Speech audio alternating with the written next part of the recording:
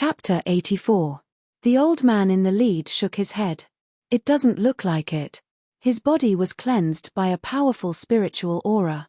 This isn't the work of a chi-eating cultivator, but the strange thing is the stab to the heart. There's no need for that. It feels like he's purposely standing here to demonstrate his power. He did not say who he was trying to demonstrate his power for, but the few people who came knew that it was probably them, the gang that relied on the Immortals' town to do evil. Bury him. He's still a strong man of his generation.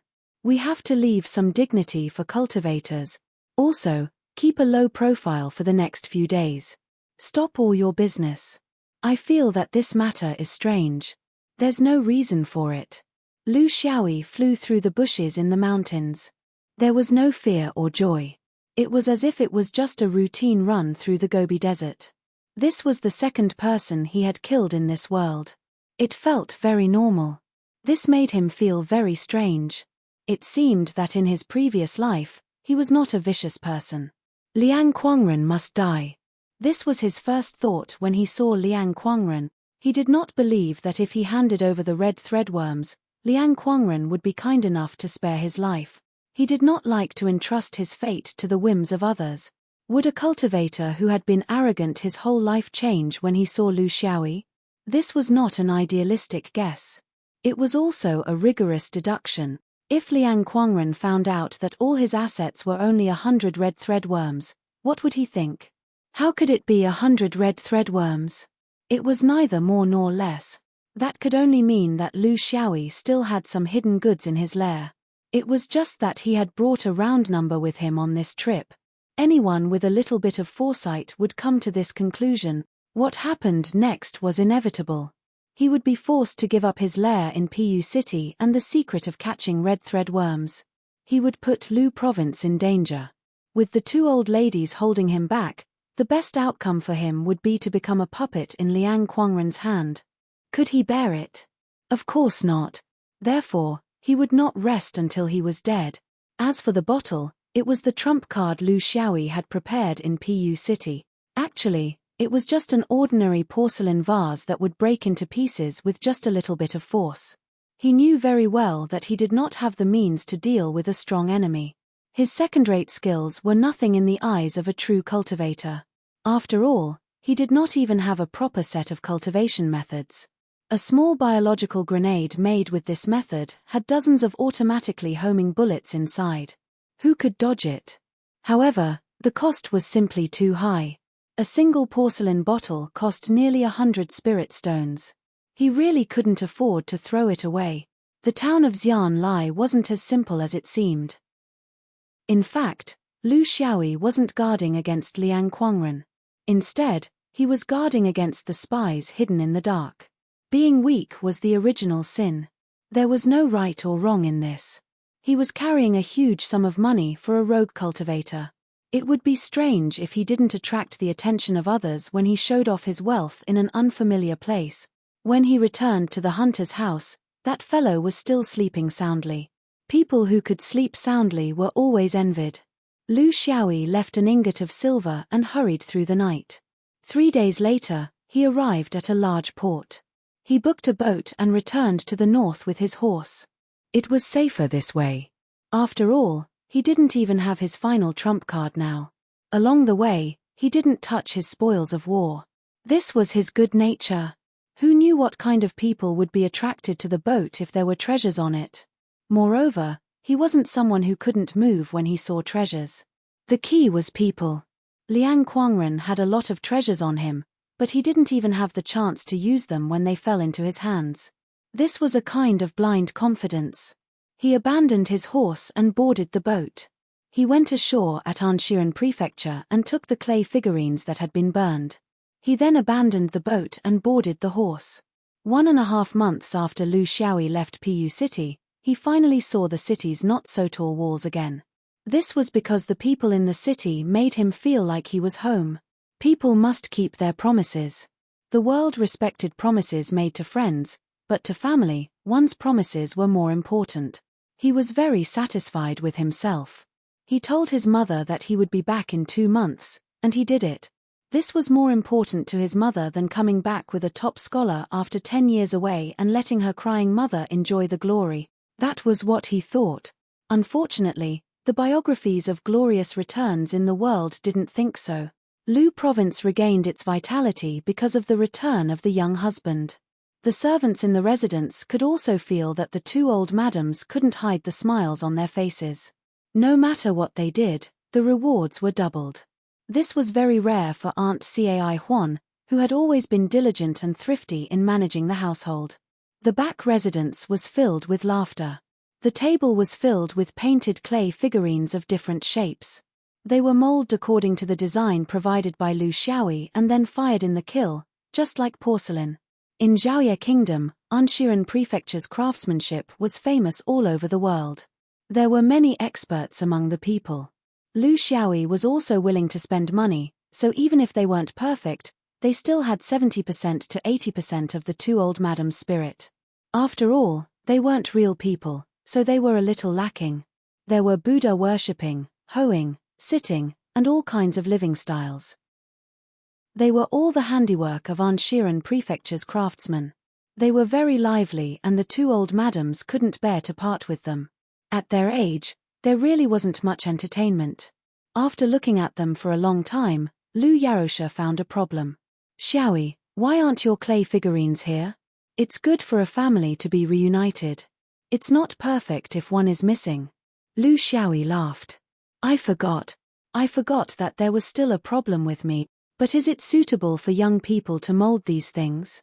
When the flowers bloom next spring and there's nothing to do in the residence, let's arrange for everyone to go together. We'll be there in real life. I guarantee it'll be even more realistic than these. The two old madams laughed. At their age, it wasn't suitable for them to go on a long journey. The traffic in this world wasn't good. Even if Anshiren Prefecture was only 1,000 li away, the journey would be tiring.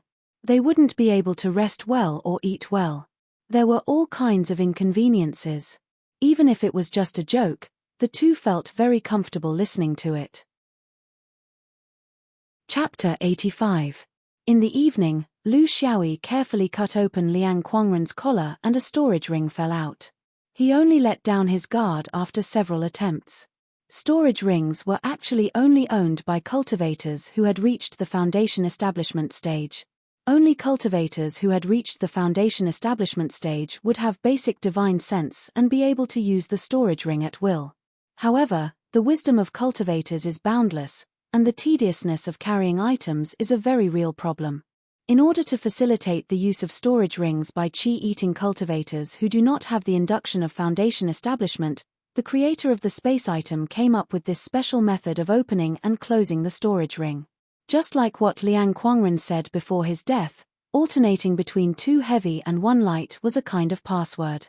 On Liang Quangren's body, there were a total of 2 storage rings, 3 storage pouches, and 1 spiritual beast pouch. This was all that he had plundered in his lifetime. There was no need to look at the spiritual beast pouch. Only the 70 red worms from Lu Xiaoyi were alive and kicking inside. It was very magical. As for the rest, Lu Xiaoyi closed the door tightly, lit the lamppost, and opened all 5 storage pouches and storage rings. Suddenly, the study room was filled with a dazzling golden light. The golden light was not necessarily the light of spiritual items for cultivation. Liang Quangren was just a thief who ate qi. No matter how strong he was, there was a limit to his strength. The chances of him committing crimes in the mortal world were much higher than against cultivators. It was indeed dazzling, but it was the light of the mortal world. Gold and jewels took up most of the storage pouches and storage rings he carried with him. There were not many cultivation items. Only the storage ring in his collar was filled with cultivation items. It was also Liang Quangren's real fortune. There were dozens of talismans of different types. Lu Xiaoyi found that he could not recognize any of them, let alone activate them. In this world of cultivation, the use of talismans was strictly limited because you were not using your own power. Lu Xiaoyi could not even identify the specific effects of the talismans. He could only vaguely feel that it was fire, water, or metal. He did not know the method to activate it. The talisman would not clearly indicate whether it was Dao fire, water arrows, or golden blades. There were only complicated and mysterious flower characters, and the faint flow of spiritual vigor. Therefore, it could only be set aside for the time being. There were 5 porcelain bottles of elixirs, and they were also not labeled with names. Perhaps for experienced cultivators, they could tell their effects by just looking at them and smelling them. However, what Lu Xiaoyi lacked was experience. He could only guess that among the 2 bottles, the weaker one should be the most basic qi-consuming pill in the cultivation world, and the stronger one should be the qi-nourishing pill.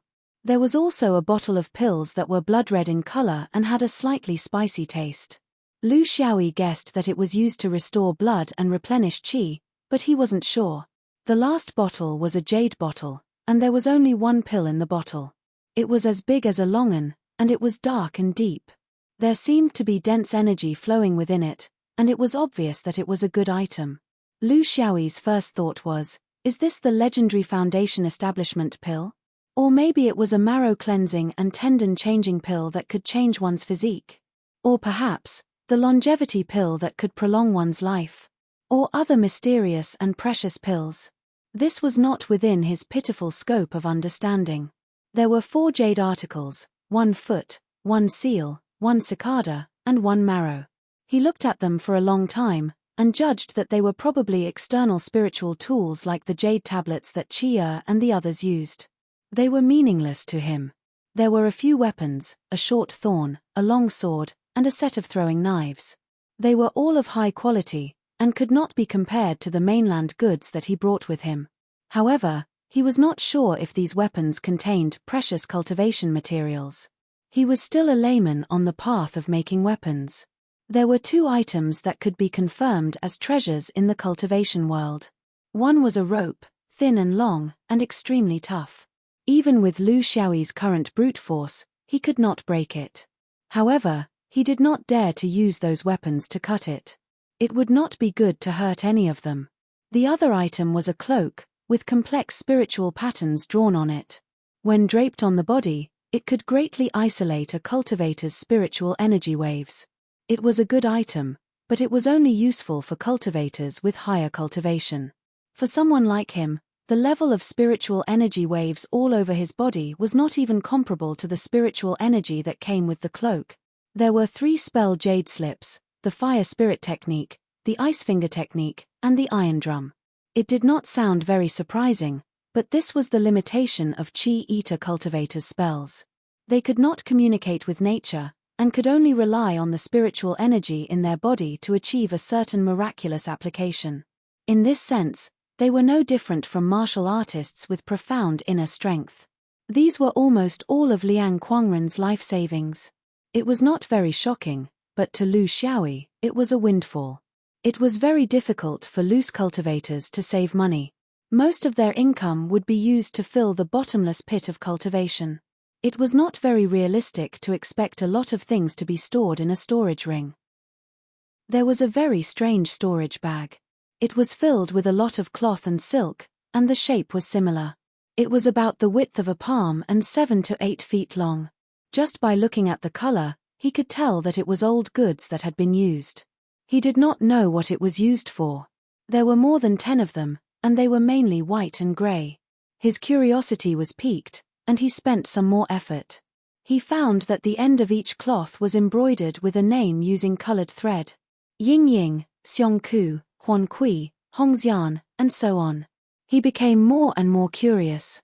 Occasionally, he would pick it up and put it close to his nose, but he was smelled a strange odor that was like aged wine. It was a strange odor that had been precipitated and fermented for a long time. It was soft but very penetrating, as if fragrance and odor were mixed together, mixed, and brewed. Lu Xiaoyi threw these cloth strips far away and cursed, "This damn pervert." He finally figured out that this was a woman's foot-binding cloth. In the kingdom of the Shining Knight, not every woman would use this thing. However, it was very popular in some areas, especially in some conservative states in the south. This mixed type of odor was a combination of the fragrance of cosmetics and the smell of feet. It had been precipitated for a long time, and it still lasted for a long time. Liang Quangren probably liked this kind of thing. When he was free, he would take one out and slowly sniff it. He might even be able to remember which woman it belonged to. Strange people all had strange hobbies. This was not strange. In his previous life, there were also people who liked to collect small underwear. Lu Xiaoyi rolled these things into a ball and threw it out of the window. He was very depressed. Then, he picked up a pen and wrote the word stinky on the pouch. Pouches were worth 1 or 2 spirit stones in the cultivation world. In his previous life, he did not even have the chance to get this thing, so he was reluctant to throw it away. However, he was afraid that he would forget this point in the future and put food and other edible things in the pouch. Wouldn't that turn it into braised pork with berry? Looking at the dazzling array of cultivation items on the table, Lu Xiaoyi felt a little emotional. Things in this world always went from one extreme to the other. Before he left Pu City, he did not have a single proper cultivation method. All of them were cultivation methods that were improved in the mortal world. Now that he was back, there were 10 sets of cultivation methods and secret techniques on the table, waiting for him to use at will. The world was unpredictable, and heaven was unpredictable. Who knew where his future would be? Chapter 86. His gains were still plentiful. He needed to make a detailed plan for his next cultivation. He couldn't eat everything in one go. There had to be a sequence of priorities. If a few months ago, he was lucky enough to step onto the path of cultivation because of the white sandworm stinging, then this time, he had switched from a small path to the main road. If his name wasn't right, then his words weren't right. If his Tao wasn't right, then his cultivation wouldn't be true. Now, it was time to put aside his scruples and stride forward. As for the gold and jewels, he would find an opportunity to give the gold to Aunt Cai Huan to deal with. However, the jewels couldn't be done. They could be stolen goods, so he needed to be careful. There would be people in Lu province who would be happy to use stolen goods. He put away the items that he wouldn't use for the time being into his storage ring. The first thing he had to face now was the problem of the order of use of the 10 jade slips. This would run through the next few years, or even decades, of his cultivation. What he had obtained, he had to forget as soon as possible. He couldn't immerse himself in it until he couldn't extricate himself. At dusk, before cultivating at 5, Lu Xiaoyi picked up the jade clear middle piece imperial decree and placed it on his forehead. The first time he cultivated this decree, he chose to operate the spiritual opportunity of heaven and earth. This was because this was the purest form of spiritual opportunity that contained Tao intent. No matter what methods he used, whether it was pills or red threadworms, it would all return to the spiritual opportunity of heaven and earth at 5 and 5. This was also the point that every cultivation summary emphasized. It was the time set by the heavens. The jade slips were placed on his forehead. A pure and gentle spiritual opportunity flowed down from the top of his head. It slowly but firmly flowed along the meridians of his body. Wherever it passed, it was very different from the original middle parallel chi technique. There were almost twice as many flowing paths. However, Lu Xiaoyi could also feel that the middle parallel chi technique was the work of a certain superior cultivator in the cultivation world. It perfectly simplified the cultivation methods of cultivators to the point that even mortals could barely cultivate. Although it was simple, there was a true meaning to it. This was also the key to him being able to use the middle parallel chi technique to enter the Tao. The spiritual opportunity slowly flowed through his meridians 3 times, forming a preliminary meridian memory. Only then did it gradually disappear. Lu Xiaoyi didn't dare to be negligent. He immediately stimulated his spiritual energy and followed this path. He didn't seek speed, only stability. After circulating for a few cycles and resonating with the spiritual opportunity of heaven and earth, the speed gradually increased. After 2 hours, the hour of the evening had already passed. The spiritual vigor of heaven and earth returned to its inertia, and only then did he stop cultivating. Just this cultivation alone made him feel that it was very different from his previous cultivation. His perception was sharper, and he could dig out his own potential more thoroughly. The transformation of his body was more comprehensive, and there was a faint Tao state in it. This was the true art of cultivation, breaking away from the shackles of the ordinary. It was like after drinking a few cups of wine, one would become intoxicated and become immortal. It was intoxicating. It was no wonder that so many people abandoned their wives and children and left the rich lives of their families to pursue the illusory cultivation. Just a belief and immortality could not explain it. There was always a need for something more practical to allow them to endure the current poor and boring life. The process of cultivation itself was such a process. It was to use spiritual power to numb oneself, allowing oneself to fuse with nature to a certain extent. As one's cultivation level increased, this kind of fusion would become deeper and deeper, until one felt that one was nature, the heavenly Tao, and everything. When this kind of self-numbing and overlooking the common people penetrated deep into one's bone marrow, blood, and consciousness, one would naturally be inseparable from cultivation. Lu Xiaoyi thought, if he had come into contact with this kind of true cultivation from the beginning, and if he had wanted to die during cultivation, then would he still be calm enough to give up some things for his family and for his mother? There must be someone who could do this. Although it was an extremely small number, they would not cultivate for the sake of cultivating, but they would still be able to adhere to certain bottom lines during cultivation. No matter what method he used, Lu Xiaoyi had at least achieved it now. No matter how intoxicating cultivation was, he would not give up on the words he had once said to his mother. After a short rest, Lu Xiaoyi took out the second jade slip, small Tao body. This was the orthodox Daoist technique of cleansing the marrow and meridians.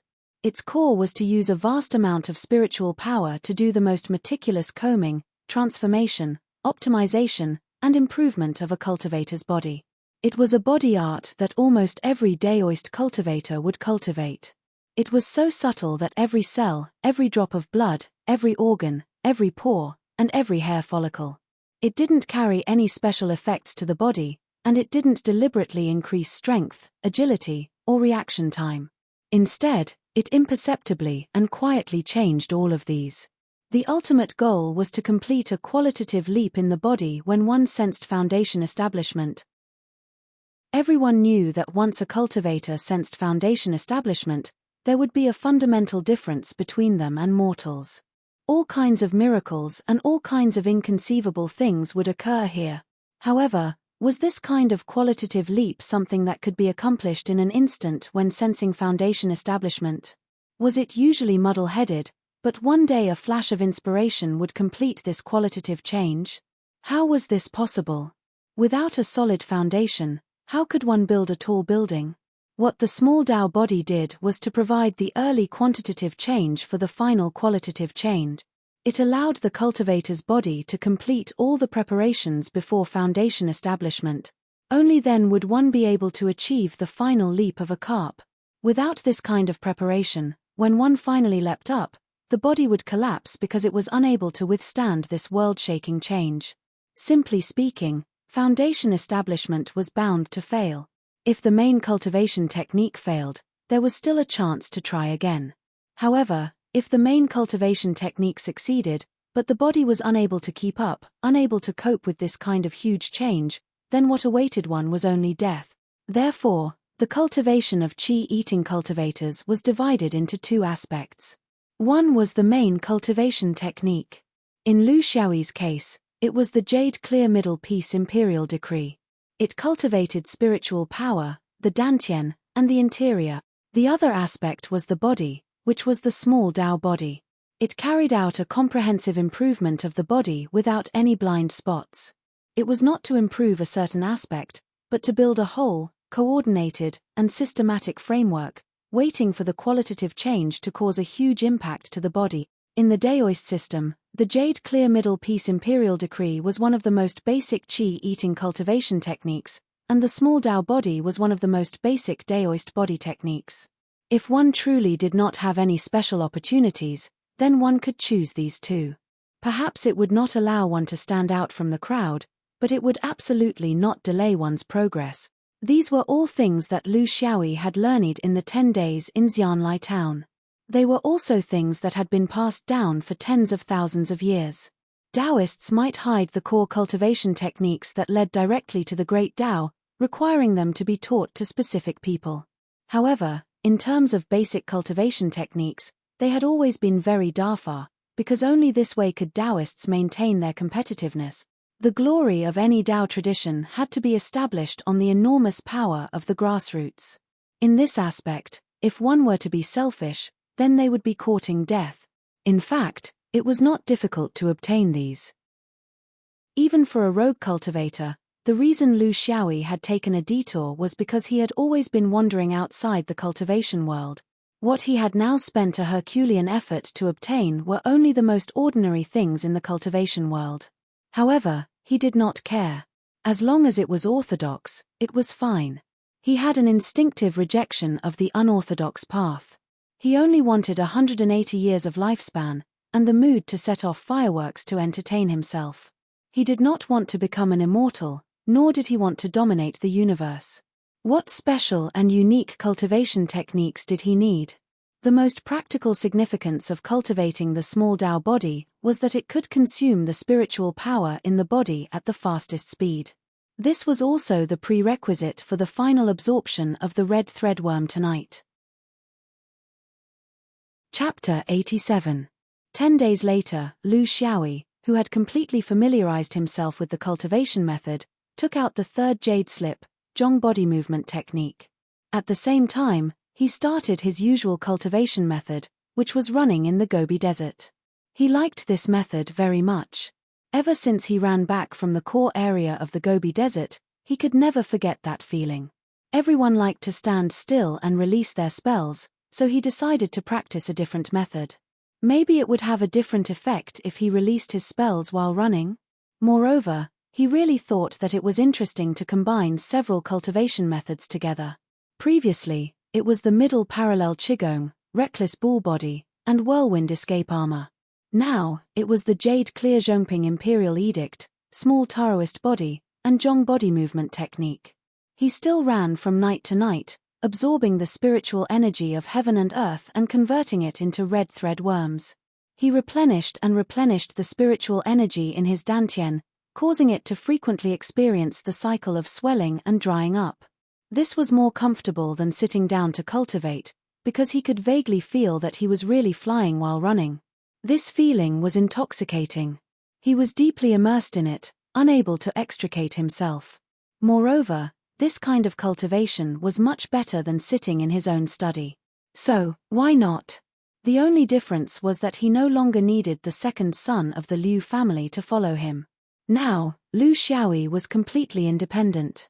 The two old ladies would not set up any obstacles in his way. A month later, he added new items to his morning cultivation.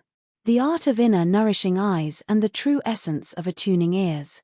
These two sensing techniques were not suitable to be cultivated in movement, but in absolute silence. It was perfect for the environment of Lu Province's study. This was the experience he gained in the Gobi Desert. When he was followed by Liang Quangren, it also proved this point. Without a sharp perception, you would not know when the other party was close to you. It was too dangerous.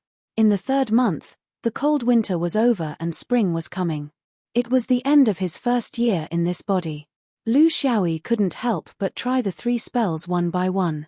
The fire spirit spell, the ice finger spell, and the iron drum. What disappointed him was that, just as his predecessors had said, the spells of the eating chi stage were more like a joke. It was a kind of magic, a kind of sideshow.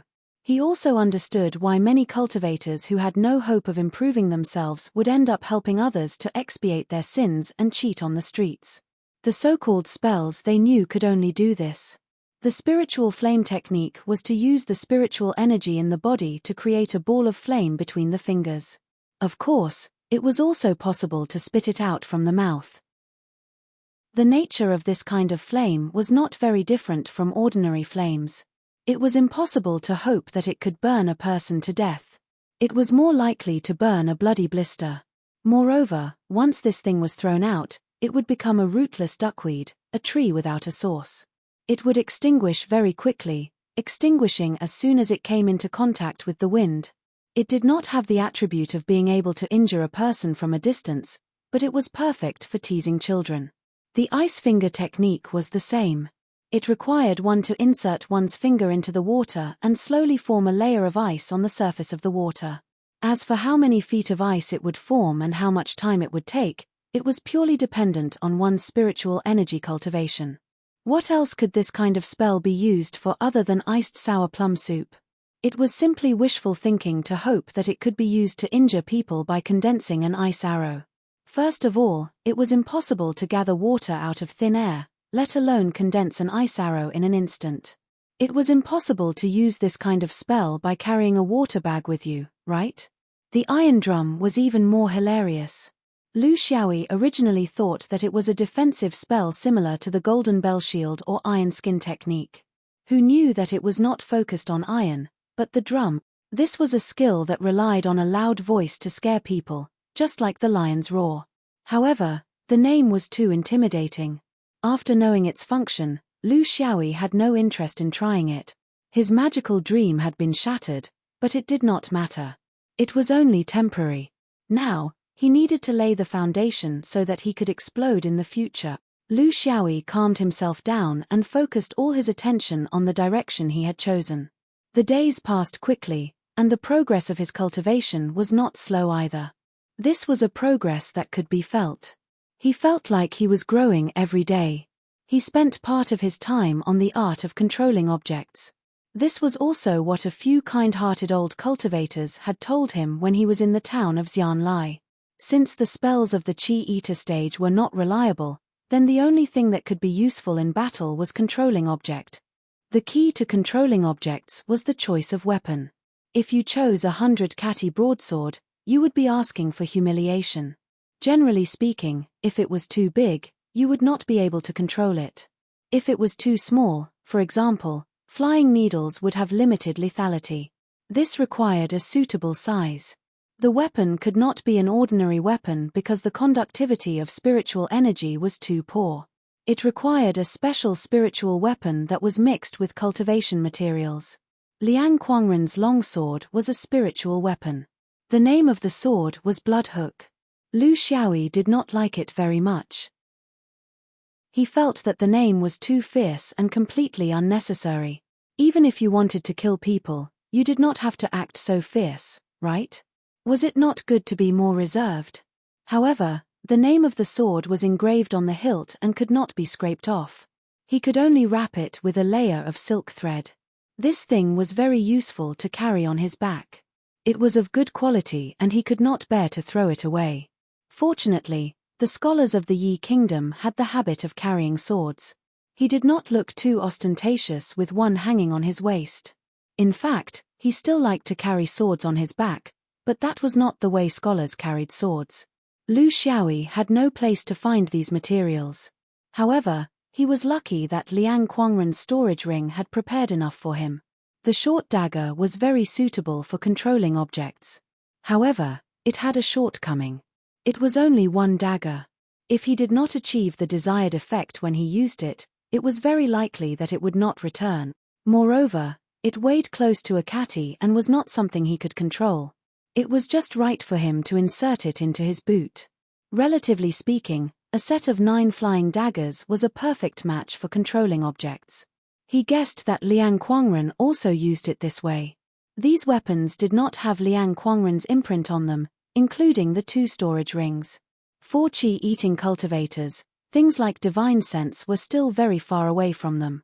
Therefore, there was no need to erase anything on the items. This was the golden stage of looting corpses. There was no need to worry about not being able to use the items after looting them. The only regret was that the value was a little low. Each flying dagger was shaped like a willow leaf and did not have a hilt. This was because these things were not designed to be thrown out by hand. The blades had 2 edges and blood grooves. This showed Liang Quangren's ruthless temperament. The daggers weighed 3 to 4 katis. This weight might be just right for Liang Quangren, but it was a little too heavy for Lu Xiaoyi.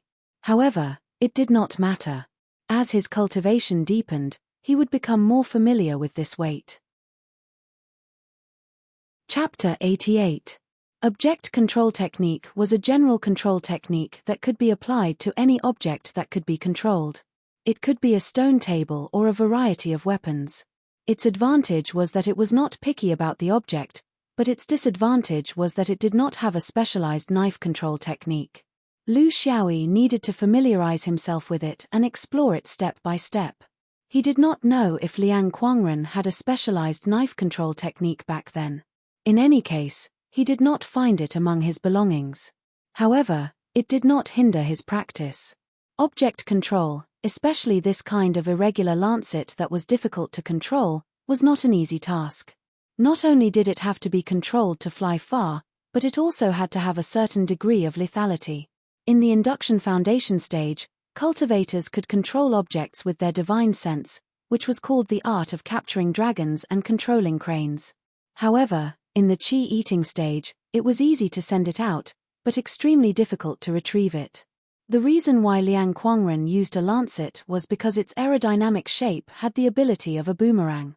Sending it out required spiritual power, and retrieving it required a boomerang technique. Lu Xiaoyi was still far from being able to boomerang, but he would not consider this now. The first thing he needed to solve was how to accurately send it out with his spiritual power. It had to be far enough, accurate, and penetrative. After doing all this, he would then consider other problems. Spring was warm and the flowers were blooming. Greenery had returned to Pu City. For such a small and remote city located in the Gobi Desert, greenery was especially precious to them. There was an endless stream of celebratory activities, including the spring outing at the little night lake that caused a small disturbance last year.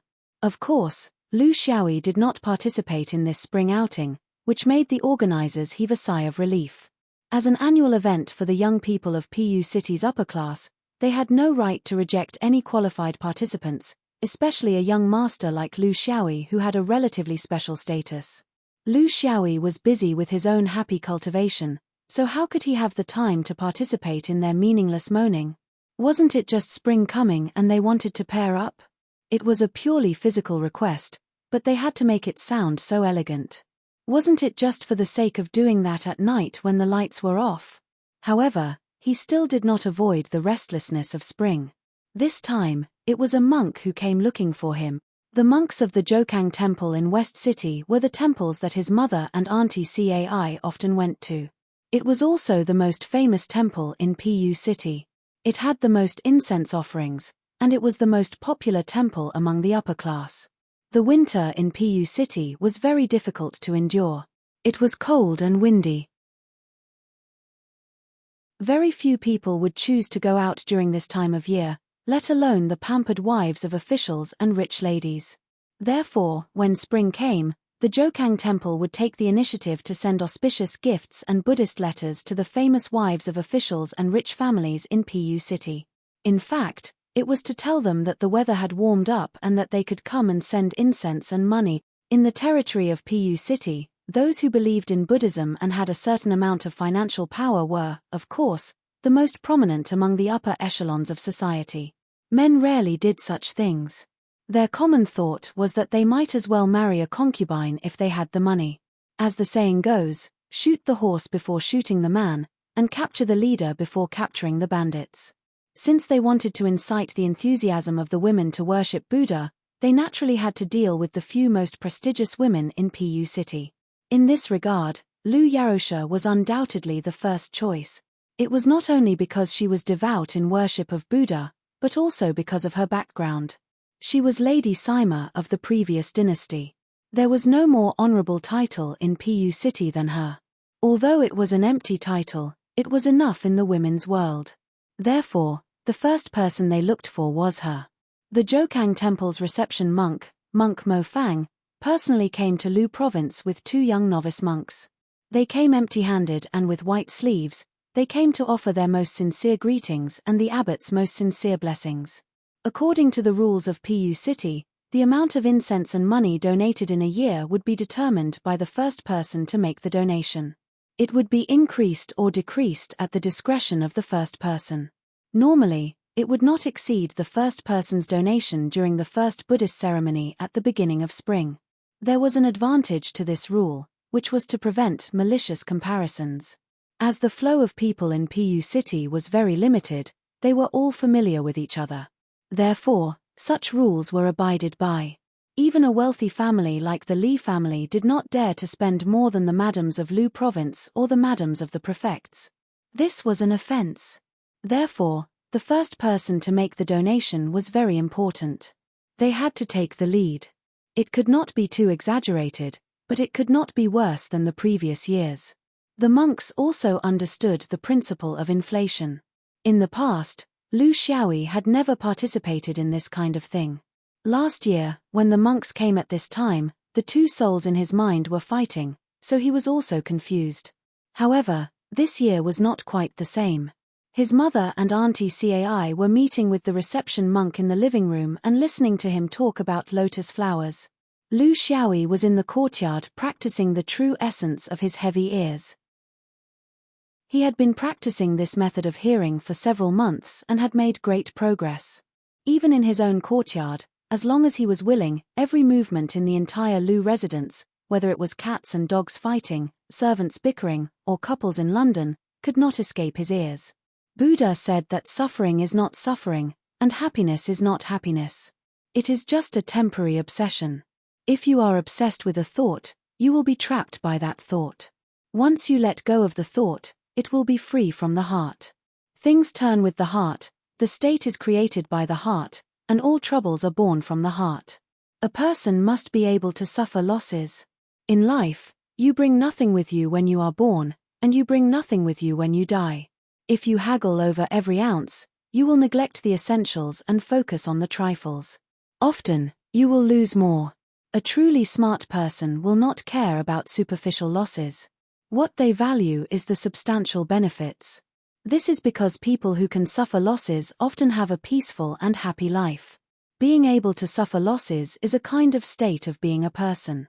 Being able to suffer losses is a kind of wisdom in handling matters. Buddha said, "Never suffer losses. Only by cherishing blessings will you have blessings." Again, Subhuti, kind man, kind woman, recite this sutra. If you are contemptible, it is the sinful karma of your past life. You should fall into the evil path. Because you are contemptible in this life, the sinful karma of your past life should be eliminated. You deserve Anuttara Samayak Sambodhi. Lu Xiaoyi did not really understand the Buddhist sutra. Whether it was in his previous life or in this life, he did not have any research in this area. However, this did not mean that he was stupid. Kong Fang's words sounded lofty and mysterious. In fact, what he meant was that the old lady should suffer more losses. She should not be afraid of suffering losses and should give more money, and so on. It was not that he was reluctant to give more money. As long as his mother was happy, he did not mind giving more money. However, what he cared about was this way of cheating people of their money. He was using his mother and others' respect for Buddha as a tool to accumulate wealth. Looking at this fat monk with a big belly, he thought, "You want others to suffer losses? Why don't you suffer more losses yourself?" His mother and Aunt Cai lived alone in the mansion. In this world, there was very little entertainment for them. Believing in Buddha was a very important way for them to pass time and seek psychological sustenance. This was also something that most of the inner house members of the rich and powerful families had in common. On this point, Buddhism was able to take advantage of the situation. They had a huge innate advantage and a huge audience. Even Taoism, which was dominant, could not compete with them. Kong Fang was still chattering. Lu Xiaoyi was too lazy to listen to him. As long as he did not go too far, he could only let him be. What else could he do? After all, he could not make his mother unhappy because of some money. At this age, it would be useless to reason with her. It would be a waste of effort and troublesome. The Jokang Temple has built a new memorial arch outside the mountain gate. It lacks a couplet. "Madam, please polish it and display it during the spring Dharma assembly. The entire Jokang Temple awaits your presence." Kong Fang was still encouraging him with his glib tongue. He had to admit that the monk's entry point was very sharp. He had seen through Lu Yaosha's background. She had a bit of ink and liked this way of leaving her name. Since she could leave her name, she would definitely be Defy. In the end, the noble would leave her name and the Jokang Temple would reward her. His mother had indeed fallen into his trap. After exchanging pleasantries, her words were full of support. Of course, this kind of matter of worshipping Buddha could not be mentioned rashly. It was too vulgar. Both of them were well aware and understood each other. Everyone was happy. If his mother was happy, then let her be.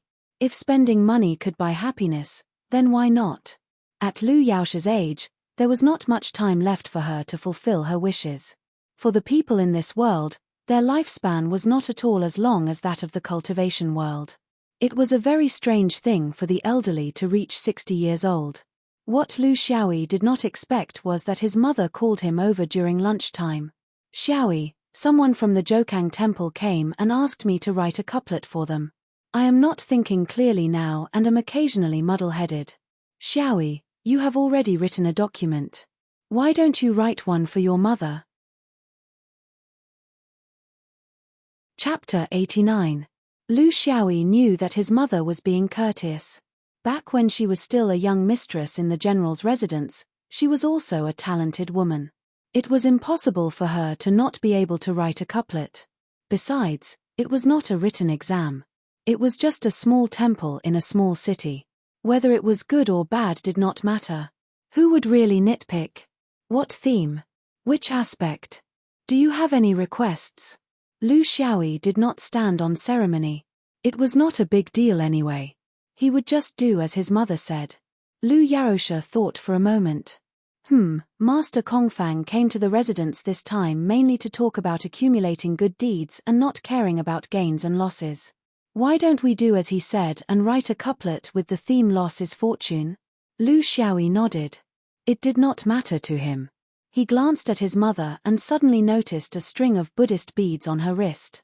It was black and translucent, faintly glowing. It was very unusual. Ordinary people would not be able to see it, but in the eyes of a true cultivator like him, it was like a bright light in a dark room. It was very eye-catching. "Mother, where did you get this pair of beads? It looks very unusual. I have never seen you wear it before." Lu Yaosha smiled. "This was given to me by Master Kongfang. He said that it has the light of Buddha. If I wear it often, it can lead to good fortune and ward off evil spirits. If little Yi likes it, you can have it." As she said that, she took off the Buddhist beads and handed it to her son. She knew her son's character. He was not interested in such things and would never ask for his mother's belongings. However, as a mother, she would always think of her son when she had something good. Even if her son had rejected her countless times, she would still give him the good stuff. What surprised her was that for the first time, her son actually took it. "This string of beads is quite interesting. I will play with it for a few days. When I am done playing with it, I will return it to you. By the way, I heard that there was a drought in Pu City last year. The harvest in the fields was only 50 to 60% of what it was in the past. Many farmers faced the predicament of not being able to plant enough seeds at the beginning of spring. Is that true?" Lu Yaosha sighed. "Isn't that so? These past 2 years, the heavens have not been kind. If it wasn't a great drought, it would be a great flood. That's why many of the large families in Pu City would often burn incense and pray for good fortune. The government also provides aid, but it's just a drop in the bucket. The harvests of our family's farmsteads are not good either. I've already ordered people to reduce their rent for that year. I think it shouldn't be a problem to maintain it." "Little Yi, what do you mean?" Lu Xiaoyi laughed. "Mother, you are compassionate and kind. The tenants will definitely be grateful to you. That goes without saying." But from little Yi's point of view, it was better to be happy with everyone than to be happy alone. Most of the tenants or farmers might not have such luck. It was very difficult to have both the seeds and the grain storage during spring sowing. Since the Jokang temple was holding a spring Dharma assembly to save all living beings, why not use this opportunity to convert the money from the various families in Pu City into seeds? Wouldn't it be perfect if the government took the lead and distributed it on the spot? This way, not only would it fulfill the original intention of the kind people to worship Buddha, but it would also fulfill the benevolent heart of the Jokang temple. It would be the best of both worlds and everyone would be happy. Lu Yaosha's eyes lit up. Her son's idea was really good. She had always felt that she was powerless when it came to the disaster victims. Other than contributing some money, there was nothing she could do. In the kingdom of Zhao Yi, it was the responsibility of the government to open the granaries to provide relief. If others opened the granaries privately, they would be suspected of gathering people. It was not easy to do so, but if she followed her son's idea, with the Buddhist temple at the front and the government at the back, there would be no problem. Although she was very devout to Buddha, she was not stupid. She knew that her money would go into the pockets of the monks. The amount that could be taken out to help the people was less than 1/10. It was better to do it this way, so she praised, "My son is smart and kind. You have a good plan. You're right. I'll go and contact the various madams and mistresses. We must do this. This is a great merit. Buddha will definitely be touched. It's much more meaningful than chanting Buddha 10,000 times or donating 10,000 coins. Would the government help?" This was not a problem at all. These madams and mistresses included officials of all levels of government offices in Pu City. In a sense, their nod was more effective than his lordship's order. When he returned to his study, Lu Xiaoyi's face was a little gloomy. He had never participated in his mother's Buddhist affairs, but today he made an exception. He had his own intentions for harming the wealth of the Jokang temple and benefiting the common people. It was not because of the money, but because of the string of Buddhist beads. There was something strange about this string of Buddhist beads. It was not that wearing it would attract evil spirits and shorten one's lifespan. It was that there was a power that had been blessed by Buddhist cultivators. If this kind of power was in contact with ordinary believers for a long time, it would be very inappropriate. To put it simply, over time, the ordinary believers would become deep believers of Buddha and even fanatic. The final result would be a shave and become a monk. In the worst case, they would use up all their wealth to worship Buddha. Was this what a real Buddhist temple should do? There was a limit to everything. Going too far was as bad as not going far enough. If it was just the followers themselves who studied Buddhism deeply and sincerely believed in Buddhism, then no one would blame them. But if the followers didn't have this intention, then you used external forces to influence them, destroy their families, and seize their property. What was the difference between this and a cult? That was what the Kongfang monk had given to his mother. Could you say that this was unintentional? This was the reason why Lu Xiaoyi was angry. However, he was very clear that it was not the time to shed all pretense of cordiality. He also could not judge that this was the overall action of the Jokang temple. It could also be the intention of a certain individual or a certain faction. Once something involved cultivation, it had to be done with caution. This was because one did not know the depth of the pool of water and who was behind it. What was the cultivation level? With Lu Xiaoyi's current ability, he was far from being able to do whatever he wanted. Therefore, the Jokang temple could not say anything when he used the image of all the noble ladies in Pu City to provide relief. However, the secret of the temple could only be solved by Lu Xiaoyi himself. This kind of thing could not be relied on the government. Fiddling with the Buddhist beads in his hand, he carefully sensed the spiritual vigor that had been transformed by Buddhism. He found that the spiritual power in the Buddhist beads was actually very crude in its application of Buddhism. It was so crude that a new cultivator like him could easily discover and eliminate it. This at least meant one thing: the level of the person who made the Buddhist beads was about the same as his. This discovery would help him decide what kind of revenge to take next. Chapter 90. Of course, he had to take revenge. Lu Xiaoyi's life creed was Lu Xiaoyi's principle. He had no interest in patience. If the Jokang temple used this on someone else, he would at most laugh at it. If he was in a good mood, he might even reveal the secret and let someone else deal with it. However, since it happened to his mother, how could he tolerate it? He only wanted to clarify one thing. Did Monk Kongfang only give this string of prayer beads to his mother, or did he give it to other people as well? At the very least, did someone as important as His Excellency's wife not have the right to own such a mystical item? Monk Kongfang's actions were very ostentatious. It was the same every year, so he did not try to hide it. His original intention was for everyone to attend the spring spiritual assembly. Of course, the more people knew, the better. However, It was not suitable for Lu Xiaoyi to investigate it himself. There was no need for him to do so either. He also had a confidant in Lu province, although this confidant always seemed a little reluctant. 3 days later, Ping An entered the young master's study room. He was the only person in Lu province who could enter without announcing, but he was not very keen on such a privilege. Your footsteps are light, dragging your heels. Your waist and hips are weak, and your qi is lacking. Did you work overtime last night? Moreover, after working for the past few months, your waist and abdomen have become thicker, and your spleen and flesh have regenerated. Ping An, your body is your own. Ping An smiled awkwardly. Young master, you have sharp eyes. Aren't I already middle-aged? Well, I didn't go to a restaurant last night. I only went to the plot of land at home, plowed it, and fertilized it. I can't let it be barren, so I didn't dare to mess around outside. Lu Xiaoyi waved his hand. What do your private matters have to do with me? Your body is your own, not mine. Tell me, how is the matter I asked you to do? Ping An habitually lowered his voice. I've investigated it thoroughly. That monk did not hide anything. He visited all the guests openly, and there were no strangers at night. They were all devout believers in Pu City. In these 3 days, other than our Lu province, we also visited 5 other residences, all of which belonged to reputable families in Pu City. There was Prefect Ji's official residence, Scholar Hu's residence, Mayor Wang's family, Minister Fan's family, and the richest Li's family. There were no valuable gifts.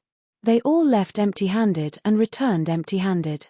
According to the servants of these families, they only gave some common Buddhist items such as prayer beads, incense pouches, Buddhist scriptures, and Buddhist tablets. They were all worthless trinkets. Lu Xiaoyi nodded. You did well. No one noticed you, right? Ping An smiled. Don't worry. Servants have their own circle of servants, and many of them are talkative people. I don't even need to mention it, he would have spilled the beans himself. It's nothing more than who paid more during the spring spiritual assembly, who was stingy, and so on. He also brought out what you wanted to know. Lu Xiaoyi took out a small ingot of gold, which shocked Ping An. Although he worked for the prefectural prefecture, he still had some money that passed through his hands on a daily basis. However, he did not have much gold. It was not something that could be casually used by ordinary people, so he refused to accept it no matter what. Lu Xiaoyi said, Take it. I came from a legitimate source. The madams don't know about it, and I didn't use the official account. I might need your help in the future, so it's unavoidable that we need to maintain relationships. It's not appropriate to spend your money on my matters. How could one use people for free? No matter how good their relationship was, it was not a long-term solution. This had nothing to do with loyalty. They were all ordinary people, and they could not live like sheep. 10 miles away from the south gate of Pu City, there was a relay station. It was a place for officials or messengers to rest. Ordinary people were not allowed to enter. However, after a long period of peace, such places for the elderly had gradually become lax. According to the Yi dynasty, thousands of years of peace had passed, and there were no major military disasters or man-made disasters. It was easy to imagine the order in such places. It was normal for officials to bring their families along when they traveled. The messengers were not much better. They would freeload, play games, and gamble. According to the Yi Kingdom's messengers, there were 3 types of messages. The highest level was during wartime. The messengers had to leave after drinking a little water and food. There were 3 feathers in the messenger bag to indicate urgency. However, this situation had not happened for many years and was already history.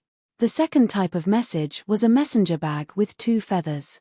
It was from the prefectural prefecture or the capital. It had to be personally opened by the prefectural prefecture. It might not be a big deal, but it represented a kind of status and authority. The third type of message was the normal state. It was present almost every day. It was the communication between the various yamen and prefectural prefectures in Pu City.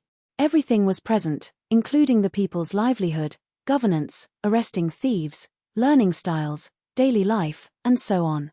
The messenger, Old Wu, rode freely into the relay station. It was dusk. If he hurried, he could still enter the city before the city gates closed. However, what was the point of that? Although there were 2 feathers in the messenger bag on his back, everyone knew that the things inside were no different from those without feathers. They might even be worse. As far as he knew, there was a private message from the prefecture overseer's second concubine to the prefectural prefecture's wife in Pu City. What was there to be anxious about? It was better to rest for a night at the relay station. He could also meet a few familiar messengers to play a few games, drink some wine, and have some fun. Even if he was not in a hurry, it would be a lie to say that he was not tired after the bumpy journey. He did indeed meet a few familiar messengers and courier servants. Everyone was having a great time, but no one noticed that a black shadow flashed in from outside the relay station. Not long after, the shadow quietly left. During the entire process, only Old Crow, who was outside the relay station, made a few noises. There was no other movement. The next day, in the small study of the prefectural Yamen, prefecture Lord Qin, who had just sent off his guest, ate some snacks and brewed a pot of fragrant tea. He leisurely let his imagination run wild. Only then did he absent-mindedly open the messenger bag that had been placed on his desk. This thing was only opened once a month. When he first became the prefecture lord, he still felt a sense of reverence and apprehension when he opened the messenger bag. However, after nearly 10 years, this reverence had long disappeared without a trace. There were even times when he would not open the letter even after leaving it there for a few days. However, today, he had nothing to do and was in a good mood. Thus, he opened the messenger bag with interest. The first letter was a new work by the head of the province's literary circle, Master Jia. He had specially sent it to his good friend for evaluation. Lord Qin shook his head and read it twice. He even added a few comments. Of course, they were all good things. He still had to abide by the rules of propriety.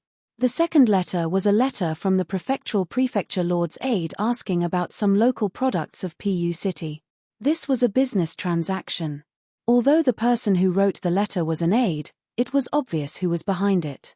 Thus, he could not let his guard down. It was a matter that had to be treated seriously. The third letter was from the prefecture lord's second concubine to his wife. He did not read the contents.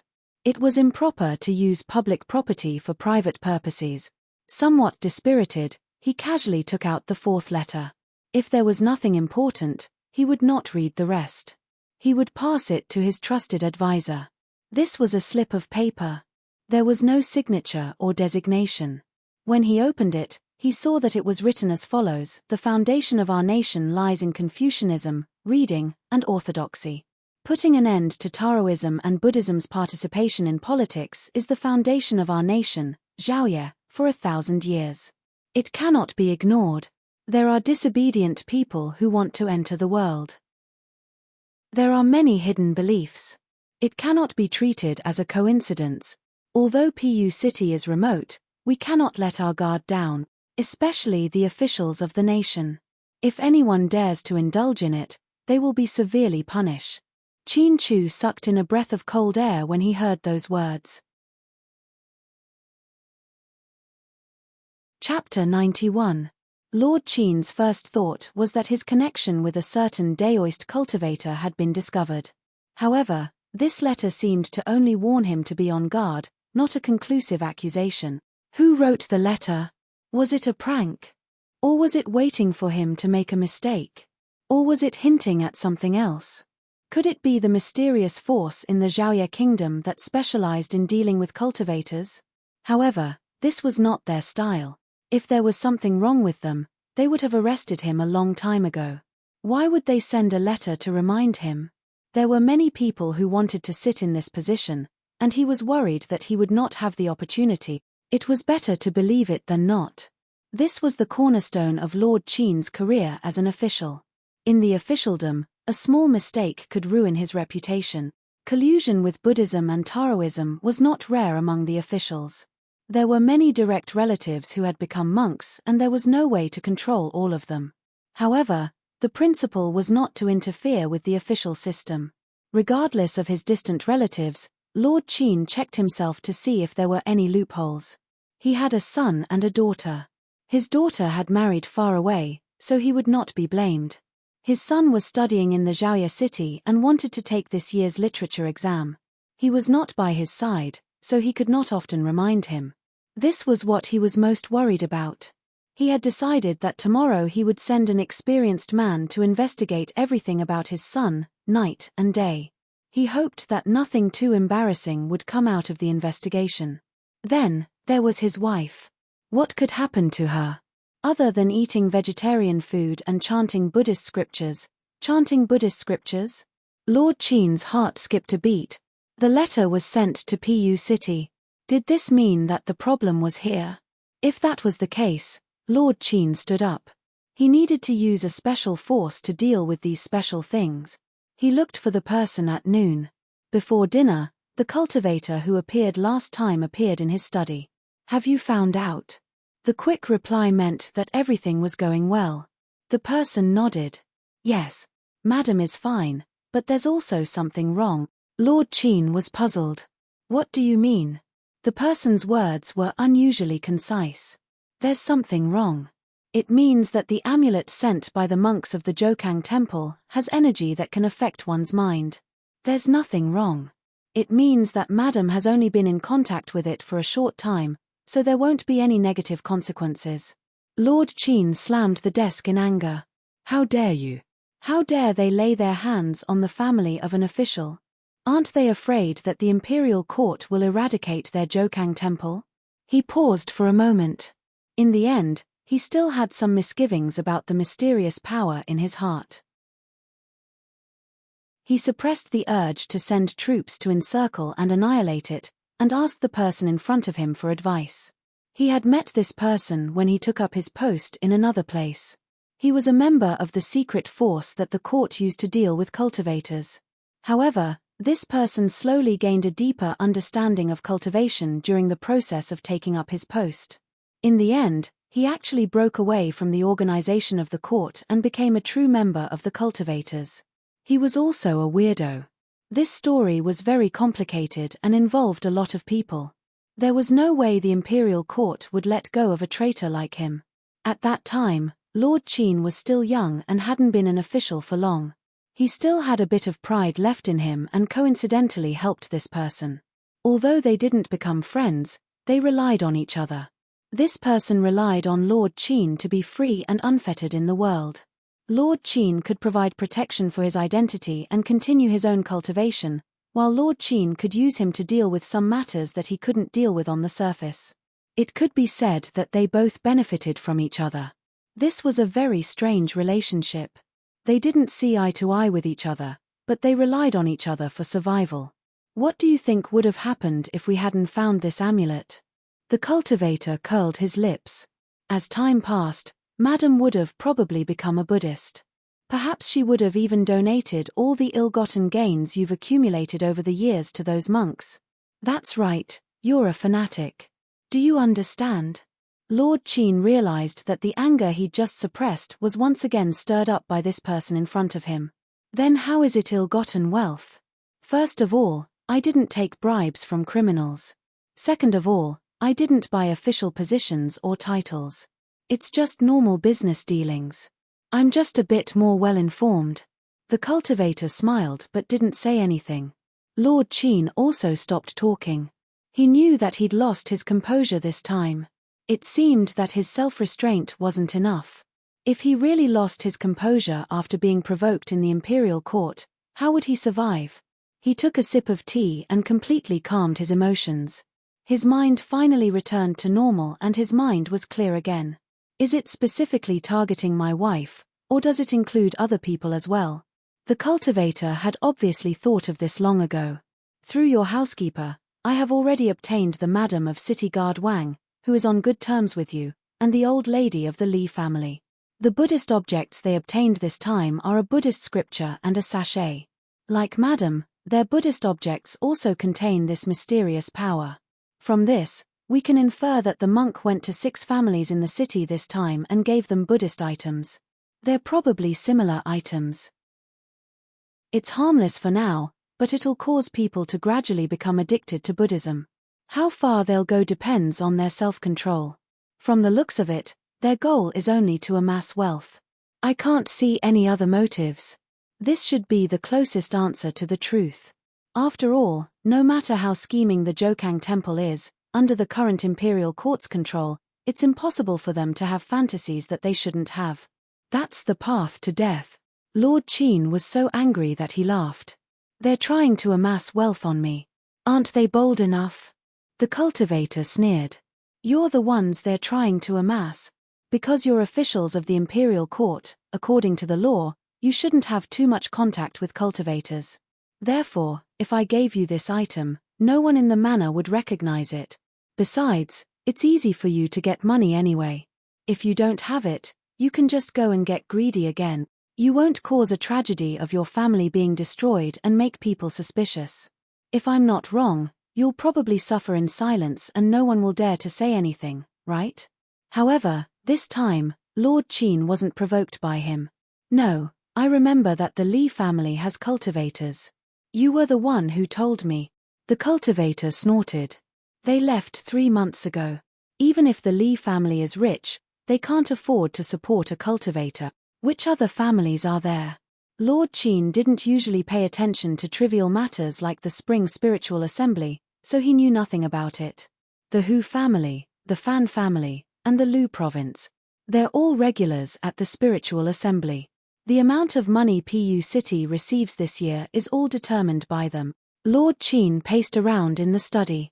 He was a smart person and had enough brains. Even a fool wouldn't have climbed to this position. From the looks of it, it's as you said. It's basically to amass wealth. But what I'm curious about is, where did this warning slip come from? That monk only left the city for a few days. How did the prefectures know about this? That's impossible.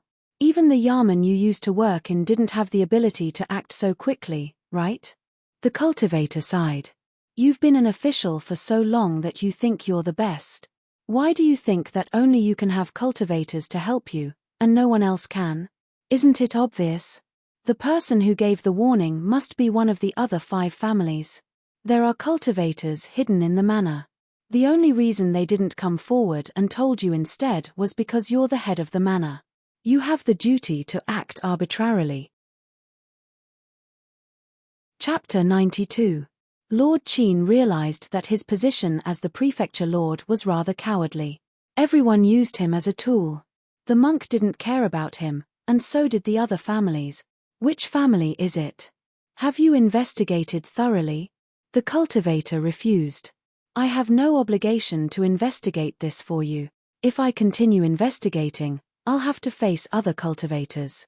Do you want us Taoists to rebel against each other because of the monk? I'm not that stupid. Lord Qin abruptly stopped in his tracks. I understand. I understand now.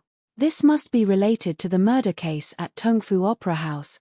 It's still that cultivator, right? One could be the Hu family, the other could be. The cultivator didn't have any intention of asking. If he wanted to know, it was very simple. He was just too lazy to do so. After leaving that mysterious yamen, he knew too well how deep the waters of cultivation were. He wouldn't easily get involved in it and drown himself. Lord Qin said hatefully, "They used me like this. Do I have to listen to them?" The cultivator smiled. "Congratulations, you're right. Who told you to be the prefecture lord? If there's a beating from above, you'll have to be beaten down first before anything else." Lord Qin found himself speechless. This was the truth. If the sky fell, who else would be able to hold it up? The person who sent the private message knew this, so he was fearless. "Then, are you willing to handle this for me? You know, it's not good for me to mobilize the yamen. If I do, everyone will know. If that happens, won't I fall into a pit of *T and never be able to clear my name? You and I have known each other for many years. Are you willing to help me vent my anger?" The cultivator sneered conceitedly. "That's why I said that you're not as courageous as you used to be. Don't you want me to stand up for you? You beat around the bush and only revealed your true intentions in the end. You're not happy at all. Of course, I'm willing. I'll definitely stand up for you. Mr. Chin was puzzled. He had known this guy for more than 10 years, and he had always been reluctant. Out of 10 requests, he would reject 9 out of 10 requests. Why was he suddenly so agreeable on this one? Seeing Lord Chin's suspicious gaze, the cultivator said coldly, "You're not in the cultivation circle, so you don't know our rules. I rejected you before because I didn't want to cause internal strife in the Daoist circle. That's why I didn't reach out my hand." But Buddhists were different. Although no one said that Buddhism and Buddhism were irreconcilable on the surface, everyone was well aware of this fact. As disciples of Taoism, we should take responsibility for the Buddhist sect's matters. Both in the open and in the dark, the master and madam were pushing for the Dharma assembly of the Jokang temple. Surprisingly, everyone had the same opinion on how to proceed. When the government really took action, their efficiency was not to be underestimated. The poor farmers around the prefectural city, as well as the neighboring counties, were quickly informed that during the Jokang temple's spring Dharma assembly, all the wealthy families from Pu City would be distributing farm seeds to everyone. If they did not have enough farm seeds, they would be compensated with money. Not only that, but there were also rumors that the Jokang temple, which had been famous in Pu City for hundreds of years, would also take out the same amount of wealth to help the people. The ordinary people cheered excitedly. They were excited by the generosity of the wealthy in Pu City, which was rarely seen in 100 years. They were also excited by the government's understanding this time. Of course, they did not know the truth. Only Lu Xiaoyi curled his lips in his study. This Lord Qin was really sinister. He must have sent someone to spread that rumor. His goal was not only to turn the Jokang temple's money into seeds to give to the people, but also to make the evil temple pay a big price by giving out their family's wealth, not willing to take it. With tens of thousands of disaster victims surrounding them, who knew what kind of trouble they would cause? It was truly ruthless. Moreover, he also heard from his mother that the prefecture lord's wife was unusually dafa this time. The amount of money they gave out was more than 10 times more than the previous years, so the other wealthy families did not dare to be stingy. The amount of money they gave out this time was probably going to make history. This also meant that the Jokang temple was about to go bankrupt. The Spring Dharma Assembly in the first year of Inzi was the grandest Dharma assembly in the Pu City area in 100 years. This was because most of the people who attended were not Buddhist believers, but a large group of poor people. The difference between the two was incomparable. In the past Dharma assemblies, it was already very impressive if there were 1,000 or 2,000 people present. However, this time, there were tens of thousands of people. For a Buddhist temple, even the most famous temple in Pu City had no experience in this aspect. If they did not handle it well, chaos, trampling, fighting, and petty theft would be unavoidable. However, it did not matter because they had the support of the government. Almost all the bailiffs and constables in Pu City, including the surrounding suburbs, appeared around the Jokang temple. All the local ruffians, gangsters, beggars, sect leaders, petty thieves, and underworld gangs received strict instructions that they were not allowed to go near the Jokang temple during the 3 days of the Dharma assembly. Otherwise, they would be arrested and imprisoned for half a year. No one would ask what they had done. In any case, if they were to reveal their secrets, they would not complain about being imprisoned for half a year. There was also a large group of guards and soldiers stationed in the city. They patrolled back and forth with their weapons shining and their killing intent surging. This was Lord Qin venting his anger on the Jokang temple. Of course, there was also the mayor, Lord Wang, and the chief secretary, Lord Fan. These people were pissing in the same pot for the first time in many years. They knew very well that there was no problem in tormenting the Jokang temple. However, there could not be any mistakes in the process. There must not be any civil unrest. Otherwise, they would not be able to keep their official positions. The elders in the village chief, the district chief, and the district chief each brought their own group. Whoever had a problem would be the unlucky one. With this, they were majestic and disciplined. They had the momentum of an organized group that wanted to take advantage of the rich. When they stood in front of the Jokang temple's entrance, they felt like they were being pressured by an army. Chapter 93. Abbot Master Jingguang looked down from the top of the Jokang temple and was somewhat dumbfounded. What's going on? How can a single Dharma assembly cause such a huge commotion? What did this Kongfang do? Did he offend all the nobles in Pu City? Temple Master Huiming sighed. I've already sent someone to inquire. The devotees' donations for this spring Dharma assembly will be done in kind. They will buy seeds of equivalent value and give them to the people who came to participate. Also, look at the banner below. It's a banner thanking the Jokang Temple for their benevolence. Not only will the nobles of Pu City contribute, our Jokang Temple will also donate equivalent value. Master Jingguang was someone who studied Buddhist scriptures diligently and did not care about worldly affairs. He could not wrap his head around all of this. Isn't this a forced donation? Isn't the authorities going to do something about this? Huiming smiled bitterly. The authorities? I'm afraid they're the ones behind this.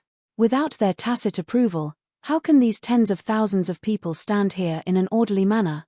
Senior brother, looking at the situation today, I'm afraid it won't work if we don't contribute some money. Otherwise, if our reputation is ruined, the Jokang Temple will have no future.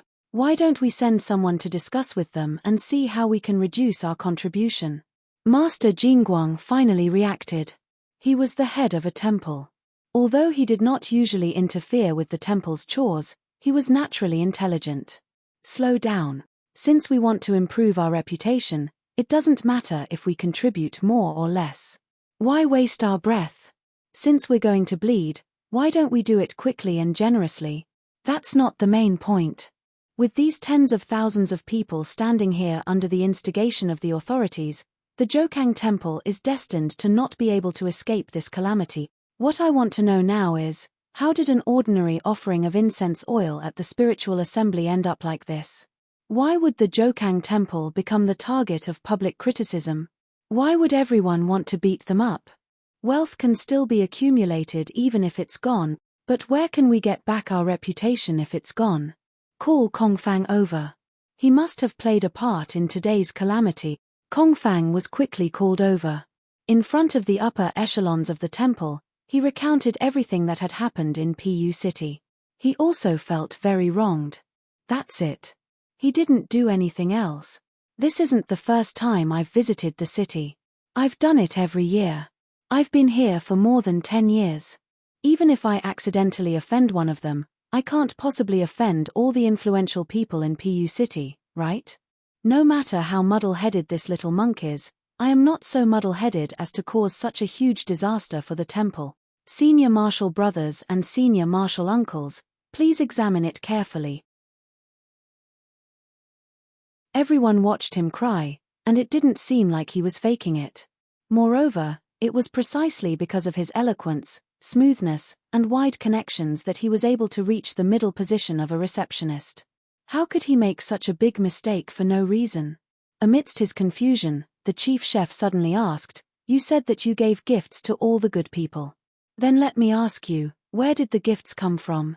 Kongfang was confused. "They are just normal things. I took them from senior brother Kongbai of the temple's treasury and explained their use. They don't need to be expensive. Even rich families might not be interested in them. Therefore, they are all Buddhist scriptures, prayer beads, incense pouches, Buddhist tablets, and so on. They are all the same as in previous years."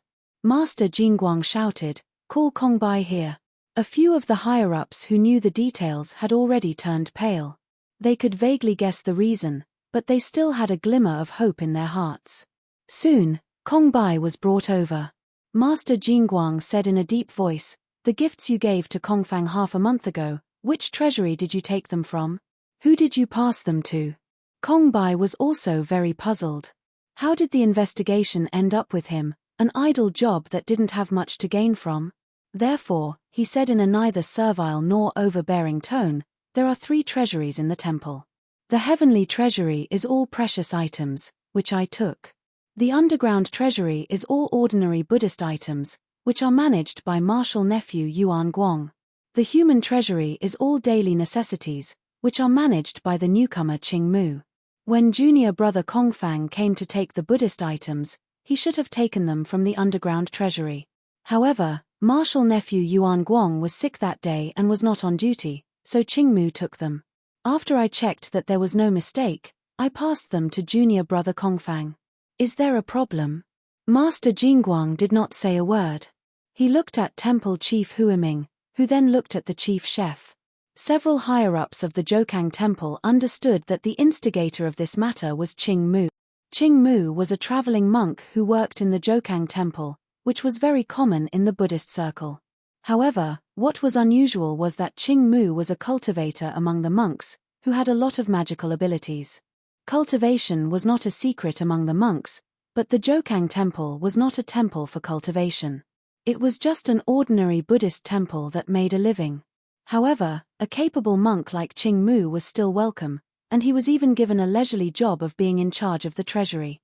Qingmu was very grateful for taking them in, and he also said that he could make some Buddhist items for them and give them to others, which would be of great use.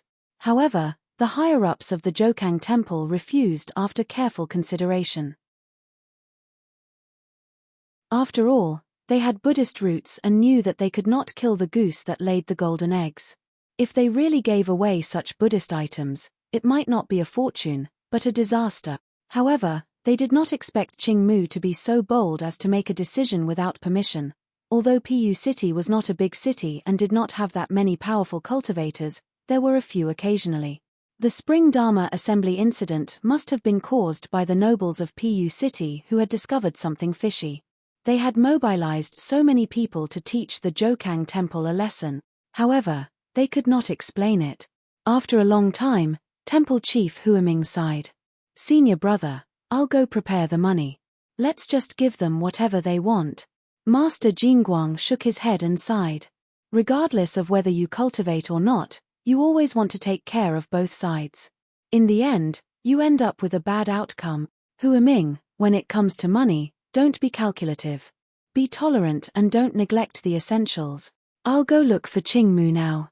Our Zhoukang Temple is too small to accommodate a true Buddha like him. The higher-ups of the Zhoukang Temple were silent.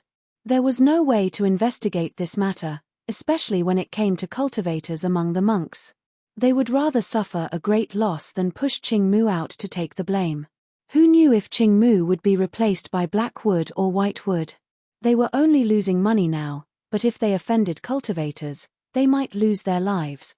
Therefore, they could only let him leave.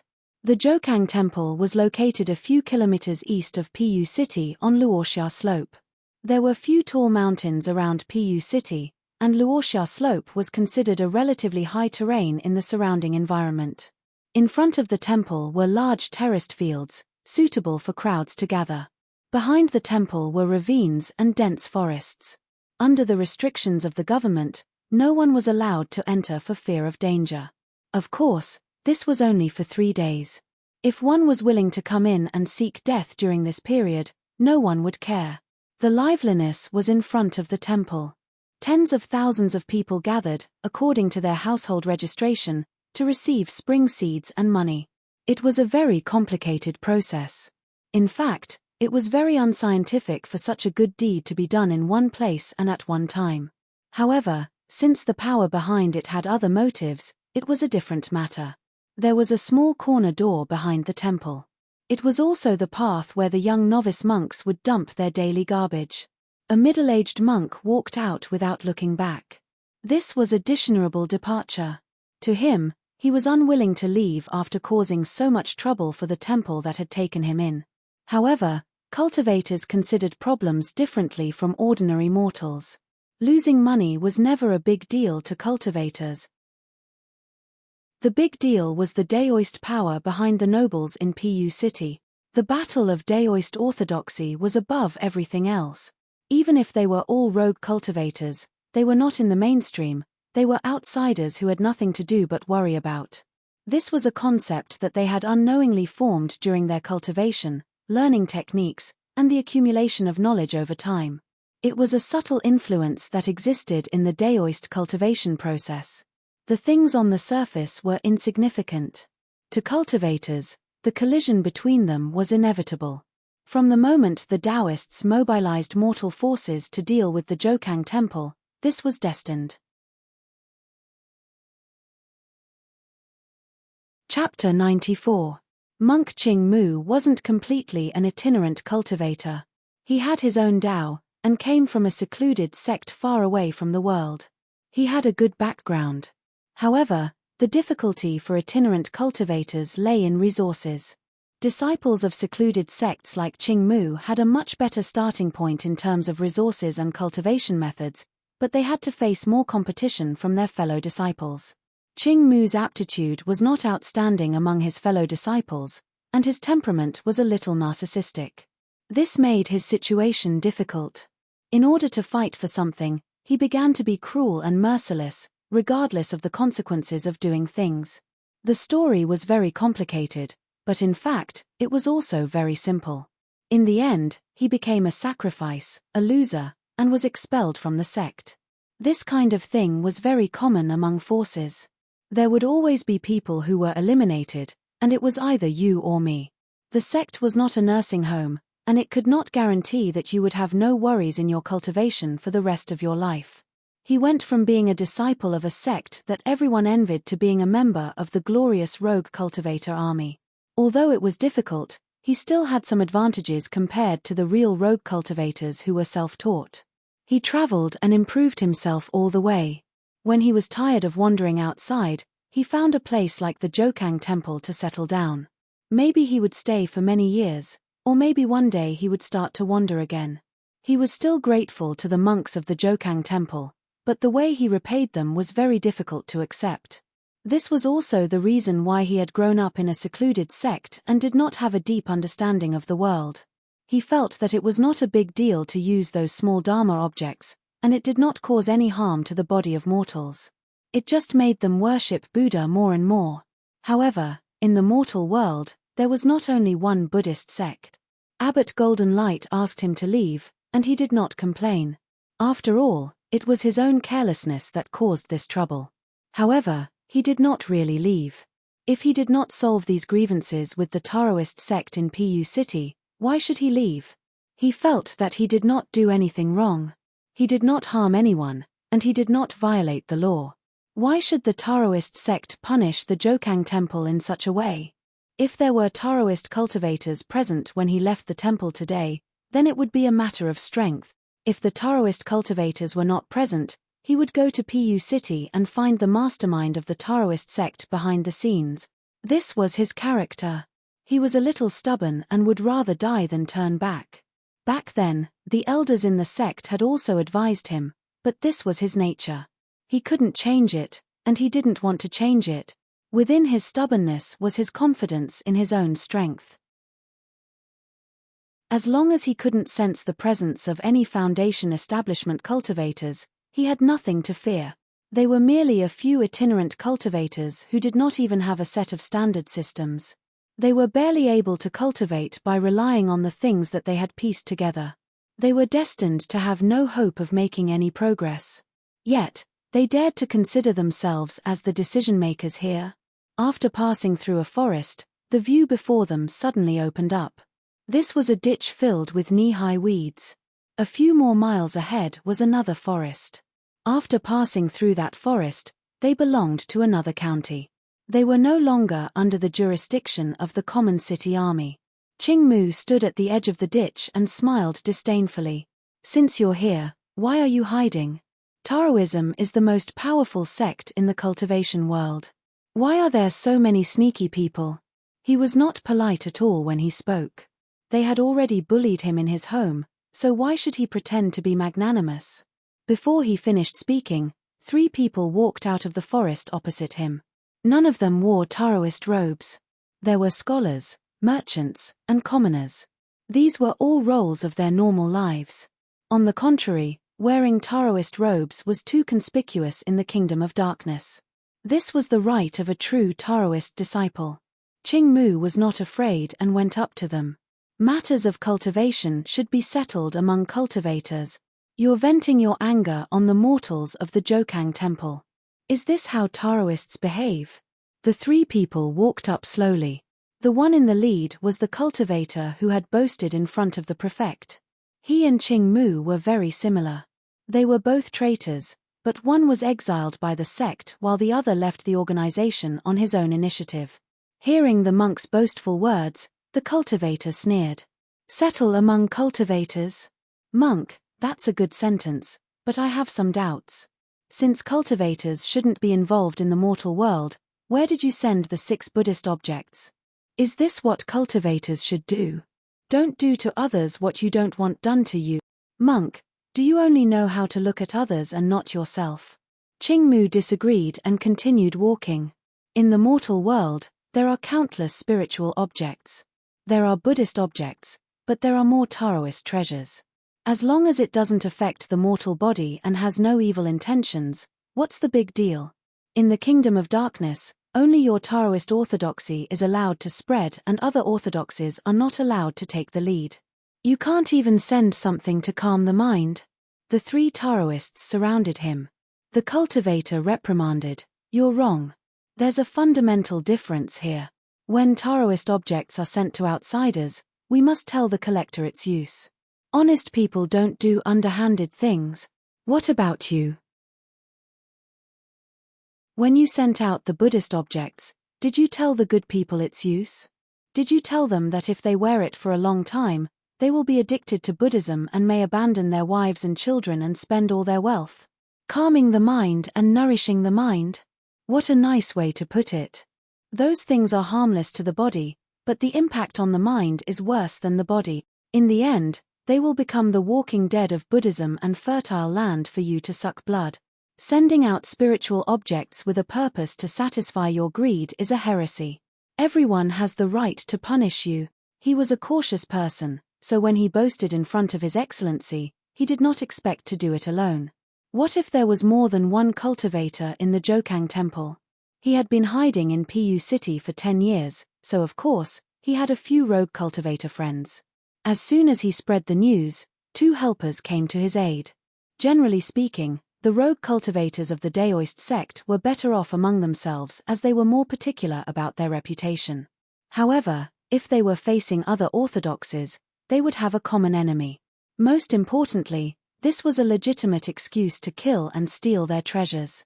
Monk Ching Mu saw that the distance between the 2 parties was getting closer and closer. He did not say much and secretly clapped his hands. A Vajra talisman and a pagoda talisman appeared on his body. He used to be a disciple of a sect and had his own rules when fighting. These rogue cultivators could not be compared to him. There was a misconception in the world that rogue cultivators grew up in the wilderness, grew up in the competition for resources, and faced danger all the time. Therefore, their combat experience must be richer and more aggressive than the disciples of a sect who lived a comfortable life. This was wrong. At least, it was not completely right.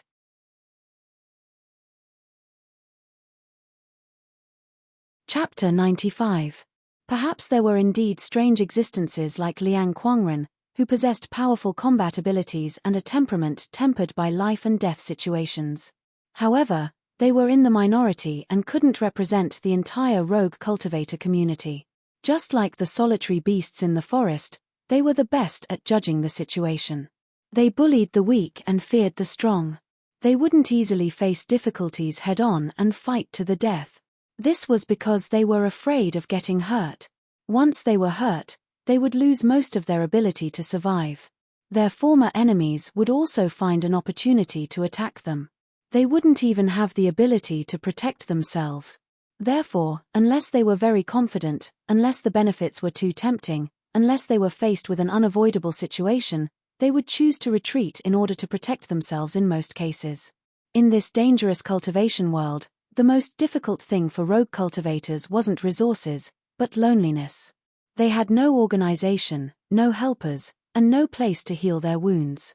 This was why Lord Qin's cultivation friends had repeatedly rejected his requests. They didn't want to become enemies with the cultivators behind Lu province. This was because of the harsh living conditions of rogue cultivators. In this regard, the situation of sect disciples was much better than theirs. They had people behind them. Under the miraculous power of cultivation, most injuries could be healed and there wouldn't be any future problems. Moreover, they had an environment to recuperate in peace, and they had experienced masters. Therefore, comparatively speaking, the overall combat ability of sect disciples was much stronger than that of rogue cultivators.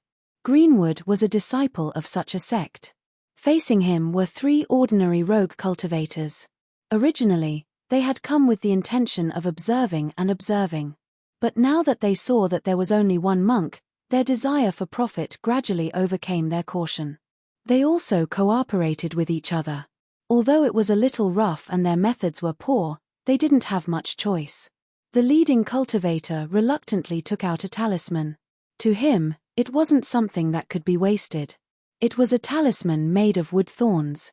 As he formed a seal with both hands, it flashed and flew straight towards the monk. The cultivator on the right tossed out a short sword. He had used his ability to control objects. Among all the controllable weapons, swords were the most common. Due to their upright and balanced shape, they could be used to stab, slash, and slice. They were the least difficult to control. The cultivator on the left took out a machete with a ghost head and leaped forward. It was obvious that he had put a lot of effort into this machete. Perhaps he was from the Jianghu. His fighting style was the orthodox way of rogue cultivators. Generally speaking, after a few rounds of controlling talismans, rogue cultivators would use this Jianghu method to deal with their opponents. After all, they couldn't afford to throw talismans. The wood thorns accurately hit Qing Mu, several inches into his flesh. As he staggered backward, he reached out his left hand to block the short sword. Although he succeeded in deflecting the short sword, his left arm was still bleeding. The cultivator in civilian attire saw the opportunity and no longer hesitated. He rushed forward and chopped down with the ghost head machete. There was a risk in doing so, as they had completely neglected their own defense. However, seeing that their companions had already succeeded, and their opponents were extremely weak, the amount of effort they put in to split the spoils of war played a huge role in this kind of joint attack. Especially since they could only obtain the greatest benefits with a decisive strike, under such temptation, they naturally let down their guard. But Qing Mu suddenly rushed back while staggering, completely violating the normal rules of motion. When the ghost head machete was raised to the highest point, he had already rushed into the cultivator's arms. A half-foot-long steel spike popped out from his wrist cuff and directly pierced the cultivator's heart. The wooden thorns and short sword attack were all fake. He had the bonus of half an hour of Vajra technique and 30 breaths of Buddha's slaughter. How could he be fatally wounded by such an attack? It was just an external injury. It looked scary to see the blood flowing out, but it wasn't a big deal. Individual cultivators had limited resources. Most of their talismans were offensive talismans, but they rarely saw defensive talismans. This was one of the reasons. Individual cultivators were limited by themselves and would not easily allow themselves to be injured. Therefore, in their opinion, since the opponent was injured, it must be real. It couldn't be faked.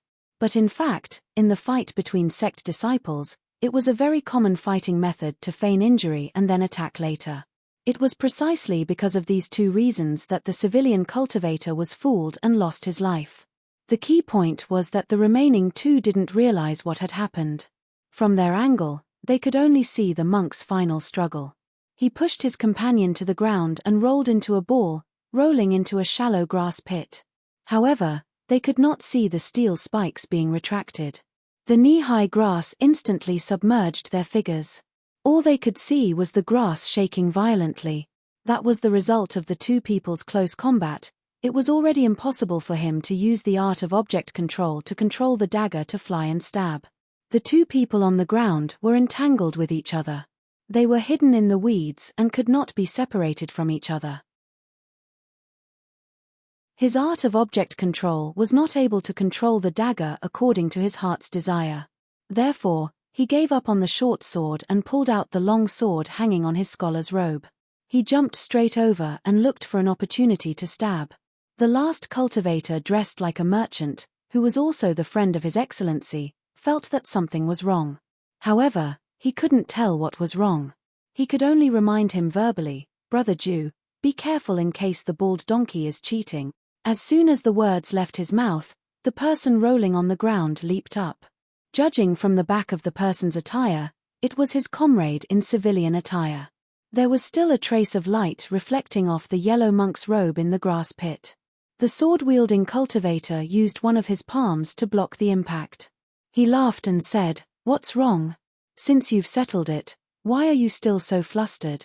However, before his hand touched his companion's body, he had already noticed that the body, which was originally restrained, had a bright color when he got closer. It was a bald man. Shocked, he realized that he had been fooled. He changed his left palm from pushing to attacking. At the same time, the long sword in his right hand slashed out and he tiptoed to retreat. His reaction was fast, but no matter how fast he was, it was still too late. The monk who was leaping backwards suddenly accelerated and crashed into his chest. The practitioner only felt his chest tighten as he lost all strength in his body and fell limply to the ground. Stupor, also known as Buddha, was a technique that allowed divine power to enter the body. It could perform some actions that violated the laws of physics in a short period of time. These actions were normal after entering the foundation establishment stage, but they were completely incomprehensible to cultivators who ate qi. For example, the sudden change of direction and acceleration in the air. The first cultivator dressed like a civilian and the second cultivator dressed like a scholar died under this sudden change. Of course, the reason for this result was the opponent's experienced psychological manipulation. The cultivator dressed like a merchant finally understood, but it was a little too late. Although it was late, he made the choice that was most beneficial to him. He turned around, escaped, and ran. This was the smartest thing to do. His two companions were not inferior to him in strength, but they still died in an instant. Then, what were his chances of success? It went without saying. It seemed very shameful, but in the cultivation world, those who were not shameful had already reported to the King of Hell. If he left, there would be a future. There would be a future. At the very least, he could spread the news from Pu City and create a momentum to hunt down the monk. It would be a waste if he lost his life here. Who would know if the monk continued to be his storekeeper? Chapter 96. Monk Ching Mu looked at the cultivator's departing figure and snorted in disdain. So this is Taoism. You don't even have the courage to fight to the death. With this mentality, you'll be like this for the rest of your life. He did not have any intention of chasing after him. Judging from the distance between them, he would not be able to catch up before his opponent ran into the crowd in front of the Jokang temple. No matter how confident he was, he did not want to challenge the soldiers of the prefectural city. A cultivator in the Qi Eater stage could trample on mortal martial arts masters, but he could not face the impact of a battle formation. The bleeding on his arm had already stopped. He had purposely forced the blood out. How could an orthodox Buddhist Vajra amulet be so easily penetrated? He had also forced the wooden splinter out. It was clamped by his muscles as soon as it entered his body. It was just for show. This poor Taoist could not even bear to use more talismans, yet he still came out to fight with such a mentality. He valued resources more than his life. What a fool. As someone from an orthodox sect, he really looked down on the stinginess of these rogue cultivators. They deserved to die. He hurriedly dealt with the two corpses. He could not leave any solid evidence that a Taoist cultivator was killed by a Buddhist monk. Although the cultivator who ran away said that, it was just a mouth after all. There was no proof, so it could not rise to a higher level. At most, it would cause a little stir in the circle of Qi Eaters in the Pu City area. If he continued to move forward and did this big thing, he would not be able to survive in the prefectures, let alone Pu City. He could only leave the prefecture and settle down in other prefectures. Taoism had a strong potential power in the kingdom of Yi, which was not something Buddhism could compare to. He would have a hard time in the future, he thought as he walked and took off his monk robe. He would have to grow his hair and beard in the future. Since he was chased out by his sect, he did not care much about some of the Buddhist rules. It was unnecessary. As soon as he approached the forest in front, he suddenly felt something was wrong. Before he could put talismans on his body, a figure flashed in front of him and a string of flames shot toward him. It was impossible for a cultivator in the Qi Eater stage to release such a string of flames. Therefore, It could only be a talisman, a string of talismans. It was like talismans were free. He had just met a few petty people, and now there was a prodigal. Aoki was indeed very experienced. In the face of danger, he did not panic. He was very clear about his current situation. The effect of the Vajra talisman was still there, but the effect of the pagoda talisman had disappeared. The problem was that the pagoda talisman could not be used continuously. It needed a certain amount of time to settle down. After all, being possessed by a deity was also very torturous to one's spirit and will. However, he still had other methods. This was the benefit of having a sect's orthodoxy. Although he had been chased out long ago, he still had some savings. As he retreated, he quickly slapped a fire protection talisman on his body. This was also a very rare defensive talisman. It could not completely ignore the spirit fire, but it could prevent the spirit fire from harming his foundation. Now that he had the Vajra talisman and the fire protection talisman on him, he would naturally have the opportunity to counterattack after withstanding this wave of attacks. Who would be able to continuously throw out these spirit fire talismans? Aoki's movements could not be said to be slow. However, the first two spirit fires still hit him before he could slap the fire protection talisman on his body. He could only use his Vajra body to forcefully resist. Although the spirit fires behind him became stronger and stronger, they did not cause much damage to him. The terrain of the battle was surrounded by weeds. When the spirit fires hit, they immediately burned everything. The flames were mixed with thick smoke. Aoki's injuries were limited, but his vision and perception were greatly affected. Even so, he could still determine that his opponent was still 10 feet away. 1, 2, 3, 6, 7. This prodigal had thrown out 7 spirit fires in a row. The surrounding flames had already connected into one. Just as Aoki was still pondering how many more talismans this guy could throw out, the sound of wind approached from within the smoke. He subconsciously raised his hands to protect the most important parts of his face. Puff, puff, puff. 9 sharp weapons pierced his body. This was the flying dagger technique under the art of object control. It was very fast, but the penetrative power was not enough. None of the flying daggers could cause any substantial damage to him. They only left 9 small bloody holes. Aoki was still not afraid. However, he was somewhat puzzled. With his speed of retreat, for an opponent who was still casting spells, the distance between them should be getting farther and farther. Why was this guy getting closer and closer to him now? So close that they were only a few feet apart? He did not have the chance to find the answer. Because after the 9 sharp winds, a fierce wind suddenly swept past his body. It swept past him at a speed that was impossible for a chi-eater cultivator. Aoki felt that he was flying. While flying in the air, he saw a headless body below him. That was his body. As his head was spinning, a figure was still running forward. As he ran, he even turned his head to look at him. He looked like he would continue running if he did not die. These Daoist bastards only know how to run. This was Aoki's last thought. Lu Xiaoyi finally stopped and took a deep breath. In just a few short breaths, he had used up more than half of his spiritual power. When he saw the opponent's head flying in the air and staring at him, he subconsciously ran a few more steps before he realized that the person was already dead. What was the point of running? He came later than the other 3 cultivators, so he was not familiar with the terrain and was more careful. This allowed him to watch the whole process of the monk's killing spree. It was very scary, but it was precisely because it was scary that he could not let him go. He could not hope that this person would not return to Pu City to cause trouble. His method of killing was very simple: sneak attack and run.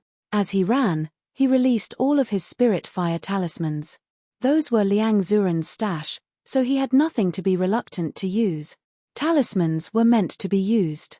Even if he kept them, they would not be able to bear children. He would not even be able to wipe his butt with them. After releasing the talismans, he was already within range of the flying daggers. Without hesitation, he continued to throw them, not leaving a single one behind. However, the effect was obviously not very good. Perhaps it was because he did not have enough time to control objects, Or perhaps it was because the opponent had the body-strengthening technique. Thus, he used his last resort to burn the 2 windwing formations under his feet to gain instant acceleration. This was a new idea he had after learning the jong-shaped escape technique. Since he would not be able to use the whirling wind escape technique in the future, he might as well squeeze out the last of his potential. He changed the original 3rd gear to 4th gear, and the last gear was to burst his speed and directly destroy the windwing formations on the 2 jade tokens in order to instantly close in. This speed was too fast, so fast that he could not react in time to swing the long sword in his hand. Thus, he could only hold his sword horizontally like a mortal cavalry and rely on his own speed to chop the enemy. His strategy was very sneaky. After the instantaneous acceleration, he would continue to run. It would be best if the monk died, but if he did not, he would follow the cultivator's example and escape. This was the reason why this guy was still running for his life when Aoki last saw him. Life is about movement. This sentence was too accurate. Thus, he was alive, and the monk was dead. The whole process was a process of running. While running, he closed in, passed by, continued running, and looked back. This was a kind of battle instinct, just like how some people would close their eyes when they saw danger approaching, some would open their eyes, some would scream, and some would lose control of their bowels. His instinct was to run. Cultivation was to run, and fighting was to run. It was as if running was the only way everything was under his control. It was also very good.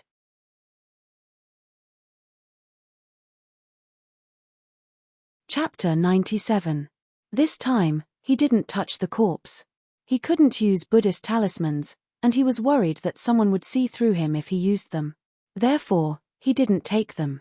Before the escaping cultivator could go around the side of the Jokang temple, he felt waves of spiritual vigor behind him. He was sure that someone was fighting. Who could it be? His first thought was that someone was sniping at the terrifying monk.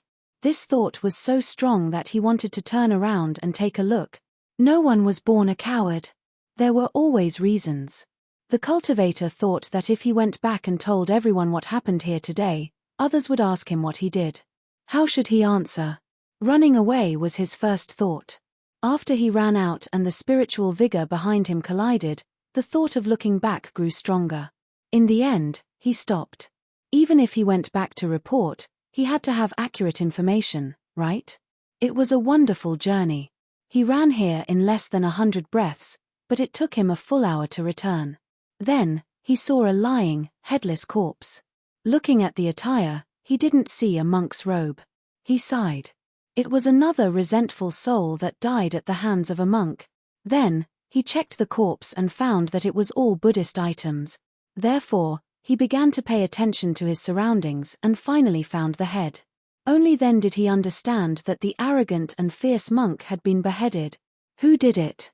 This question wasn't difficult to answer. There was always a mysterious mastermind behind the attack on the Jokang temple. It was none other than the 6 families. He knew who was most likely the mastermind. It was also a cultivator that he didn't want to face directly. Now, it seemed that his caution was too wise.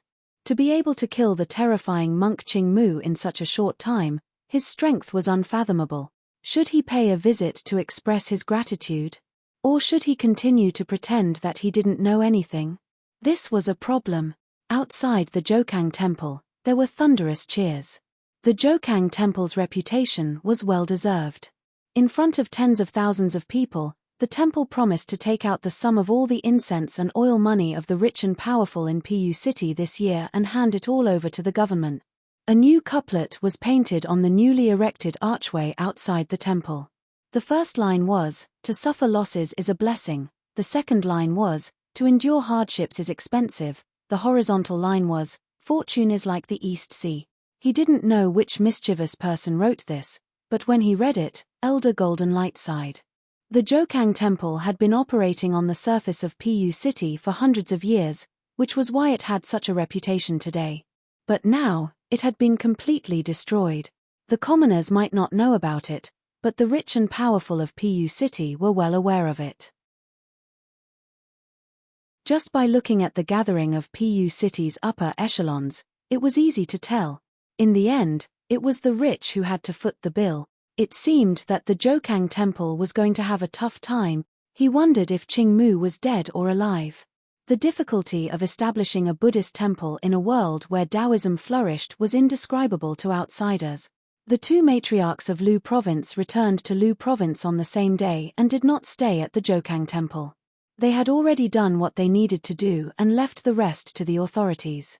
Most importantly, they also felt that there was an undercurrent after this ordinary spring spiritual assembly.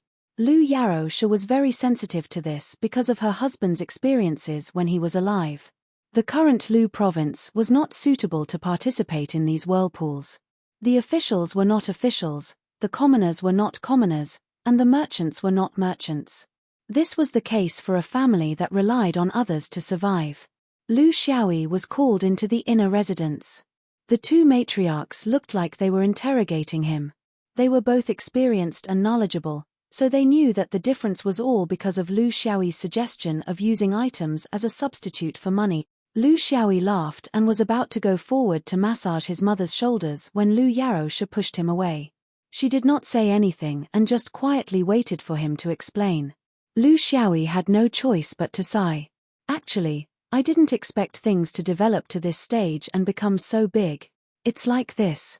After the two matriarchs heard this, Lu Yarosha finally spoke.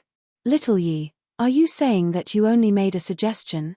The rest was actually handled by the few officials in the residence.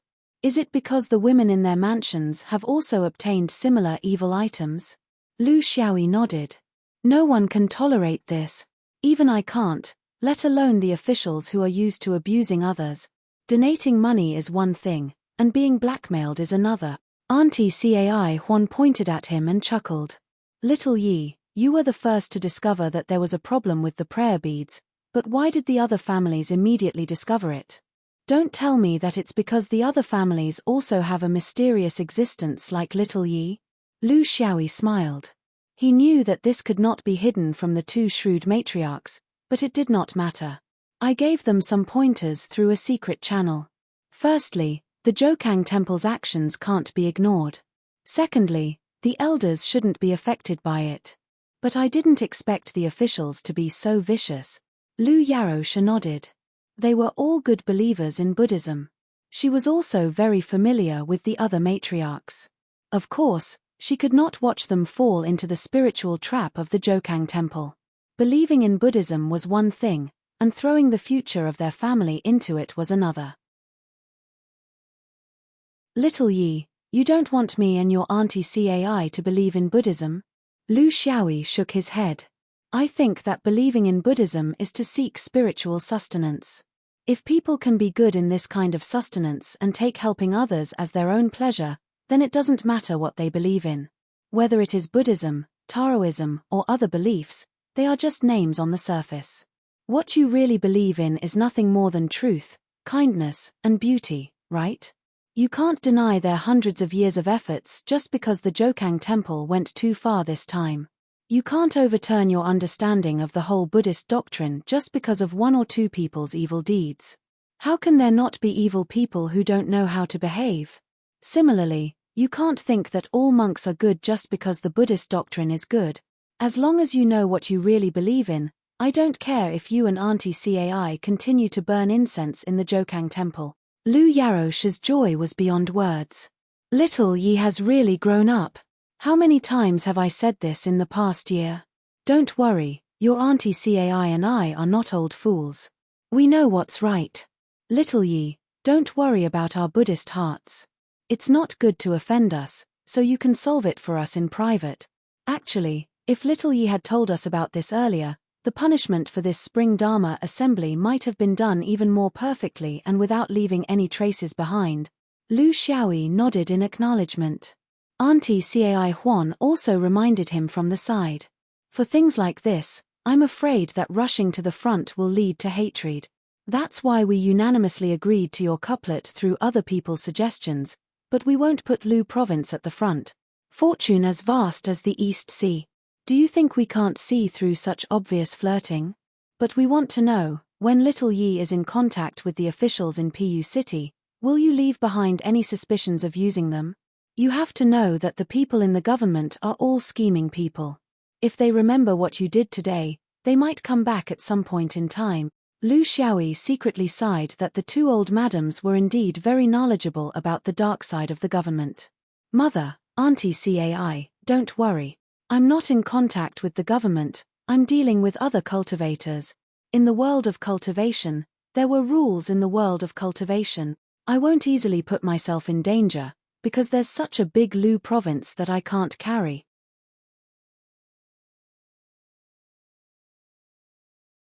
Chapter 98. Lu Xiaoyi returned to his study and closed his eyes to reflect on his gains and losses today. Well, the Zhoukang temple had been eliminated and his goal had been achieved. This was the third person he had killed since he transmigrated. 3 lives in a year, the frequency was a bit high. It made him wonder what he had been doing in his previous life. Why was he so murderous? When something happened, the first thought that came to his mind was that the best enemy was a dead person. But this monk really deserved to die. First, he gave Buddha items to confuse his mother. Second, the Zhoukang temple was fierce and ruthless.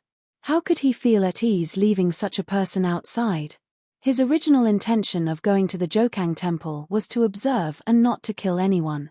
If there was a group of people in the Zhoukang temple, he was afraid that with his strength, he could only be a coward.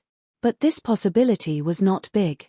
If the Zhoukang temple was really a temple for cultivation, they would not have done such a despicable act of collecting money. If there was a rumor, a lot of rich people would cry and shout and send money to them, including Lu Xiaoyi. Fortunately, this time he succeeded, but he did lose some of his capital. The 7 spiritual fire talismans were the only talismans left by Liang Zaran that he could use proficiently. This was the restriction of this world on the use of talismans. It was reasonable that you could never use a talisman that you did not know how to use. Otherwise, this world of cultivation would become a world of talismans. With such easy things, who would work hard on spells? The battle would become a battle of talismans, a battle of wealth and resources.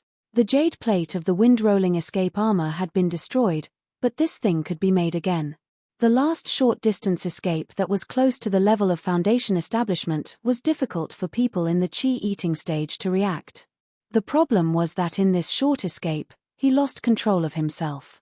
His speed was too fast, so he could not judge the opponent's position and wave his long sword at the right time. Whether he could kill the opponent or not depended on luck. What made him embarrassed was his ability to control objects. The penetrating power of the 9 flying daggers was too weak, and they couldn't cause any effective damage. If it wasn't for the spirit fire technique from before that had caused a large amount of grass to burn and form a thick smoke, it would have been very difficult to say whether he would have been able to succeed or not. He was afraid that he would have to run away as he had originally planned. He would not even dare to look back. He still had a final trump card, a porcelain bottle containing 50 red thread worms. However, the price of this method was too high, and he was a little reluctant to use it. After summing up the gains and losses, Lu Xiaoyi found that his means were still very limited. It would be better to fight as little as possible in the future. It was too dangerous. Luck could not always be with him, even if he had some talent in the field of killing. It was hard to understand why a person who fainted from blood had such a talent for killing. It was already late. It was not a good idea to go out of the city to cultivate today. His mood was also not right. After being nervous, he needed to relax. Lu Xiaoyi quietly climbed over the high wall. Then he would find Sister Li to ease his mood. He was not interested in green bean sprouts. It was better for her to have experience. She had the ability to endure, and he did not have to worry about being responsible for her future. Yep. Let's do a night exploration with a masked man, let's do a situation comedy. The mood needed to be designed as well.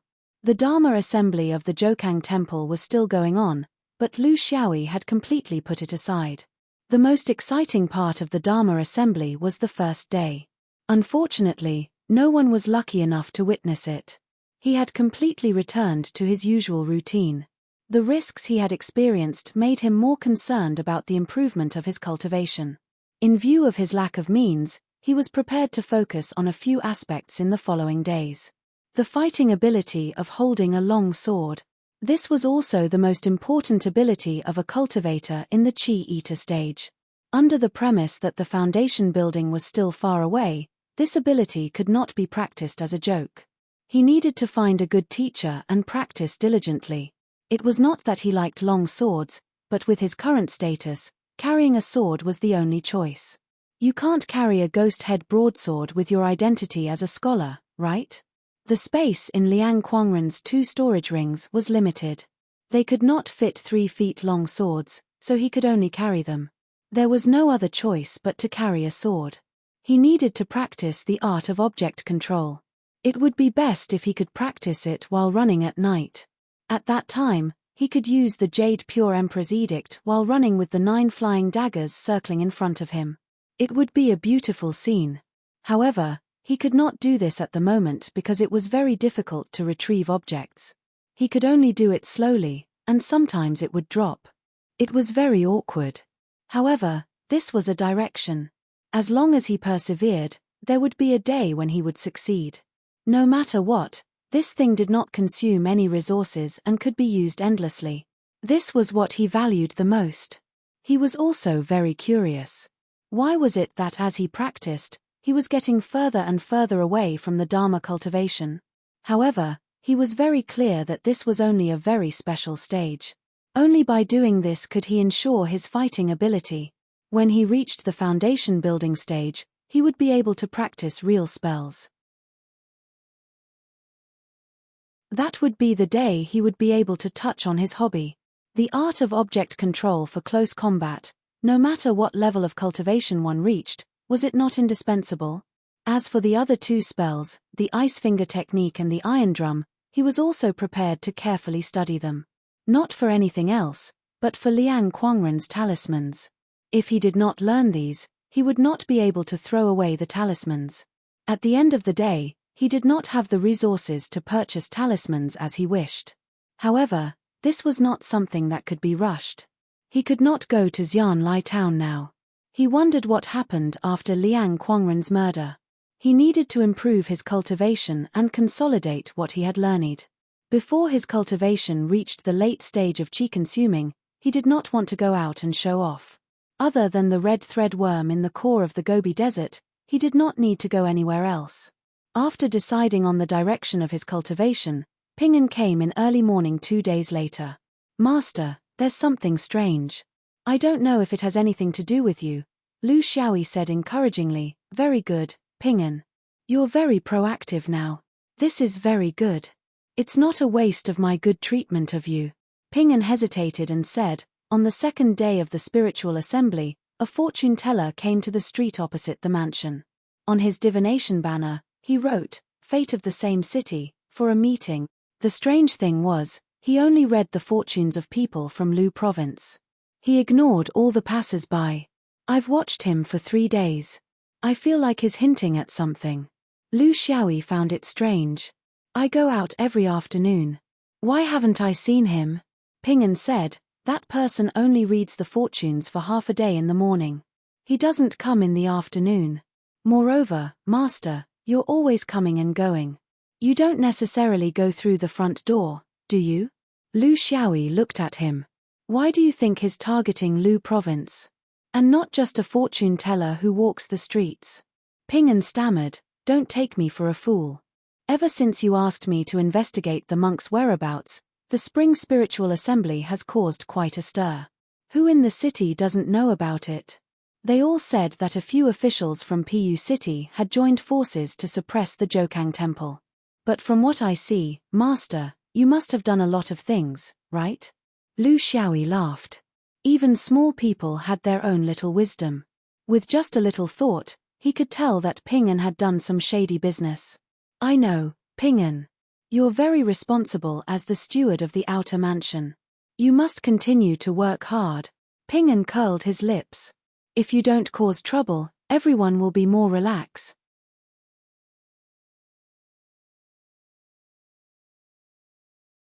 Chapter 99. Lu Xiaoyi thought about it and decided to take a look. He didn't care about anything else, but he was worried about the safety of his mother and Auntie Cai in Lu Province. He didn't want to burden them. A fortune teller sat on a folding stool on a street diagonally across from Lu Province. He didn't say anything and didn't greet the passers-by. Lu Xiaoyi recognized him at first glance. He was the only Taoist cultivator who had survived the battle at the back of the Zhoukang temple. He was also the one who had run away quickly. He could also roughly guess the purpose of his visit. In fact, Lu Xiaoyi felt that it was impossible to completely hide his identity as a cultivator in a place like Pu City. Regardless of whether he was cultivating in the morning in Lu Province or going to the Gobi Desert at night, he couldn't hide it from observant people. Unless he went deep into the Gobi Desert and stayed there for a long time, he would be worried about his family. Therefore, it was only a matter of time before he came into contact with the small cultivation circle in Pu City. He was mentally prepared for this. As a person living in the mortal world, he was far from being able to completely relax and integrate with nature. Therefore, he went straight to the point and walked in front of the fortune teller. The two of them looked into each other's eyes. "May I trouble the great master to read my fortune?" The fortune teller laughed. "I'm just pretending to be mysterious. I don't dare call myself a great master, so I can't be considered a great master. Since you're here, why don't I treat you to a drink?" Lu Xiaoyi gladly agreed. This man's words at the Zhoukang temple were insightful. He wasn't an ordinary person, so he could get to know him. As for his final escape, Lu Xiaoyi didn't think it was wrong. He didn't run away while his two companions were still fighting to the death. He only ran when his companions were dead.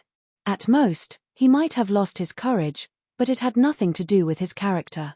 For rogue cultivators, this was their principle of survival. It couldn't be forced.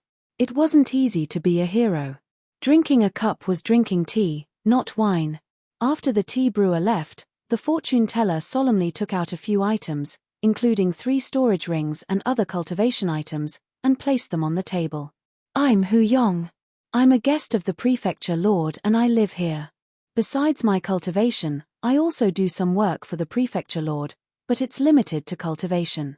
In the battle outside the Zhoukang temple, I was incompetent and lost a friend. Fortunately, young master helped me. Otherwise, once Qing Mu left the state, it would be extremely difficult to find him. Although it involves the battle between Buddhism and Taoism, the status of individual cultivators like us is actually low and we are not included in the Taoist school. It is not possible for us to get the support of Taoism. Therefore, young master's help in spreading the name of Pu City's rogue cultivators is a great favor. You left in a hurry, so I sensed a disturbance in the spiritual vigor and went back to check. I overstepped my boundaries and took care of the corpse on your behalf. However, the remains of this evil monk should still belong to you. It's not my place to take over." After careful consideration, Hu Yong decided to meet with this expert from Lu Province. It would be more beneficial to their future relationship if they were to break down the barrier between them. In the end, they could not continue to pretend that they did not know each other. It would be awkward for them and they would have to rely on other means to contact each other. For example, sending messages to the prefecture lord. This was originally a matter of cultivation, so it was best to solve it within the scope of cultivation. It was not suitable to involve the government too much. Especially with the death of Qing Mu from the Zhoukang temple, it was hard to say whether there would be any follow-up trouble. If someone really came to find them, who would deal with it? Hu Yong was definitely unwilling to face it alone. After all, he was not the one who killed the person and he was not strong enough to deal with it. It was also not right to let the expert from Lu Province deal with it. After all, he had helped them. Therefore, the best way was for both sides to communicate. At the very least, they could form a united force in Pu City. Then, everything would be fine. Taking out Qing Mu's belongings was just a test to show his sincerity. How could he not know that if the young master in front of him really wanted the monk's belongings, he would not be the one to pick up the corpse? Therefore, he would most likely not accept it. He could show his goodwill and not really lose anything. As a rogue cultivator, he took a lot of effort to weigh the pros and cons of this. He had long guessed that there were cultivators in Lu Province, but he did not specifically identify them. He thought that it was most likely a legacy left behind by Major Lu or an expert sent by Madame Lu's family to protect her safety. He did not expect that the one who walked out was young Master Lu, who had a reputation for being a licentious person in Pu City. He was sure that young Master Lu was a cultivator, but he was not sure if there was really only one cultivator in Lu Province. With young Master Lu's young age, how much progress could he have made in just 1 year when he was still trapped in the Earthcliff cave carving? Therefore, there should be someone else behind him. However, since only young Master Lu stood out today, it meant that the other person did not want to show up. Hu Yong could only pretend that he did not know. Fortunately, young Master Lu should be able to make the decision, so it did not matter. In the cultivation world, everyone had their own uniqueness, so it was not good to force things. As he expected, the young master from Lu Province did not even look at the items on the table. He said calmly, "In the cultivation world, it belongs to whoever gets their hands on it. If you don't see it, you are giving it up." "Brother Hu, why are you being so polite? I wonder how Master Qin and the Jokang Temple will react after this matter is over. I have always been lazy to meddle in other people's business. If I don't provoke someone, I don't want to get involved. Therefore, I am a little vague about the aftermath." Hu Yong chuckled and took back a few storage rings without leaving a trace. This was within his expectations. "We have investigated the Jokang Temple. We have also made contact with the temple's abbot Fang Zhong. We can confirm that this matter was done by a foreign monk named Qing Mu, but it was not done by the Jokang Temple as a whole. However, we do not know if there is anyone behind Qing Mu. Such a person is very abrupt. The higher-ups of the Jokang Temple are all mortals, so they do not know his background. However, at least for a short time, there will not be any trouble." Lu Xiaoyi smiled. "I am not worried about the Jokang Temple. Instead, I am worried about Brother Hu's noble master, Master Qin. You also know that this is not the first time Lu Province and Master Qin have had a fortuitous encounter. Since Brother Hu is a guest elder of the Mansion Lord, I wonder how far you can go for Master Qin. We are all making a living in Pu City, so it is important for us to tolerate each other. You also know that cultivators solve problems in a more direct way. I hope that we will not reach that point." This was a blatant threat. Master Qin had already provoked Lu Province once and failed. If he wanted to do it again, then don't blame Lu Province for solving problems in a cultivator's way. There was another layer of meaning behind this. How would Hu Yong choose between them? Would he stand on the side of the cultivator or the employer? His words were very rude, but Hu Yong did not feel that there was anything wrong with it. This was how cultivators communicated. Lu Province was strong, so of course they had the right to threaten him. If they acted arrogantly, it was not impossible for them to directly attack Master Qin. This even included him, the so-called guest elder of Qin Manor. He had to be careful because in his position, he wanted to maintain a relationship with the cultivation circle and not with mortal officials. Master Qin had helped him, but he had already repaid him for more than 10 years. No kindness could last forever.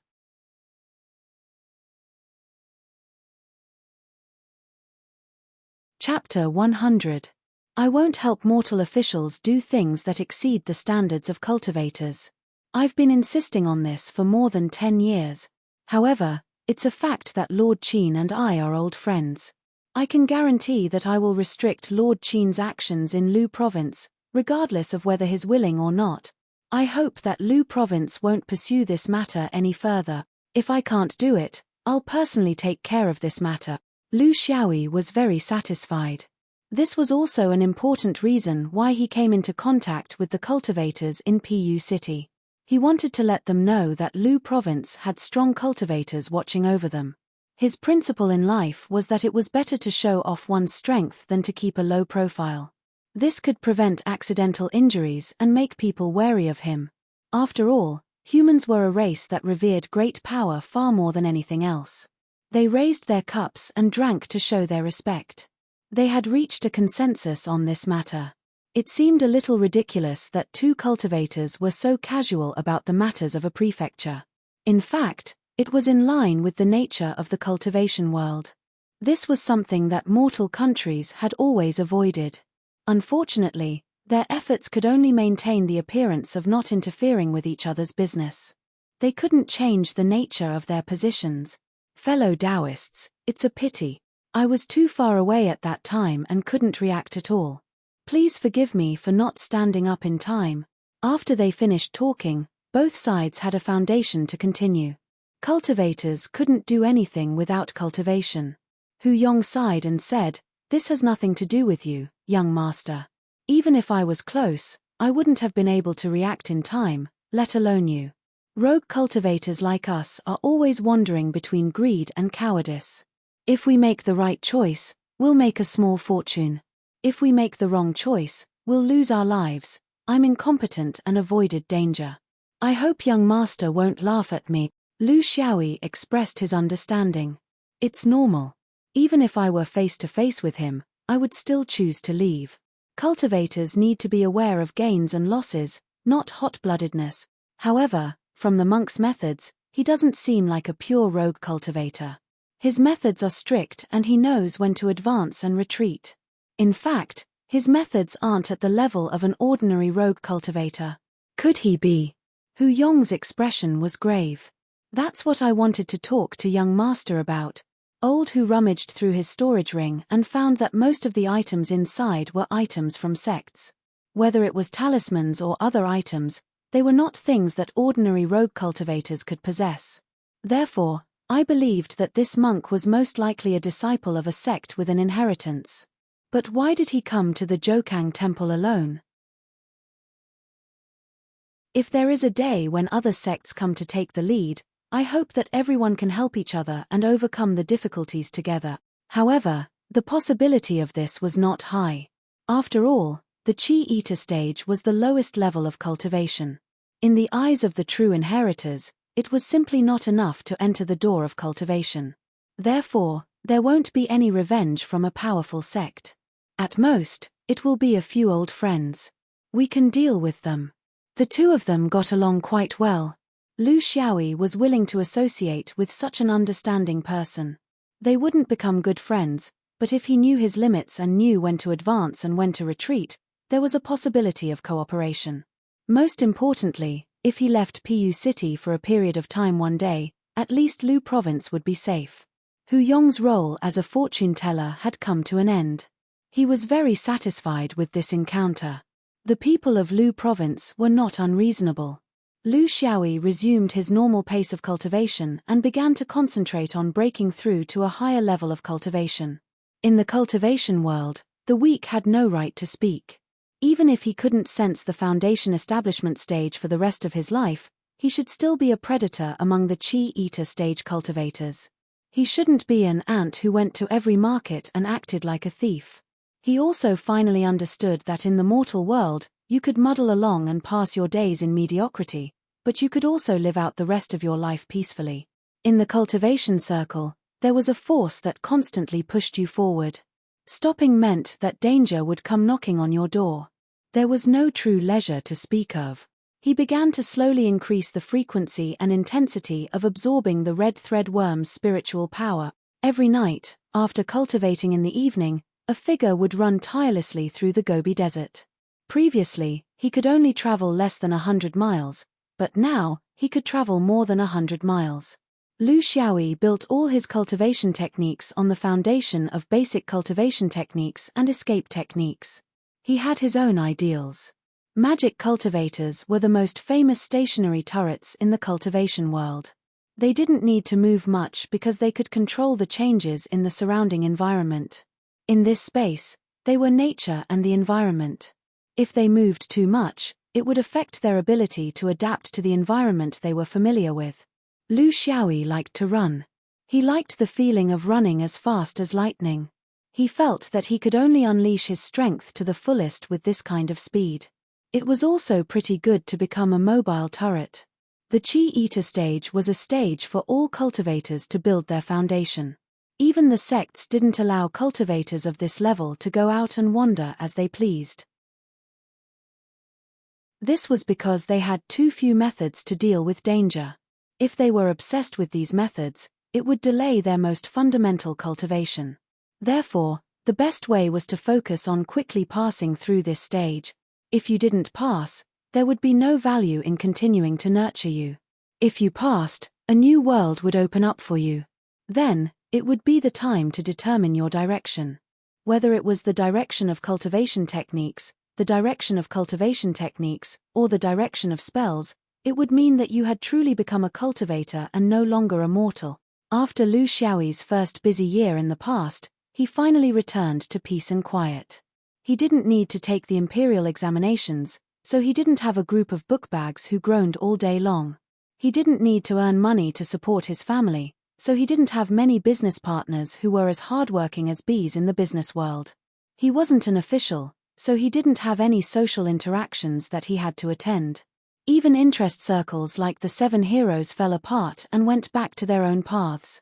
There were still all kinds of small circles of young people in Pu City, but they all unsurprisingly ignored a person like the young master of Lu Province, whether intentionally or unintentionally. The labels engraved on him included the fact that he was temperamental because of the brick, the fact that he often went to the Gobi Desert, and a very small number of people who were in the know told their disciples to keep a certain distance from him out of respect for cultivation. After coming to Pu City for a year, he successfully made himself into a lonely soul drifting in the universe. Cultivation was destined to be a kind of loneliness. Lu Xiaoyi was very satisfied with his current state. He didn't think that he was lonely because he still had family. His only worry was how long he could maintain this beautiful state of mind. If he sensed that he was about to build his foundation, would all of this change? If his family left, he would become truly lonely. Would he lose his balance because of this? 3 years passed quietly just like that. He was still a young man with a sunny face.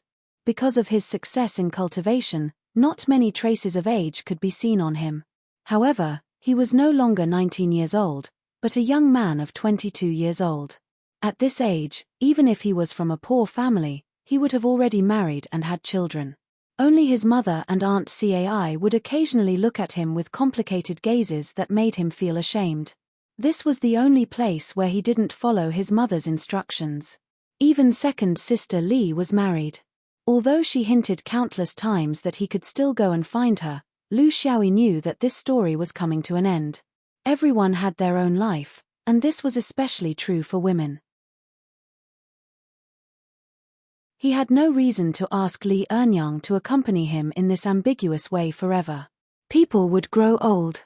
It was fine for men, but for women, it would be difficult for them to find a decent family even if they were from a wealthy family. Men's greatest hobby was to drag women down with them and persuade prostitutes to turn over a new leaf. He didn't want to be like them.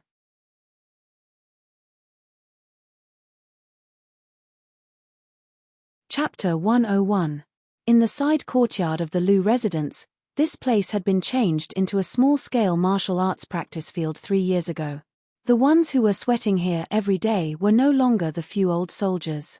Their age did not allow them to engage in this kind of overly intense fighting. They were the healthy ones among the government soldiers who had experience in fighting.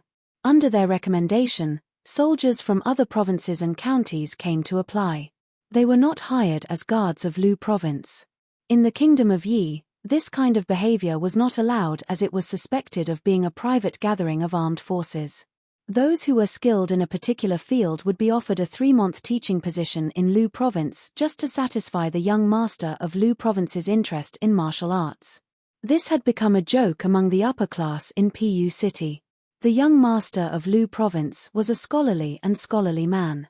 As long as he was willing to further his studies in the imperial examinations, he would have a bright future ahead of him. However, he chose to practice something that only the commoners of the lower class would be interested in. Moreover, he was not a famous martial artist in Jianghu. He was only found in the army. They did not understand Lu Xiaoyi, but only real cultivators could understand his intentions. However, cultivators looked down on mortal martial arts. It was too vulgar, too direct, and lacked beauty. However, Lu Xiaoyi knew that killing did not require beauty. He only needed to achieve his goal. Very few of these experienced soldiers would practice those complete sets of skills. Most of them only had a single unique skill, a unique skill for killing. Just this alone was worth 3 months of teaching and a rather generous amount of money. Others did not know, but these soldiers would not scoff at such an experience after leaving Lu province. In fact, every one of them had nothing to teach when they left. They were defeated by their disciples. Therefore, they knew that the young master of the Lu residence was not like the vast majority of nobles who treated learning as a hobby. He was serious about learning, fighting, and killing. The 3 months was actually out of consideration for their reputation. Most people who came here for a month would be at their wits' end. They would no longer have the status of an instructor, but had changed into a meat target. What surprised them the most was little Gong's abnormal physical fitness. Although he never used his body to bully mortals and mainly focused on learning skills, his abnormal reflexes were there for all to see. Many skills that were very powerful among mortals were ordinary in front of him. On this day, the martial arts practice field was empty. None of the instructors were left.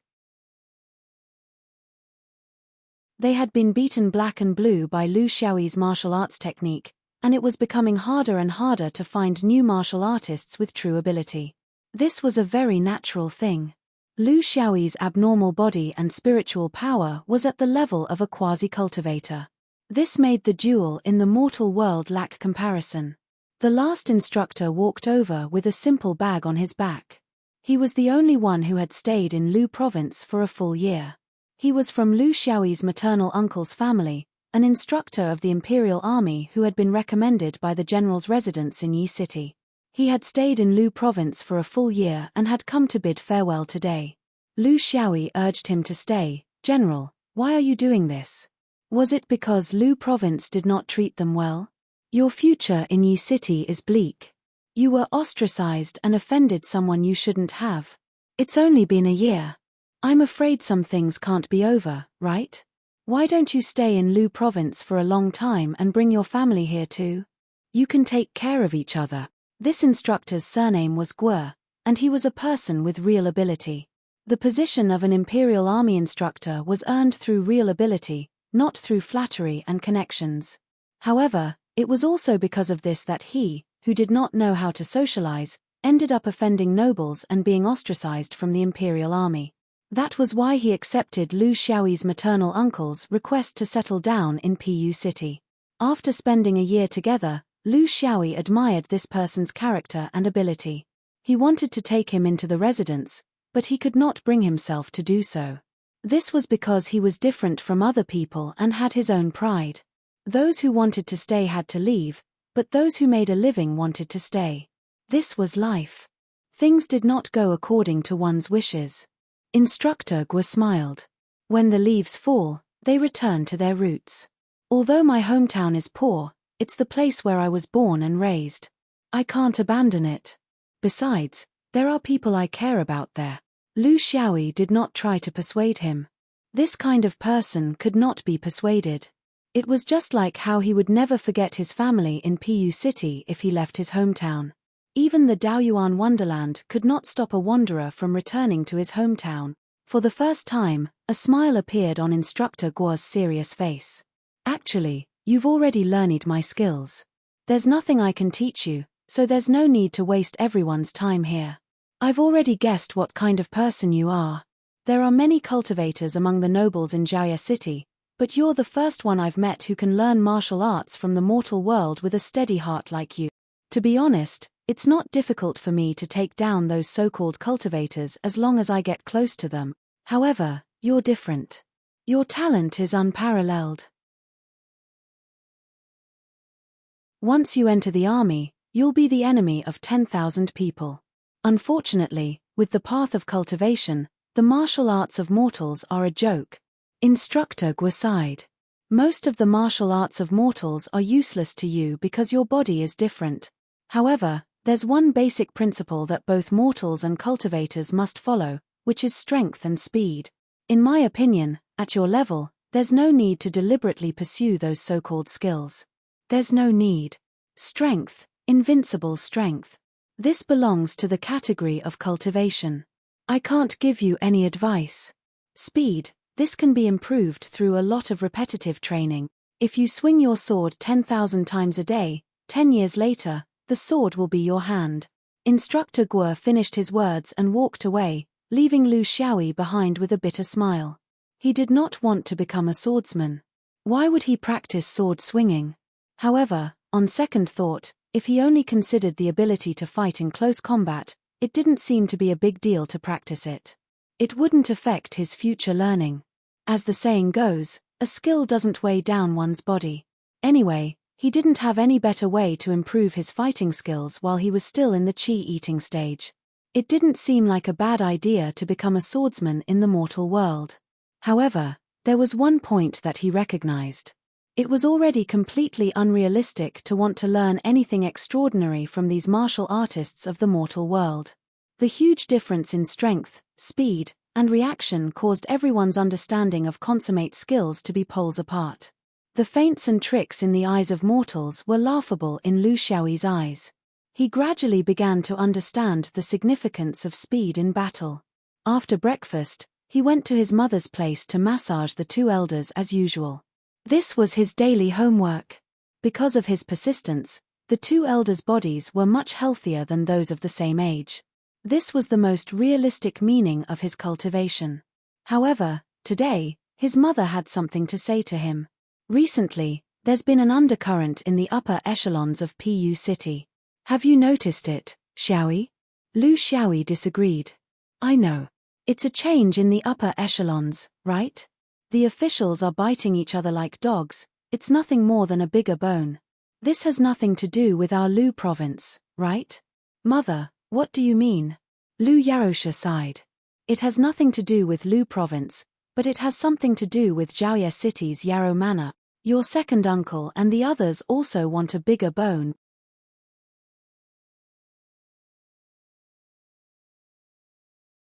Chapter 102. Lu Xiaoyi was speechless. His second uncle was his late grandfather, the second son of General Yarrow, and his mother's brother. He was also the one who inherited the title of general. However, his title of general was hereditary and not real, so the value of his title was much lower. The Night Kingdom is about to change, and there are a few sons vying for the throne. Your second uncle is also eager to get a share of the action. He sent a letter the other day asking me to contact a few of your father's favorite students to form a faction to support the third prince. I rejected him. Lu Xiaoyi did not understand. Mother. Lu Yarosha sneered. Your father's students have high positions, but how could they betray their political beliefs just because of a letter? 20 years have passed.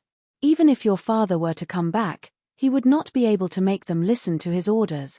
Your second uncle has great ambition but little talent. His thinking is too simple. I am worried that his actions will bring disaster to the Yarrow family.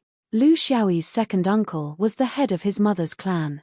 His relationship with Lu province was not distant, but they were not close either. It was just a normal relationship. Sima Manor's glory was long gone, and they were separated by thousands of li. In the past 20 years, they had rarely met. It was normal for people to be cold.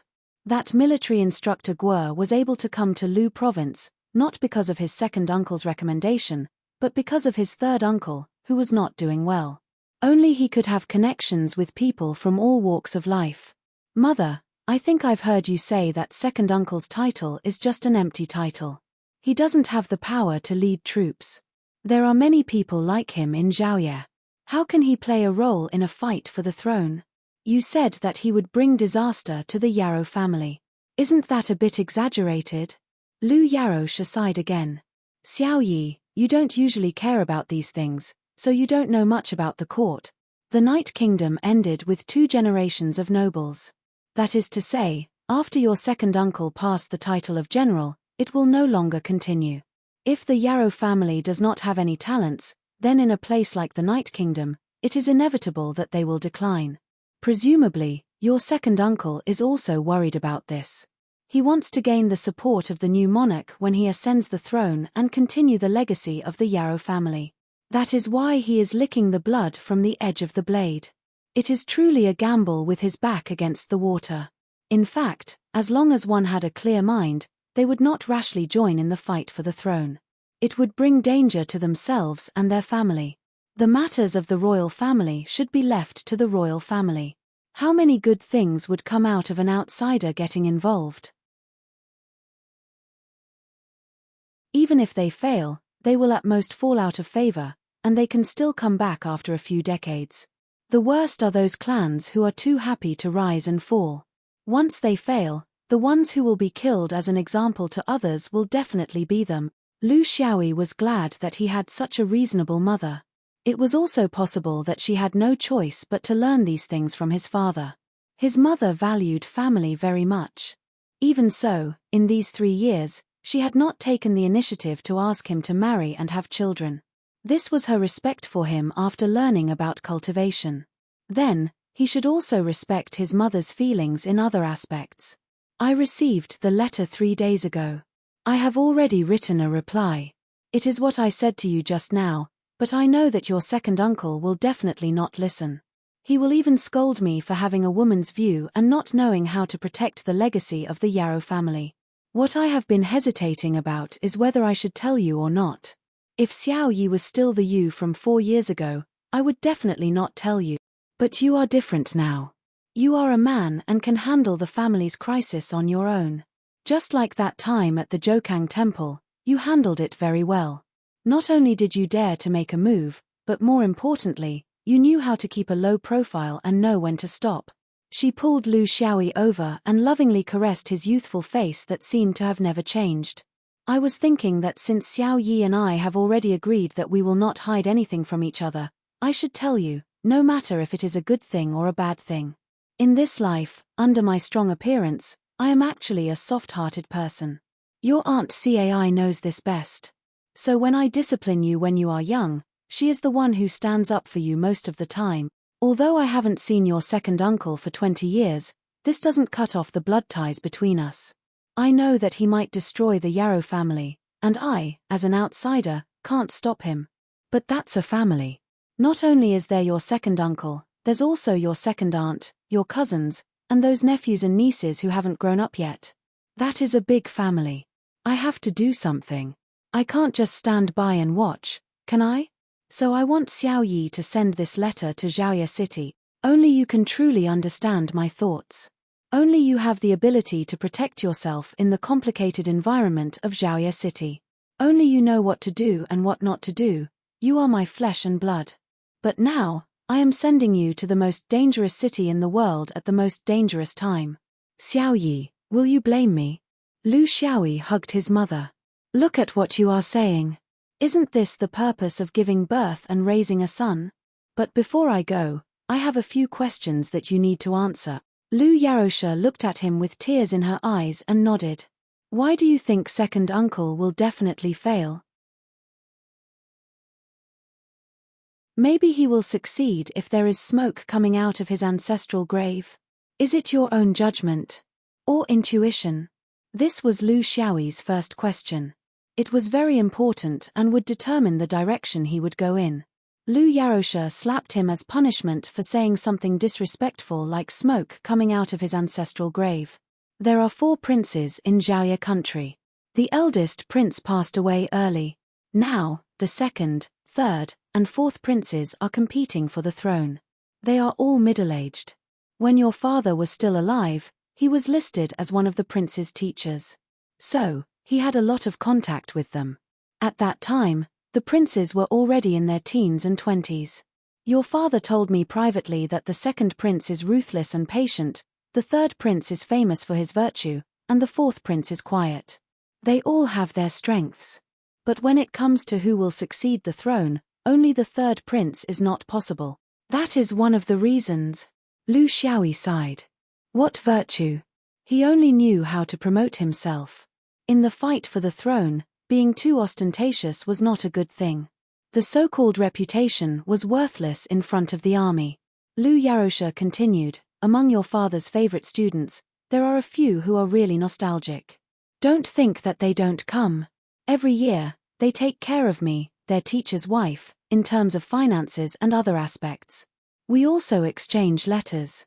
Although they were talking about the trivial matters of life, they occasionally mentioned the important matters of the imperial court. Among them, They mentioned that your father's prediction might come true. They didn't say it out loud, but I understood what they meant. Don't be fooled by the fact that the third prince is jumping so high right now. It's just on the surface. When the dust settles, it'll be the result of confinement. However, I'm afraid that those who worship his stinky feet and burn incense under him will be the unlucky ones.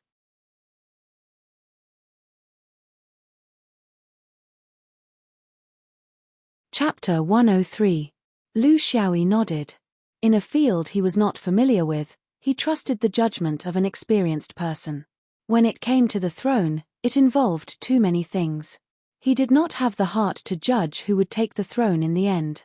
He just trusted his parents. They were the most experienced and knowledgeable. Why does second uncle have to hug the third prince's thigh? Isn't it better to hug someone else? Or hugging one in each hand? With so many people huddled together, there is no merit to be gained. Lu Yarosha glared at him. Her son was so relaxed. Was it because he was confident? Or was the tiger cub fearless? If he wants to hug someone else's thigh, he needs to have the opportunity. Your second uncle is just a general with an empty title. He doesn't have any military power, and he doesn't have any appeal. Who cares about him? Only the third prince, who has a good relationship with many people, can accept him. I'm afraid he is not even a core member. Lu Xiaoyi was speechless. With such an awkward position, what was she doing? Just wait for the new emperor to take the throne. Wasn't it good to go with the crowd? Treating the title of general as more important than the sky. If you don't have the ability, how can you stay? Mother, what is your goal? Do you want second uncle to be rich and powerful? Or do you just want to keep your life? This was Lu Xiaoyi's last question. Lu Yarosha spat. Rich and powerful? I don't have the heart to think about him. I just want to be a rich man. Don't lose your life and don't implicate the family. That is my only wish. Lu Xiaoyi laughed. That's good, that's good. If mother wants me to go and help second uncle build his career, I'm afraid I won't dare to go.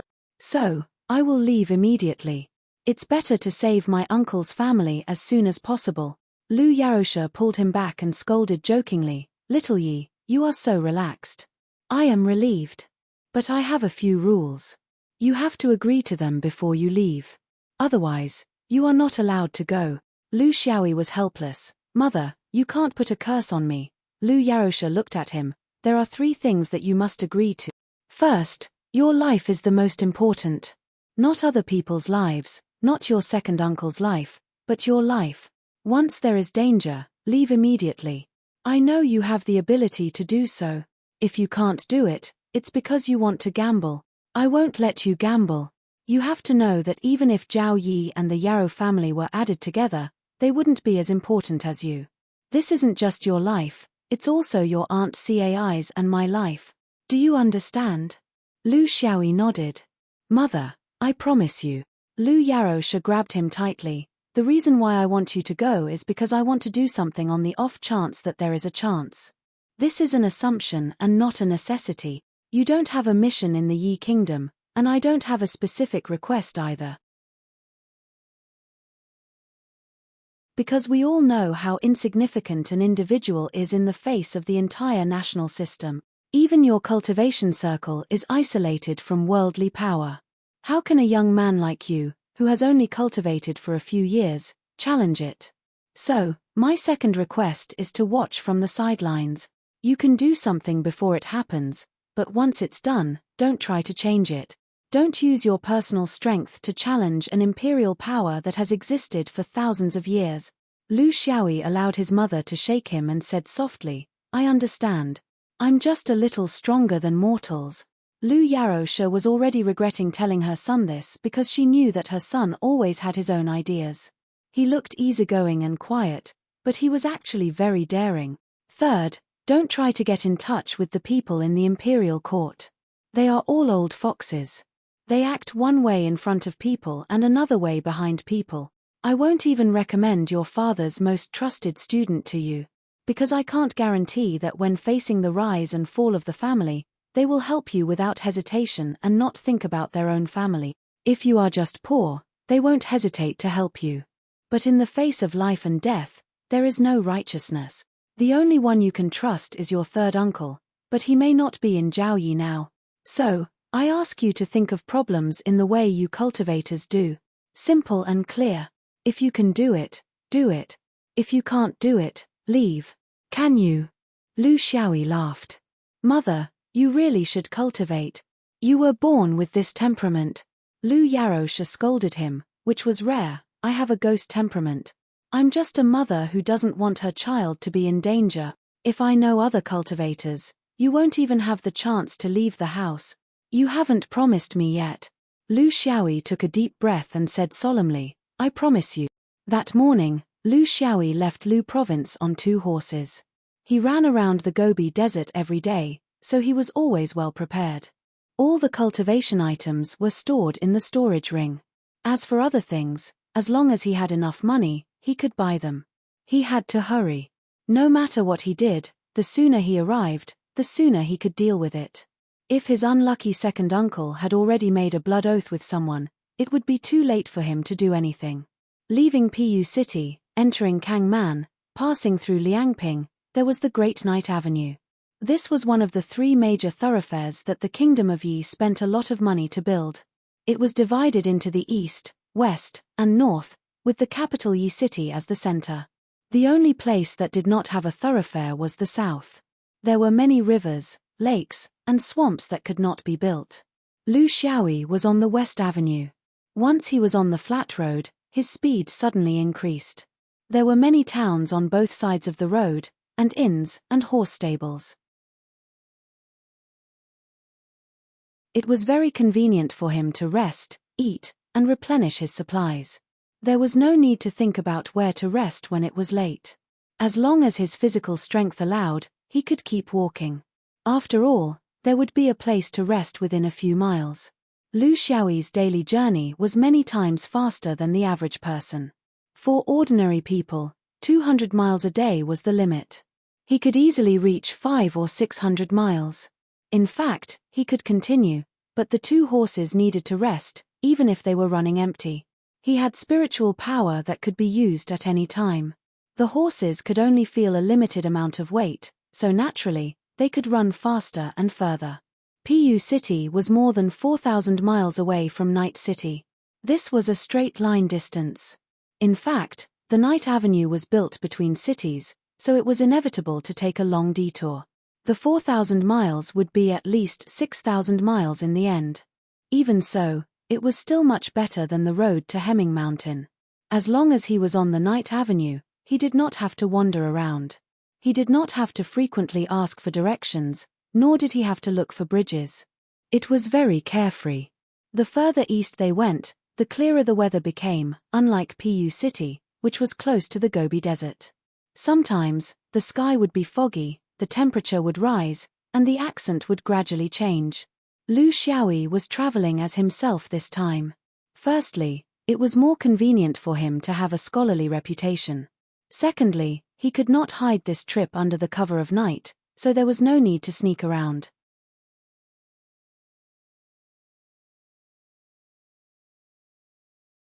Chapter 104. On the evening of the 12th day, the towering walls of Nightshine City appeared in front of them. However, the city gate was closed. This was not a normal phenomenon. It must have something to do with the complicated struggle for the throne in Nightshine City. Outsiders who were not local were strictly interrogated. This was to prevent disloyal people from gathering in the city. Even ordinary people were treated like this, so it was impossible for an organized army to enter the city. Lu Xiaoyi did not waste any time. He found a large inn nearby, but all the rooms were full. He had no choice but to be a spendthrift and booked a side courtyard. Fortunately, the service here was good.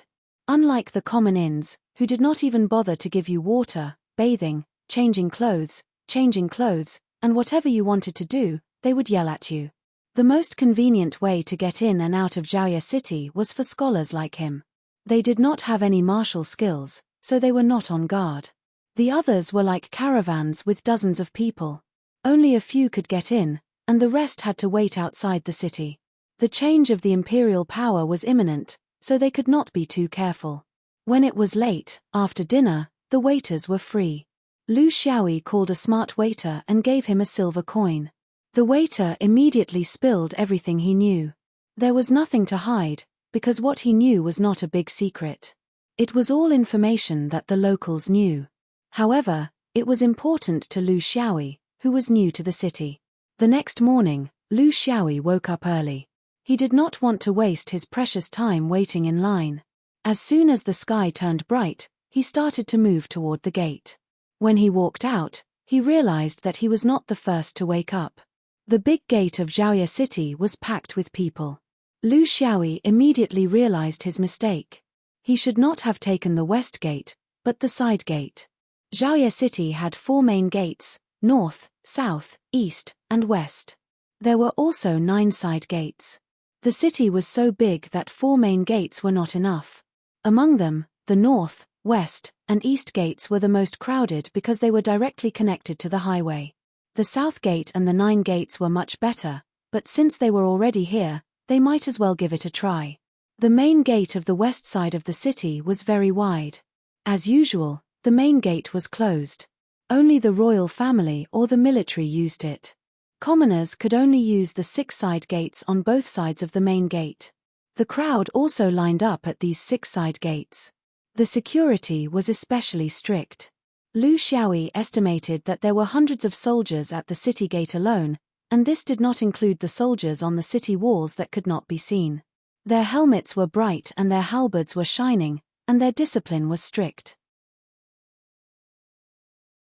They were worthy of being called the elite soldiers that guarded the capital. With a glance, he had a rough idea of how the 6 long lines were differentiated. 2 of them were local farmers carrying baskets from outside the city. They had entered the city early to make a living. These were also the 2 lines with the largest number of people. They were the passageway for the commoners to enter and exit. They were also the lines with the strictest inspection. Even the baskets had to be overturned to prevent people from secretly carrying weapons. The other line was a caravan of camel caravans and horses. There was an endless stream of them. They were the most strictly inspected, regardless of whether it was the people or the goods. The other 3 lines were more sparse. They were for officials, civil servants, the private carriages of various nobles to transport goods, scholars, and a series of people with status. Lu Xiaoyi chose the passageway that had scholars entering and exiting. He roughly estimated that this was the most suitable path for him to take based on his situation. However, the other scholars passed through very easily, but he was stopped here. An armored soldier who looked like a military officer walked over and took his kanghe from the soldier. His basic situation was written on it, mainly about whether he had a criminal record, his occupation, his scholarly achievements, and other simple things. It was stamped by the Office of Transmission of PU City's government office, so it was valid. The military officer did not see anything suspicious, but he saw that the scholar in front of him was different from other scholars. There was a certain high-spirited air in his elegance, and he was not a bookworm who only knew how to study. He had guarded the city gate for a long time, so he naturally had a pair of sharp eyes. He knew clearly who he should check and who he should not. "Young master, what are you doing in the city? It's a special period, so the inspection is a bit stricter. Please don't take offense, young master." The military officer was very polite. Although the kanghe did not indicate the scholar's family background, because Lu province was not an official now, just based on his impression, the military officer knew that such a person could not be imitated by ordinary poor scholars. That was a kind of noble air. Even when faced with dozens of fully armed soldiers, he did not show the slightest hint of panic or restraint. Usually, people like this were people who were usually arrogant and bossy. In their eyes, the soldiers were no different from their servants. To seek refuge with my relatives. Lu Xiaoyi's answer was very simple. Seeking refuge with your relatives at night at this time is not appropriate, is it? It was no secret that the emperor was critically ill at night. A rational person would not choose to come to the capital at this time, whether it was to do business or to seek an official position. If he was just a bookworm who did not know about the world, the military officer would not ask about this. However, since he had a background, How could he not know the severity of the situation? Since he still wanted to come, he must have a purpose. It is precisely because this is a special time that I received orders to come to Zhaoye. If it were any other time, I would be too lazy to come. Lu Xiaoyi knew very well what the military officer wanted to know. He had nothing to hide. It was a simple matter of family ties, so why should he make it so mysterious and arouse suspicion? Oh! The military officer was very surprised. Usually, people would subconsciously avoid this question, but this person did not hesitate. From this point of view, there was no problem with this person. However, the military officer's curiosity prompted him to continue asking. Young master, may I know which family you are seeking refuge with? And where are you from? Whose orders are you following? Lu Xiaoyi frowned, but still controlled his temper. This was official business. Who asked him to look so special? If he had known, he would have dressed more shabbily. Good Government Square in the south of the city, Funwei General's mansion. That is my second uncle. I am following my mother's orders.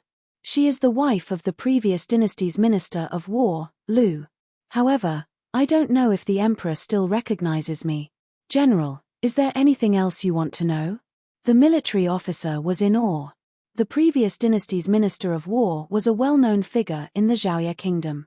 Even after so many years, his actions were still mixed with praise and blame.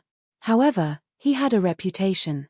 With the Zhaoye kingdom's official system, he was a person who could control half of the court. Even now, the Minister of War had a say in who the Emperor belonged to. As for whether he would say it or not, it was another matter. Recognized. So it is young Master Lu. Of course, such a family member is worthy of visiting, too worthy of visiting. However, young master, the Zhaoye kingdom's law enforcement has been stricter recently. Perhaps it is different from the singing and dancing in the past. Many young masters from wealthy families have been obediently staying at home and not going anywhere. Young master, you. Lu Xiaoyi smiled. I know. I am here to persuade my second uncle to go to Pu City and get some fresh air. Is this a good place to stay? The military officer laughed and helped Lu Xiaoyi lead the horse. The two of them walked through the long corridor together and said softly, Young master, you are still the one who understand. You are indeed a true disciple of Lu province. Why should I, a small fry, get involved in this kind of thing? If I don't cause trouble, I won't be able to wash my hands of it. Lu Xiaoyi said half-jokingly, What is your name, General? If there is a chance, I will find you for a drink. This is my first time in the Zhaoye kingdom. I am not familiar with this place. If there is an accident, I will need someone I know to open the door for me and let me escape. The military officer laughed. He felt that this young master from Lu province had a good temper. He did not have the sour air of a scholar. My surname is Ling and my courtesy name is Tianfang. I am just a small military officer at the city gate. I dare not call myself a general. It is not a problem to find me for a drink. I live in the camp of the Lanxiang Square Garrison Army. However, I am afraid that I cannot open the door. This place is not up to me alone.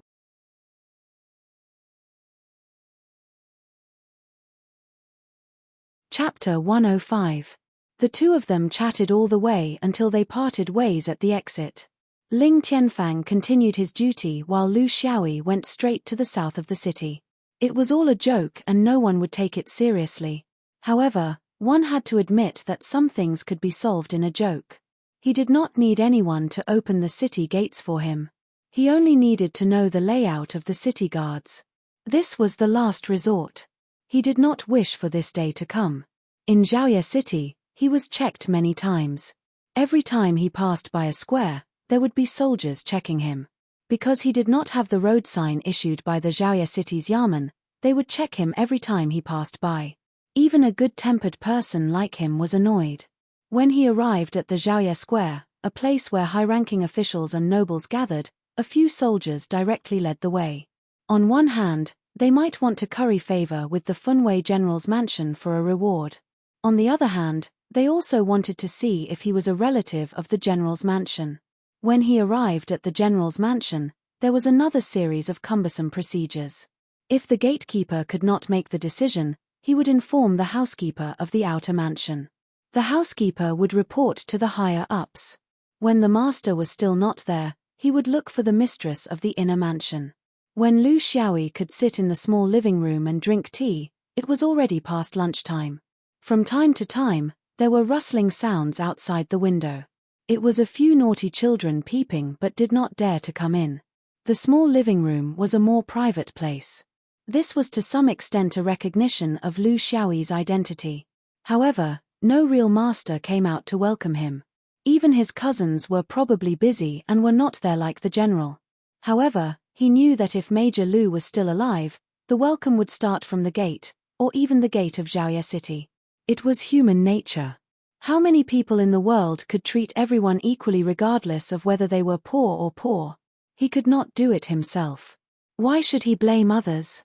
It was not until the end of the afternoon that a housekeeper came to apologize. He said that the first lady of the inner mansion invited young Master Lu over for a chat. The first lady was his second aunt. She had a third-rank title, which was far inferior to his mother. However, because of the presence of a man, his second aunt's third-rank title was much more valuable than his mother's first-rank title. After all, they were in Night Reflection City. The luxurious mansions here were unimaginable in a small place like Pu City. There were countless doorways, winding corridors, and many twists and turns. Finally, they arrived at a place that looked like a small garden. He had heard from his mother that second aunt loved flowers. He did not feel any envy in his heart. On the contrary, he felt that it was not as natural and simple as his own Fu. After seeing the desolate changes of the Gobi Desert, which stretched as far as the eye could see, he had lost interest in all man-made sceneries. The only thing that interested him was, where did his father, Lu Sima, live when he was in the limelight? Who was living in that place now? There was an awning in the middle of the small garden. 7 or 8 women were either standing or sitting. 4 of them were dressed as masters, while the rest were servant girls and older female servants. There were all kinds of rare and exotic fruits on the table in front of the table. However, he didn't know who the first madam was. She was the one that everyone was crowding around. Lu Xiaoyi walked forward unhurriedly and bowed deeply. Nephew Xiaoyi pays his respects to aunt. A junior should actually kneel in front of an elder, especially one who he had not seen for 20 years since he was born. However, he was now a scholar, so he could choose not to kneel. It all depended on whether he was here to ask for help or not. Lu Xiaoyi's knees were a little stiff. Other than his mother and Aunt Cai, he had never kneeled to anyone before. Therefore, he just made a perfunctory gesture. Based on his temperament in his previous life, it was impossible for him to kneel to this kind of indifferent relative. His stomach was still hungry. His likes and dislikes had always been straightforward. Second aunt was a noble lady who was used to big occasions. It was impossible to tell what she liked or disliked on the surface. After some introductions, he learned that the other 2 were his cousin-in-law, and the last one was a noble lady who came to the Yarofu as a guest. After a series of conventional and courteous greetings, the cousin-in-law next to him began to beat around the bush to find out why he was here. This made Lu Xiaoyi immediately realize the family style of his second uncle. When it came to the women in the harem, the men's plans were flawless. Aunt Cheong, you know that Xiaoyi is here to deliver a letter to my second uncle on behalf of my mother. In addition, you are also here to play at night for a while to broaden your horizons. When you go back, you will be able to talk about it. Aunt Cheong laughed. That's right. Pu City is a place with high mountains and far water. I don't know why Aunt chose to stay in such a place. Our relatives live far away and don't even have the chance to visit you. Xiaoyi should have come long ago. After all, Yi City is not comparable to other places. In terms of prosperity, which city can compare to it? However, you came at a bad time. Second aunt, Yarrow Wangsha, coughed softly and stopped her daughter-in-law from speaking. It was inappropriate for a woman like her to speak about such important matters of the country. It was better for her to leave it for her husband to teach him a lesson when he returned. Xiaoyi, you are already a scholar. Did you come to the capital to further your studies? Your cousin Hao is in the Wenyang Pavilion. He can arrange for you to go there and listen to his lessons. They are all scholars who have been studying for decades and are well known in the Yi Kingdom. If you are taught by them, you will improve very quickly. For people like them, if there was nothing to talk about, they would just talk about the imperial examinations. However, for Lu Xiaoyi, this was a sore spot. The Wenyang Pavilion was a place similar to the Imperial College in his previous life. His cousin, Yarou Zihao, was the most promising person in the next generation of the Yarou family. He was in his 30s and was a scholar. Now, he was writing history in the Wenyang Pavilion and waiting for the opportunity to be an official. Lu Xiaoyi was too lazy to listen to this, so he did not beat around the bush at all. I'm sorry to disappoint you, Auntie. Little Yi has been tired of studying since he was young, and he doesn't like the intrigue in the bureaucracy. Therefore, this literary examination was forced by my mother. For this, she even spent money and asked someone else.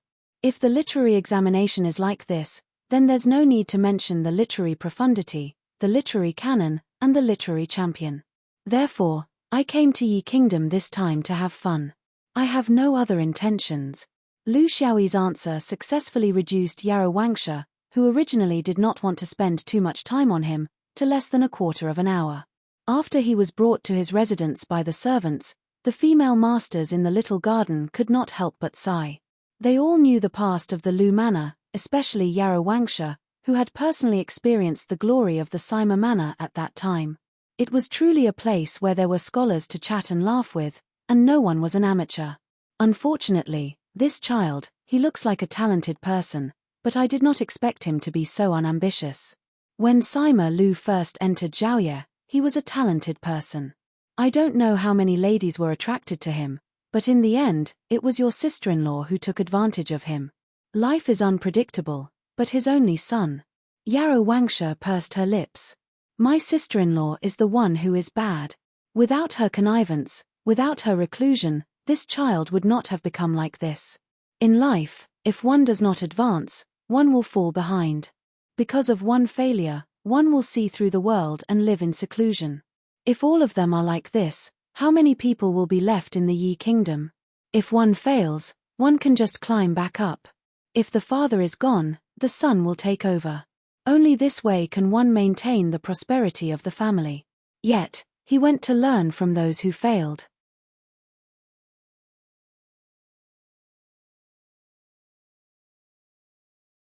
Chapter 106.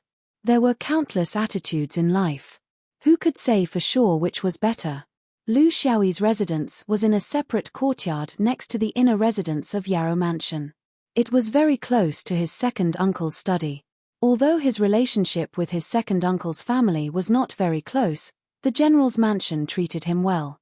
They treated him like a relative, not a beggar. The furnishings in the courtyard were all better than those in Lu province. There were even maids to serve him, and dinner was served early. Lu Xiaoyi just remembered that the rules of the big families were that they would not serve food before meeting the master. It was impolite. Originally, he should have waited for his second uncle to come back to welcome him. But now, it seemed that General Funwei was out socializing tonight and would not be back for a while.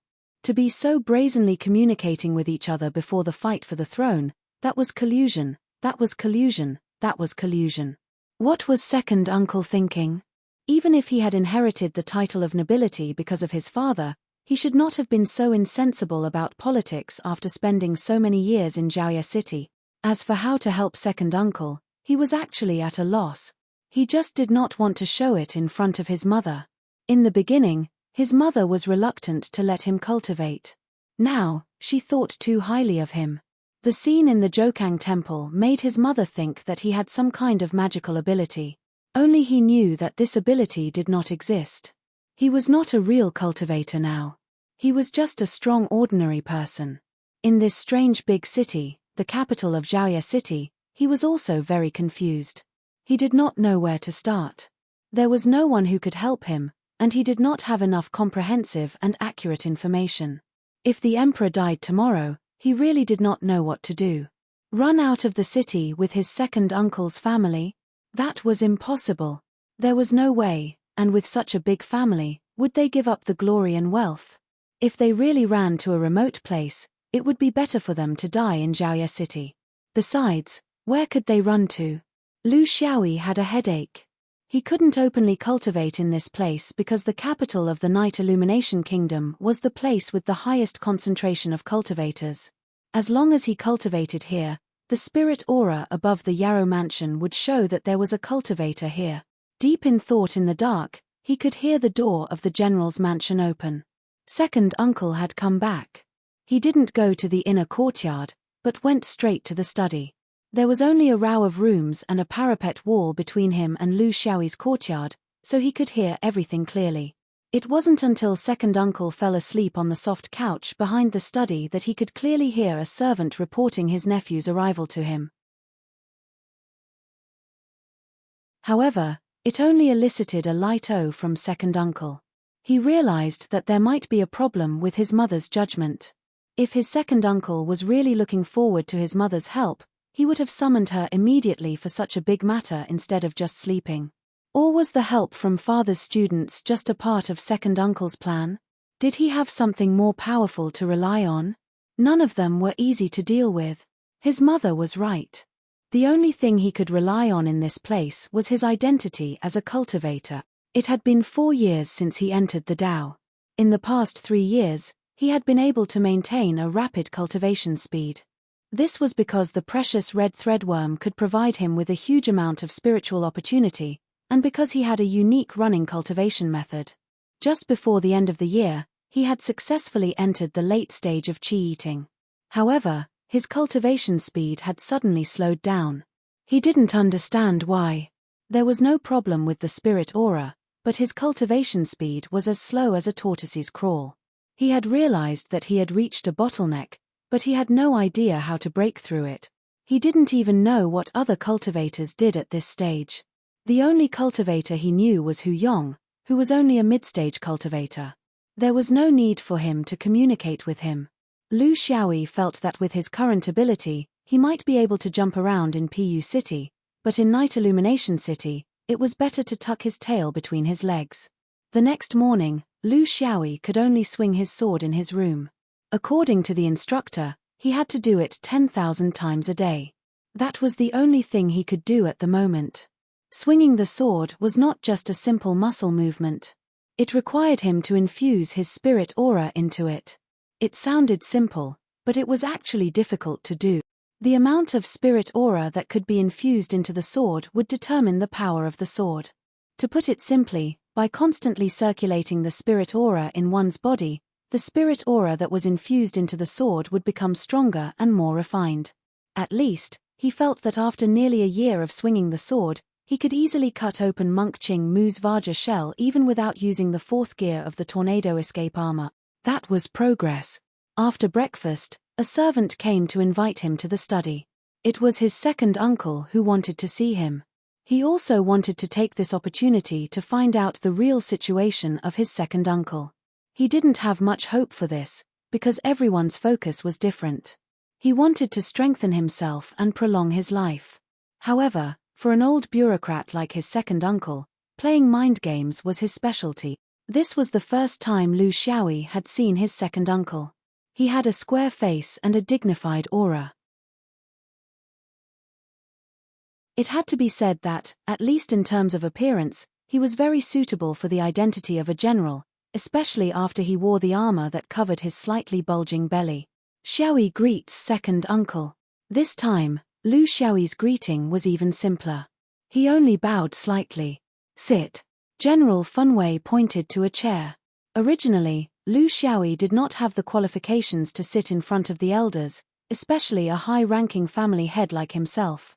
However, since Lu Xiaoyi was sending the letter on behalf of his mother, he represented another power. This was something that needed to be respected. Lu Xiaoyi respectfully placed the letter on the desk before sitting down calmly. Although he did not look directly at the general, his perception covered him.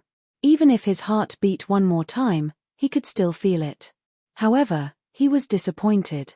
From the beginning to the end, General Funwei did not show any abnormalities after reading the letter. It was as if this was an ordinary letter that had nothing to do with the situation in the imperial court. General Funway sneered as if everything was under his control. Your mother rejected my request. This is not strange. Ever since I was young, she has never gone according to my wishes. Even when she disregarded my objections, she married your father, who was still a small official in the Ministry of Personnel. If she was not a girl, I would not be able to be the family head. The most regrettable thing in my life is that my daughter is the most outstanding, while my two sons are useless. This second uncle of his behaved very much like a general when he admitted the grievances between the older generation in front of the younger generation.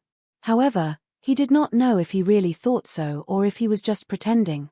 He could not answer. Only silence was golden.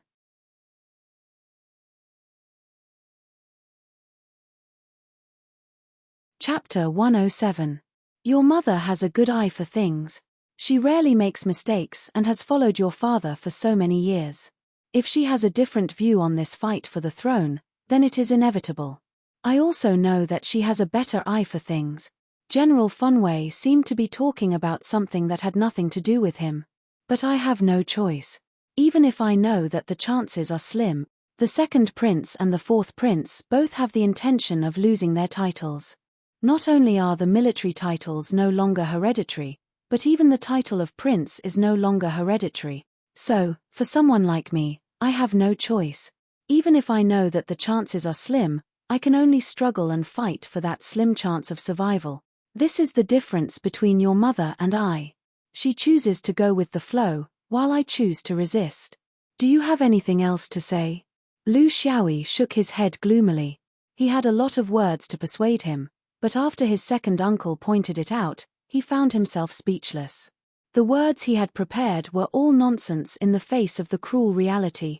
After living for a few more decades, there was nothing that he could not see clearly. There was no right or wrong, it was just a difference in position. What will the outcome be? I know very well. That includes those hereditary descendants like me, and even the prince. Pointing at the backyard, General Funway said sternly, You've met your aunts. Do you think noble ladies like them can tolerate living in an ordinary courtyard and working hard every day for daily necessities? They even have to wash and mend their own clothes. Can they? This is a situation where they are bound together for good or ill. They are already used to living a luxurious life. In order to continue living like this in the future, they must have the self-awareness to take risk. There is nothing that can be obtained without sowing. Even if they fail this time, their lives will be worth it. So, don't judge us with your mother's ideals. They are not pitiful. On the contrary, they think that the one who is pitiful is your mother. Lu Xiaoyi was completely speechless. He even suspected that this old man had been brainwashed by something strange. You can wait for the outcome of this matter in the night, but I can't guarantee that you won't get into trouble by doing so. You can also leave. Leave now. Your mother must have told you that if things don't go well, don't worry about that idiot second uncle. Just ensure your own safety. Am I right? Lu Xiaoyi had never felt so awkward before, but he couldn't refute a single word. But in his heart, he secretly complained to his mother. My dear mother, you look down on your own brother. When you go back, tell your mother that she doesn't have to worry about the Yarrow family's inheritance. My second branch won't be able to escape. Every single one of them is on the official registry. But your third uncle's branch can be preserved. He wasn't married, but that didn't mean he wouldn't fool around outside. His vile spawns are in the north and south. There were also women who went to brothels to give birth to his children. Even I don't know how many love affairs he has outside, so it's very safe. After General Funway finished speaking, he ignored his nephew and picked up a scroll from the desk to read. This was to send off the guest, which was similar to serving tea. Lu Xiaoyi was embarrassed from the moment he came in, and the awkwardness lasted until the end. He realized that he was still too inexperienced. Under the verbal bombardment of these old bureaucrats, he couldn't even find a reason to persuade them. The old man had already considered all aspects, including the Yarrow family's bloodline inheritance. He could only awkwardly clasp his hands and walk out. At least, he was sure that his second uncle was worth his help. What he hated the most were those who didn't care about the life and death of the rest of the family and dragged everyone to destruction in order to climb up the social ladder. He knew to let his third uncle stay away from the inheritance, and he knew to let Lu Xiaoyi leave. There was still hope. But from his attitude towards his family, he could see that his second uncle was unusually crazy.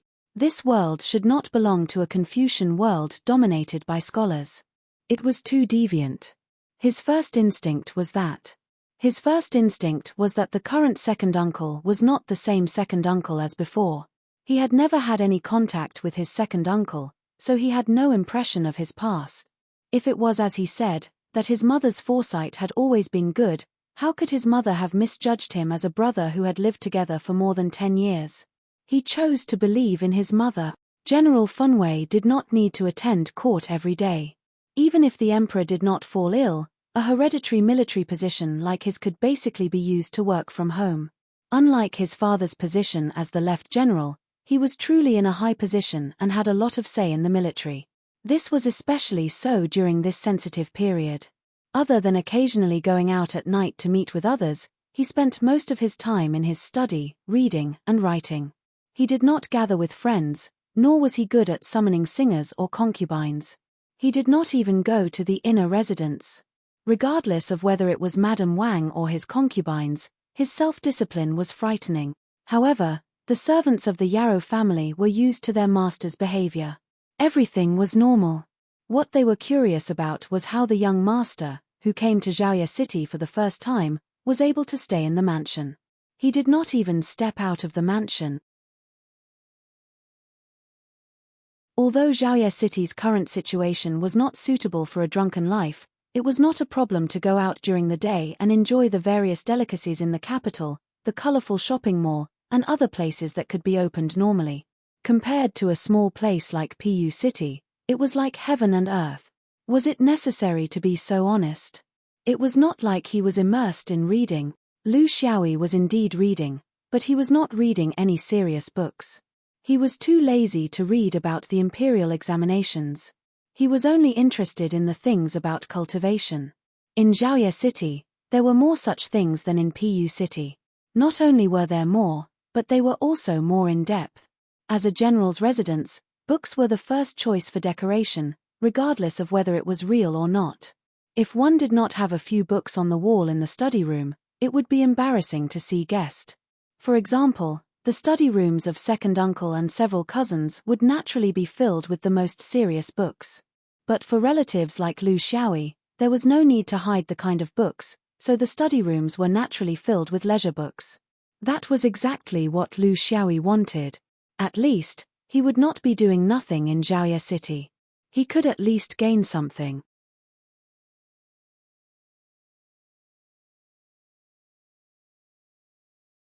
Chapter 108. On the third day of Lu Xiaoyi's stay in Yarrow Mansion, his judgment was confirmed. In the middle of the night, a figure flitted across Lu Xiaoyi's room. It was light and silent, leaving no traces behind. Even the experts of the mortal world couldn't do it, but this person stepped on it as if it was flat ground. This was the reason why he insisted on not cultivating in Yarrow Mansion. If there was a fluctuation of spiritual opportunity, he would not be able to wait for this person. Only cultivators could invade to such a degree. For this reason, he maintained the deepest level of quietness, but he put the true essence of his heavy ears to the maximum. This distance was still considered suitable, and he could ensure that he could hear to the greatest extent.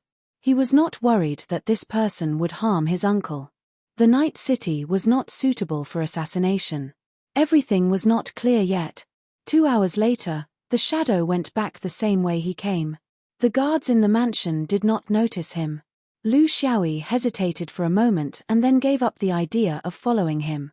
His responsibility was to pull his uncle out of the mud pit, not to keep the Night Dynasty alive and eliminate traitors. Besides, he did not have the ability to do so. In the middle of the night, second uncle was resting in the study as usual. The quality of his sleep was good, and he fell into a deep sleep after a while.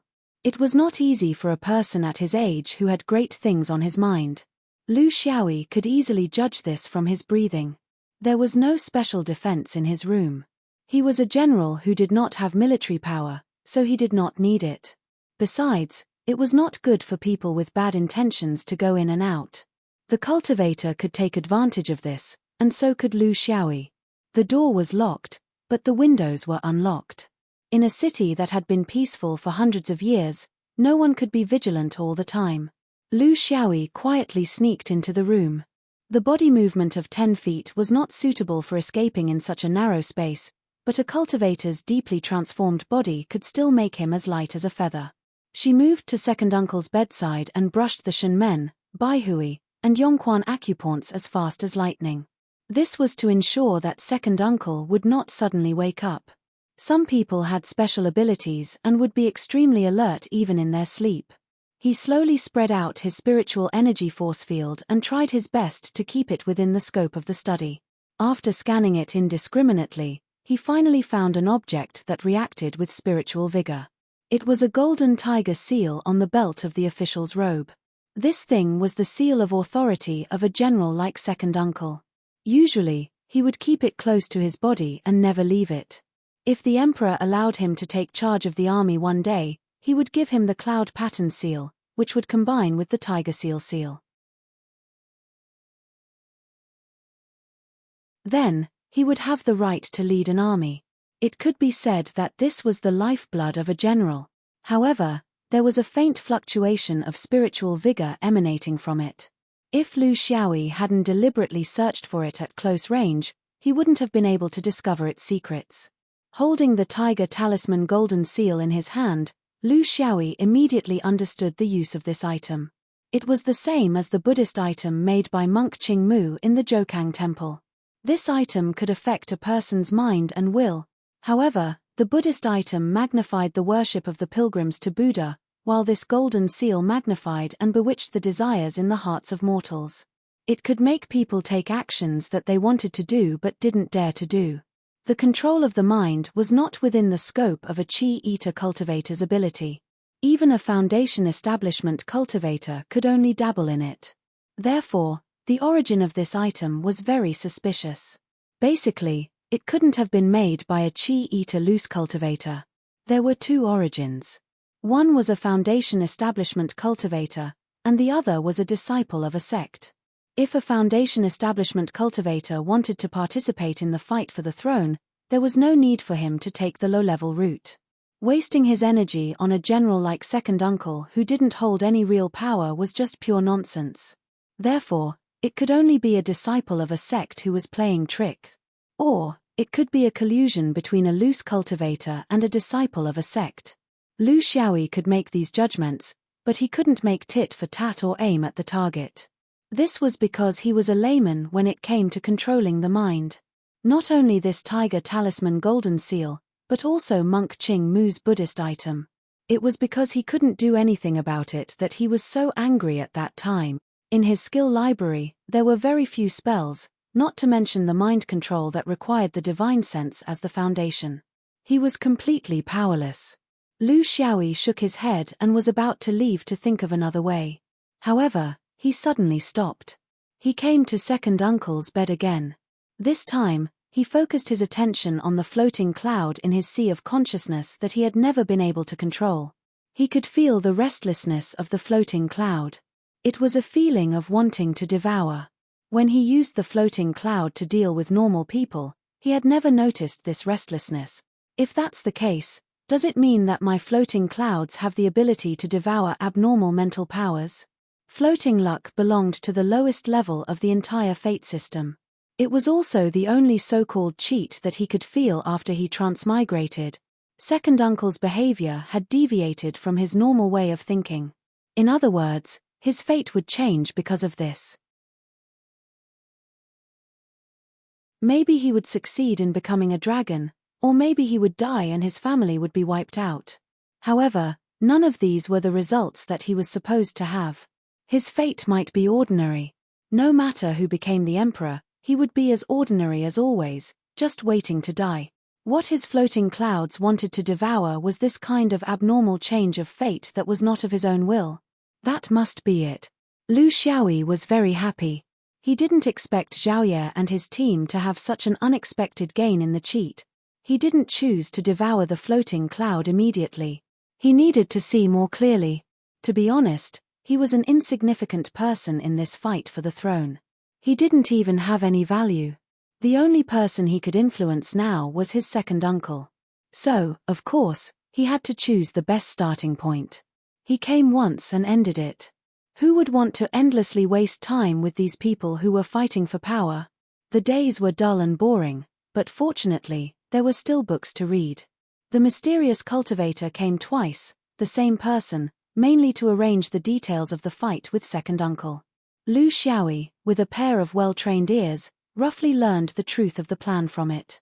This was not a fair fight. The third prince's family knew this very well.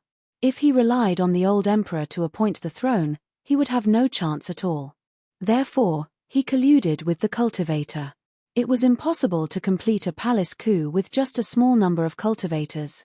It required the support of the palace's internal guards, the guards outside the palace, and even the mysterious yamen that the kingdom used to deal with cultivators. These things were complicated. When it came to second uncle, he only knew how to control the guards outside the palace. He was just a screw in a machine, the kind that was dispensable. It could be seen from the fact that the cultivator who contacted him was only at the middle stage of qi eating. Naturally, it was impossible for him to reveal more details. Fortunately, Lu Xiaoyi didn't care. He didn't want to fully understand the truth. It was too far away from him and it would only cause trouble. The only thing he did was to make some small changes to the golden tiger seal. He didn't change it, but made it so that second uncle would feel a tingling sensation after wearing it for a long time. This change would disappear after the tingling sensation, making it impossible to trace the source of the tingling sensation. The purpose was to make second uncle complain to the cultivator about the discomfort of the golden seal. Of course, the cultivator didn't find anything after checking it. Therefore, he dragged it on and waited to see if there were any other changes. Of course, the tingling sensation wouldn't be harmful. It was just like being pricked by a needle. The purpose of doing all this was to find an excuse. When the coup was finally launched, second uncle would have an excuse to not participate.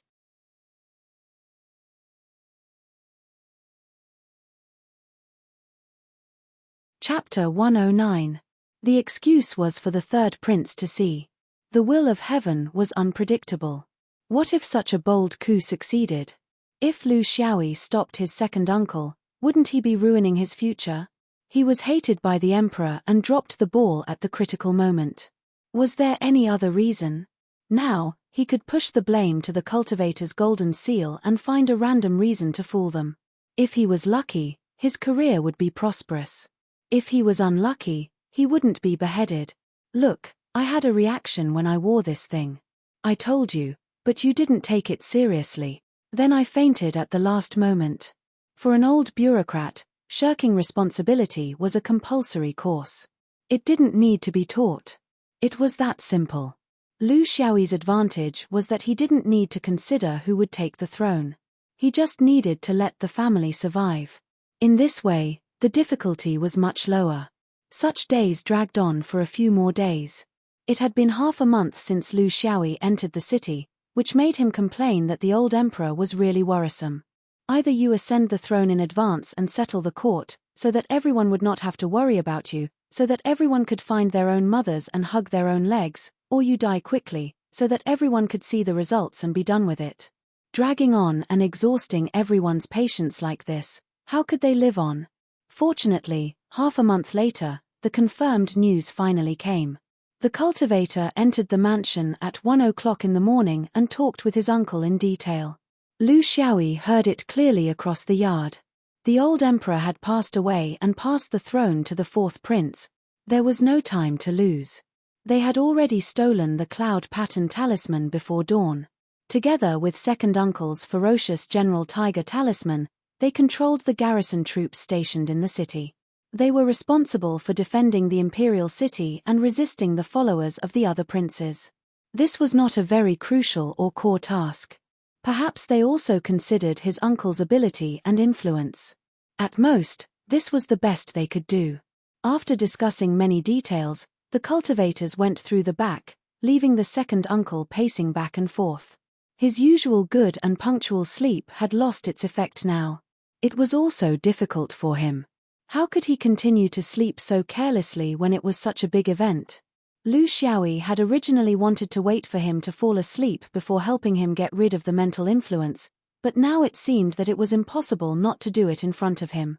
Seeing that his second uncle had taken out wine, was he trying to use wine to make him more courageous? Left with no other choice, he carried the go pouch and walked out of the room, heading straight for his second uncle's study. Along the way, he encountered many loyal guards, but they didn't dare to do anything to the master's nephew.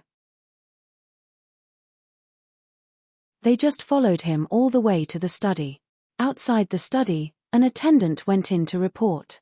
After a long time, the tired voice of General Funwei was heard. "Little Yi, come in." Only then did everyone return to their duties. Lu Xiaoyi walked into the study, which was brightly lit. He gently closed the door and did not even salute.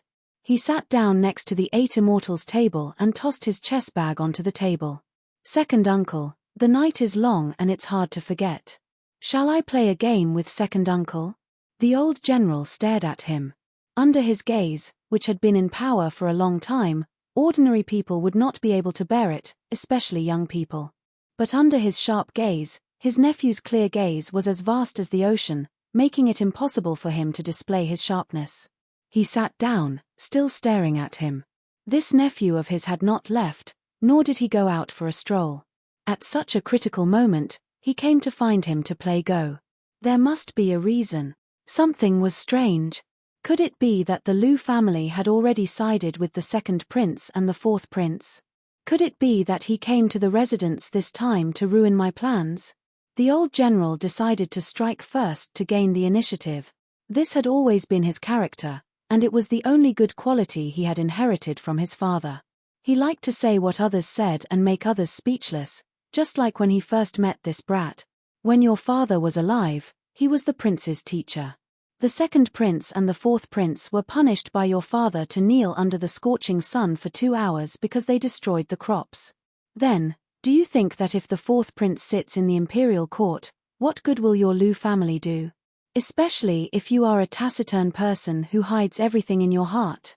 Lu Xiaoyi spread out the Go board and chuckled. "Second uncle, isn't it too long ago to talk about a story from more than 20 years ago? People change, it's just a matter of how much. Especially the change from a teenager to an adult. Many old grudges seem like big things, but from another point of view, it's nothing more than that. I heard that the second prince and the fourth prince both support changing the old system.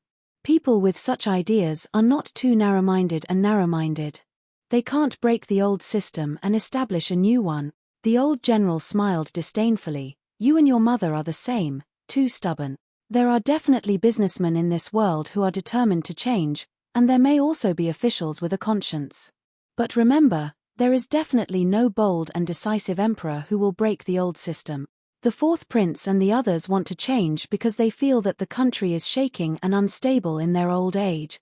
In essence, this is flattery. Only by flattery can you gain the attention of the present. When you sit on the throne, who will remember the original intention?" The next step is how to stabilize the position, how to make thousands of clans pay respect to you, how to pass it on to your descendant. As for reform, what is that? Who will think of it? Even if it is changed, it will only be in the name of reform, and the truth is that the party is divided.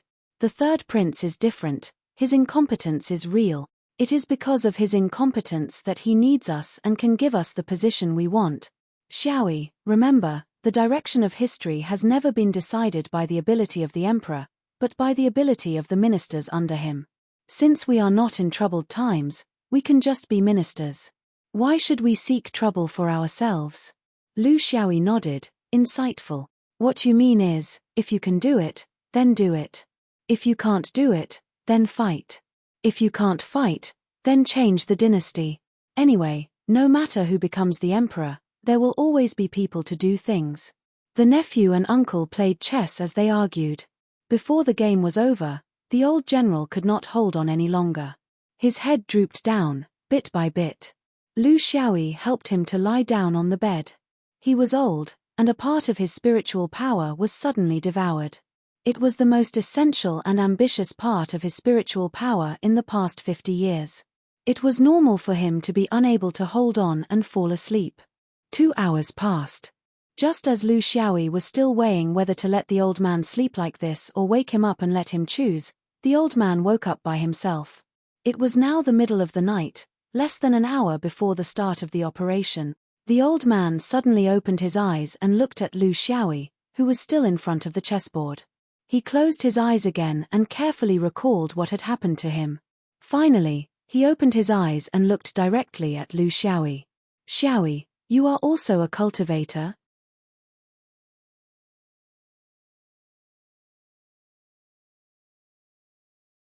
Chapter 110.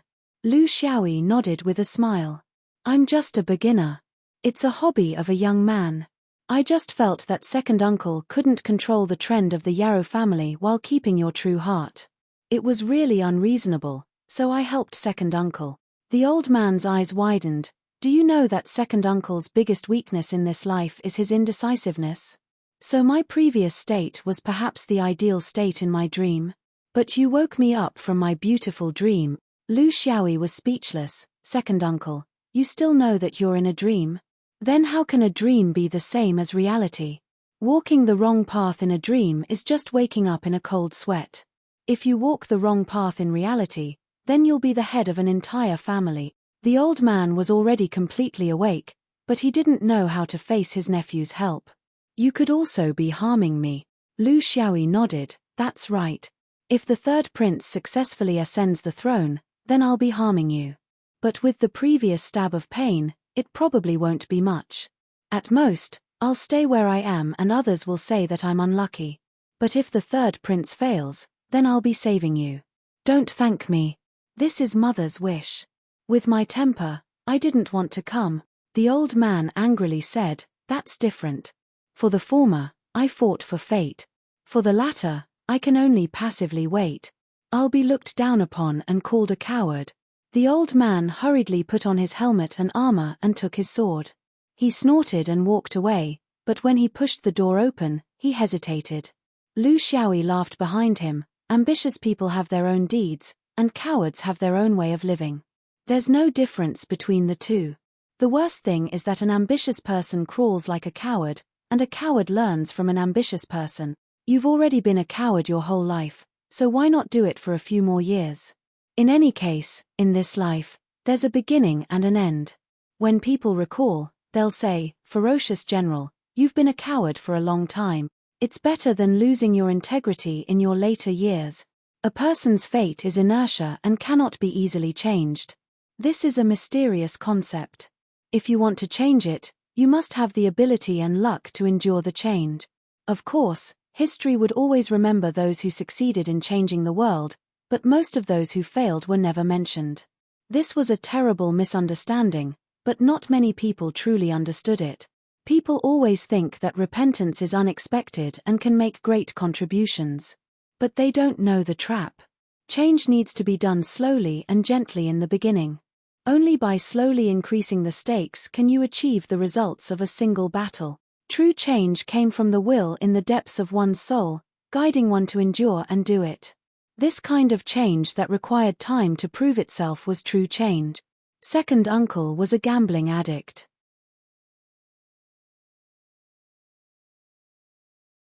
When he was old, he would bet everything on the family. The result could be imagined. The old man didn't know whether to take this step or not. He had to give him a way out. After all, he was an elder, and he had been insulted badly. This unlucky nephew. Lu Xiaoyi took the sword from the old man's hand and weighed it in his hand. It was quite heavy. He couldn't help but tease. "Can you still wield such a heavy sword? With your old arms and legs, you'll be a burden when you run away. Take off your armor. I know what you're worried about. If you don't send your troops on time, those cultivators may come knocking on your door. I'll solve this for you. Actually, you don't have to wait too long. Whether it's the third prince or the fourth prince, they won't allow chaos to happen at night. Just wait and see. In less than 2 hours, the result will be clear. You can take a nap. Lu Xiaoyi was in a good mood now that he had taken revenge on the first time he met the old man. Seeing that it was already past 3 in the morning, he turned around and bowed to the old man. Second uncle, I'll go outside to stop them. If you feel unsafe, don't gather the guards to protect yourself. That will make you a bigger target. My suggestion is that you should go to one of your close maidservants and have a good time. It's not easy to find them. Maybe you can leave behind another bloodline for yourself. Seeing the old man sitting at the table and circulating his qi without answering, Lu Xiaoyi reminded him. Second uncle? The old man glared at him. Don't call me second uncle. I'm not your second uncle. You're my second uncle. Lu Xiaoyi walked out of the old man's study room.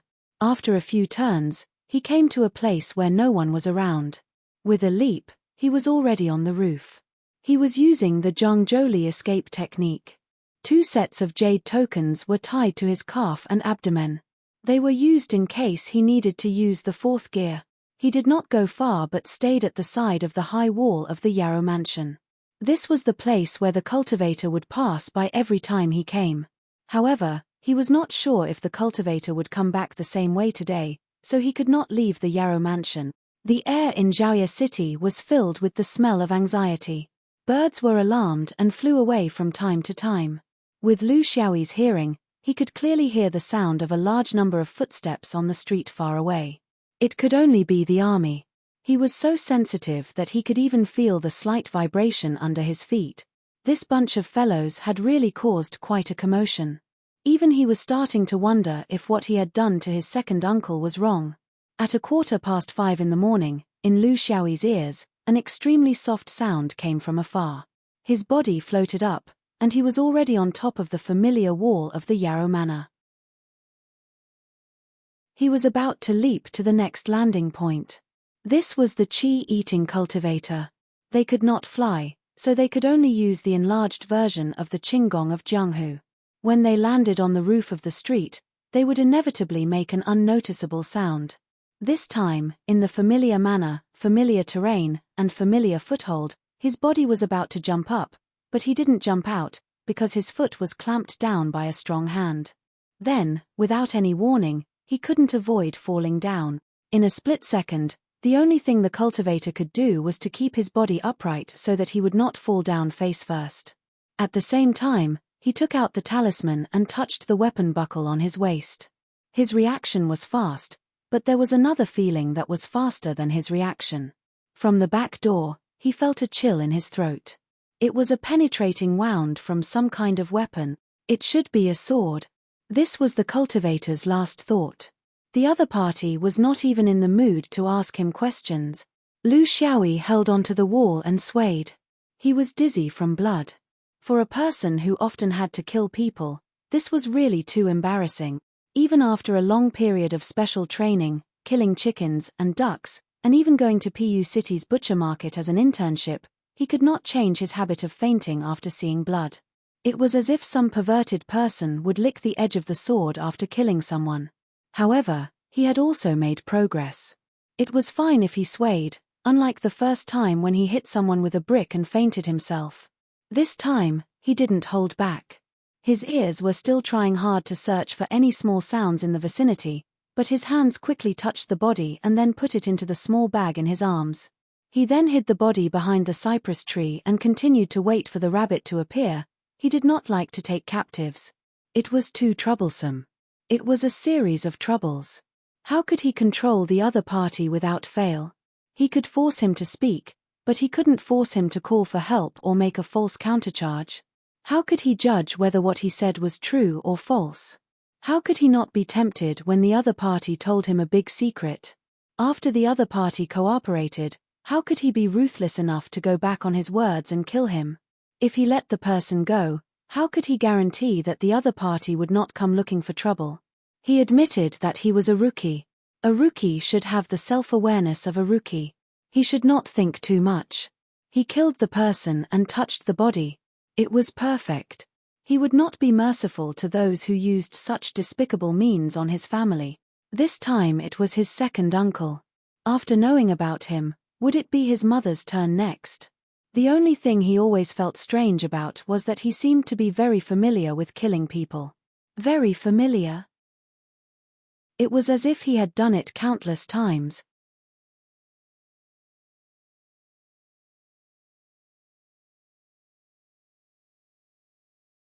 Chapter 111. Time passed as the noise outside grew louder and louder. According to Lu Xiaoyi's judgment, there should be at least 2, but no more than 3, cultivators who came to Funwei General's mansion to urge them. This was based on the judgment that the battle would begin within 2 hours. When they found that the garrison army did not arrive as scheduled, cultivators would come to check the situation. However, if the battle dragged on for too long and the general of the garrison army made a judgment of the situation, it would be basically impossible to mobilize the troops with the tiger tally. However, his judgment was wrong. Except for the first unlucky guy who was tricked by him, no one else came. Moreover, he could hear the rumbling of troops, but he did not hear the sound of battle. It should be known that in such a large-scale battle in the mortal world, thousands of people gathered together, and the roaring sound could be heard all over the city. But now, more than an hour had passed, and there was no sound of battle at all. Was it because they had gone to the ceremonial hall? No one dared to rashly go out to gather information. Even the gangsters who liked to fish in troubled waters and take advantage of the chaos didn't dare to do so. The people of the imperial capital were all very politically aware. They knew when they could go out and when they couldn't. In a situation like today, if they went out and encountered a large army, they would be shot by arrows and spears. They wouldn't even be able to redress their grievances if they died. Just as he was wondering, there was a loud cheer. Faintly, the word "long live" became clearer and closer. Outside the good political square, several Yamen runners sounded gongs and rode horses, shouting in unison. By the will of heaven, the Emperor of Heavenly Strategies decrees, the title of the country has been changed, and there are revilders causing trouble. Peace shall be granted to the world with the power of thunder. The shouts were heard, and there were also cheers from the big houses in the good political square. Lu Xiaoyi immediately understood that all of this was actually a trap. The Emperor of Heavenly Strategies was the old emperor. He faked his death and deceived those who were ready to make trouble. Then, before he died, he would catch them all and pave the way for the real successor. This trick was not new, but every time it was used, it was very useful. After all, the position was too tempting. Knowing that no more cultivators would come, the overall situation was set. Only a fool would go and make trouble now. Who would listen? The Heavenly Strategy Emperor had been on the throne for nearly 30 years. His prestige was so great that no one dared to go against his will. When he passed by Second Uncle's courtyard, he saw that the door was wide open. The old man was sitting on a chair in the middle of the courtyard. He was clad in armor and his sword was placed across his knees. However, his eyes were lifeless and his face was devoid of color. No matter how bored Lu Xiaoyi was, he didn't want to attack him now. He sighed and walked towards his own courtyard. It was time to eat.